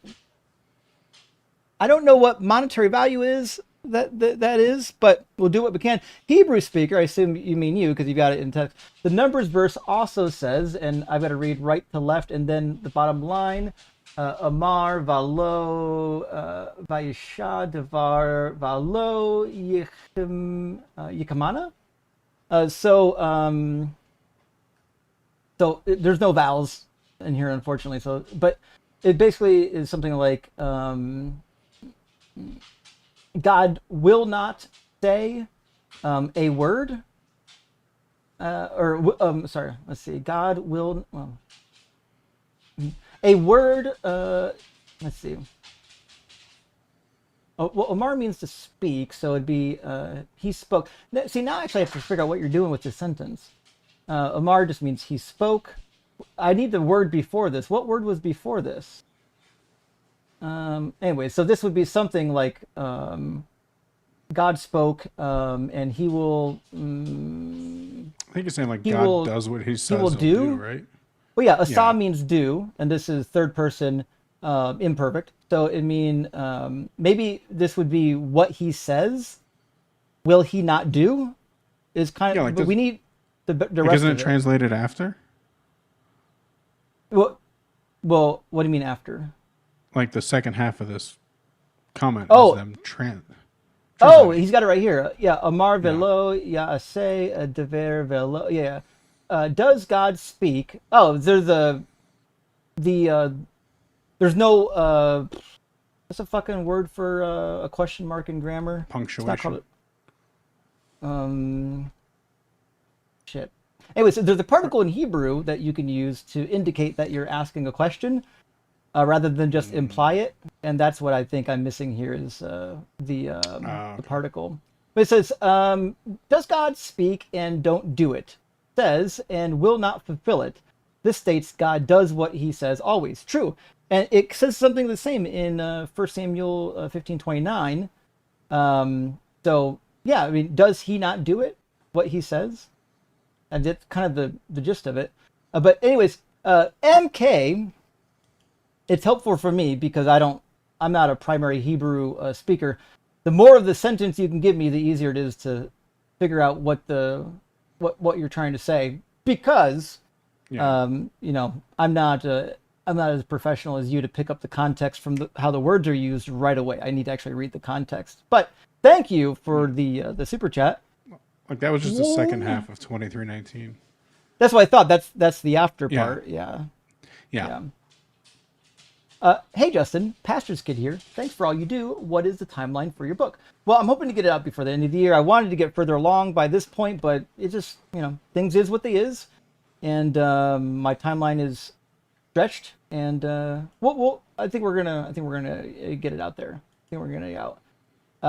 But yeah, this year is the goal. I need to figure out if I'm gonna do a real publishing or self-publishing.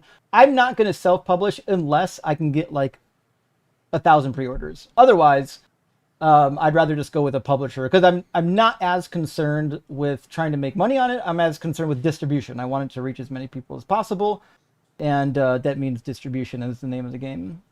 So do you have do you have a target price? I'm going to have a multiple variants, so I'll have like a mass print paperback that I should be able to keep like 25 and under. The hardback, to be perfectly fair, is probably going to be like $39, but it's like an 800-page book. Yeah,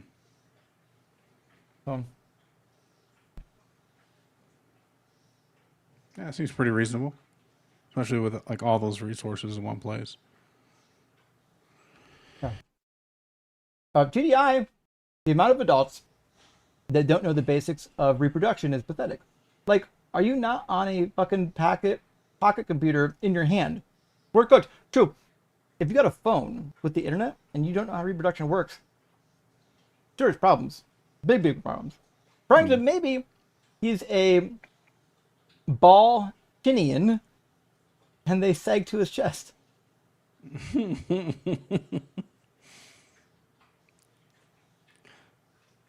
Possibly. That would explain the location. Yeah. I thought he was trying to make the argument because there's an argument saying that they descend from the abdomen, but he didn't even understand the argument, which is why he said chest. I had no idea. Ross says, new member here, have some beer money. Fuck, Ross. Thank you for the beer money. I'll take it. And beautiful pup. Thank you for being here and thank you for supporting. Mixtress, good to see a question. The Bible said Mary was a virgin.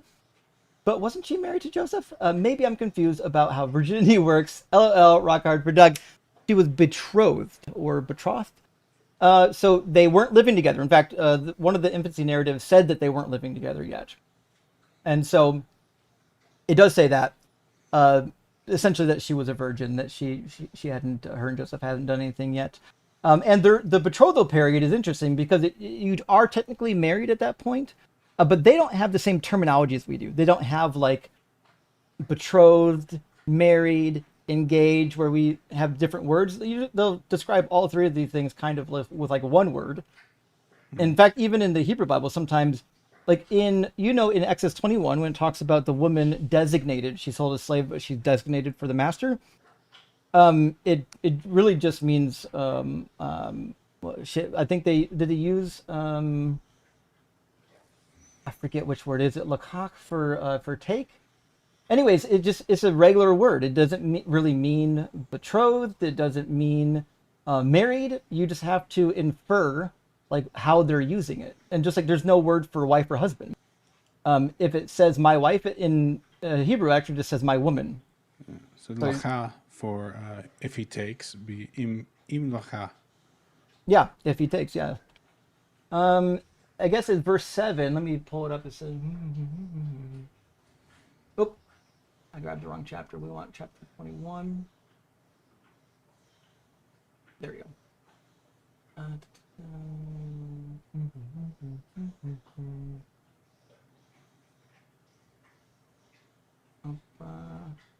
Oh, okay. They just used a form of ya'ad. Ya'ad is basically like to make an appointment or a picking out. Like you could pick something off a shelf, you could designate somebody for a job, you can appoint a time. So basically just saying like if she's been appointed to be with that man. And that's how they're interpreting, married. Toby the Robot, good to see you, buddy. Thank you for the super chat. Here's the analogy. Suppose I tell my kid, if you get in trouble at school, I'm going to smack you with the belt buckle side first.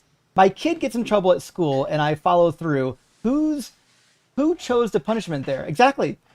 Just because the kid or somebody did something wrong doesn't mean you can do anything you want to them. There are still parameters for being just and good. Anyways, Ashley is asking, is there a debate tonight? I'm sorry, Ashley, the debate is over. I just got a couple more super chats, and then I got to go give my son a bath and get him ready for bed. Evolution, thank you for the super chat. Jesus is bad medicine, as demonstrated. Oh, I almost said it wrong. As demonstrated by Andrew and other self-confident ignorance. I like that. Ignorance as a noun, plural. Yeah. Oh, this is a good question. You changed your name, but thanks for letting me know. I appreciate that. I'll try to remember. Evolution Ratchets is a good question. Good name. I remember one time you were talking to somebody. This was like a year or so ago, and you started talking about like if the God is demonstrable, and oh it, my like, gosh, completely fucked their brain because they were thinking demonic, like they couldn't understand the word demonstrable. Well, because you've been around TikTok for a long time. That used to be my opening line for all my guests. Do you think that your God is demonstrable? And so many people didn't know what it meant. I just had to stop using it. So, sad commentary. MK, thank you for the additional super chat. Criminal law states possible punishments before you are judged. There was no law for Adam and Eve to read and know the punishment. Dumb analogy. Agreed. If they didn't know exactly what would happen, and remember, it said that they're going to die. They don't know what death is. Yeah, they were told. Like, or he was told. I guess he told her, but who knows? So you're right. Yeah, he's not responsible for what God did. NZ, Lost Prophet needs a conservator more than Brittany ever has. I agree. I'm glad Brittany's free, but I do still have some concerns. But I'm glad she's free. Yeah. Stargate, thanks for being a member for 6 months. Hey, ChatGPT, can you please uncook me? Listen, ChatGPT can bring you some good resources from the internet, and it's not going to uncook your bad argument, I don't think. Mick says, line from Tim Minchin. Good reference. Some people say there's no proof for love, but there is, because love without proof is stalking. Fair. That is fair. I was down a Tim Minchin rabbit hole yesterday. Watched a bunch of his stuff. It is funny how context changes everything. If you're truly in love, you can like show up unannounced at somebody's work or place of homesteading, and it's okay. If you're not in love, like you just like met each other and maybe you're fond of each other, that could be kind of fucking creepy. You gotta be careful there. SkepticQuest, for hey, sure. Thank you for the super chat, my friend. Says, can we be aghast at the seeming inhumanity and dishonesty of Last Prophet? I was aghast myself, but for all we know, he's an inborn psychopath or a helpless narcissist. We can both loathe and pity him. Am I right? I think you're right. You can walk and chew gum at the same time. You can feel bad for somebody while also admitting that, they're a punk ass bitch. So, Stan Sensibility, good to see you, my friend. I hope you're doing well. Thank you for the $10 super chat. Happy weekend. It is Friday. I'm not going to midnight. I'm going for another 2 minutes. I adopted 3 kittens. Hell yeah. That's what the fuck I'm talking about. I hope your kittens are gorgeous. Please Share some pictures sometime. We are thinking of naming them Freya, Anubis, and Bastet. Listen, those are gonna be fantastic. I actually did consider the name Freya for the one of the Indian ringnecks. What do you think? Cats are gods. I love them. Those are great names. I think most people will recognize Anubis and Freya. Some people might have a little trouble with Bastet because it's not as common, but they're good names. I will say, if you name Bastet to one of the cats, somebody's going to come along and start calling it Bastard. Be careful for that one. Liga, it says, for ease of carrying, I'd prefer the book not to be rock hard. But I got you, buddy. We will have a soft cover mass paperback that will be cheap and portable. It'll be small print, but you'll be all right, I promise. Mr. Morpheus, good to see you, my friend. I hope that you're doing well. Thank you for the super chat. Riddle me this, Christians. How did Matthew write his gospel in the 80s when he died in the 60s? Now, that's a real miracle, LOL. Great cooking show, Justin. Thank you, Morpheus. And you're right. If he wrote his gospel in the 80s, which he did because he copied Matthew, do we reasonably believe that he lived that long? Because, like, presumably he was maybe around Jesus' age, or roughly around the same age, you would think. Maybe a little bit younger when he died. So, 33 all the way to the 80s. He'd be pretty fucking old. Maybe 90 years old. It seems unrealistic, to be fair. And I doubt he knew how to write. The People's Warrior. Thank you for the $20 super chat, my friend. Hey, friend, my cousin was murdered in a road rage incident Monday. I'm sorry to hear that. It's fucking horrific. Guys, don't road rage. It's never worth it. He was 35 and just had a newborn. Oh, fuck.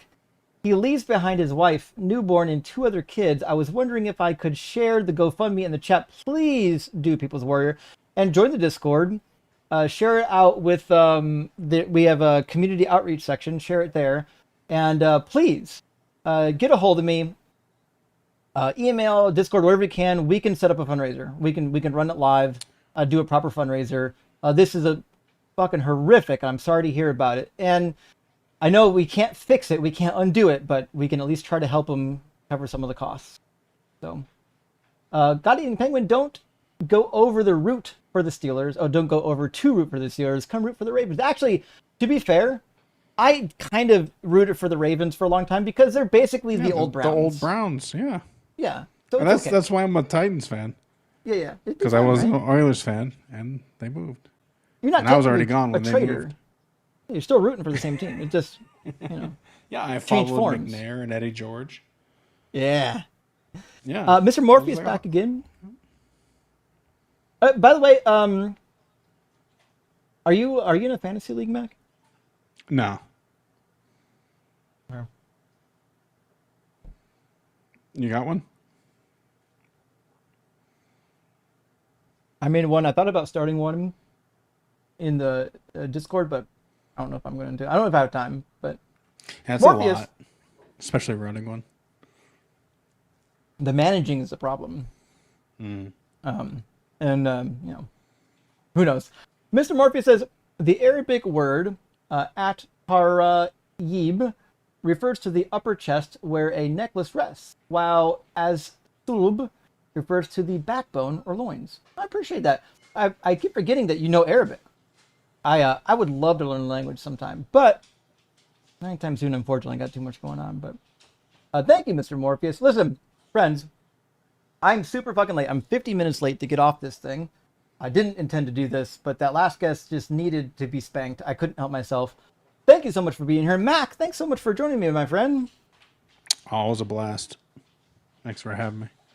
Always. All right, friends, I'll see you on Monday. If not, I will see you Sunday morning on Unapologetic, and Saturday night, tomorrow night, I'm on the line for Devaangelicals, and I think that's it.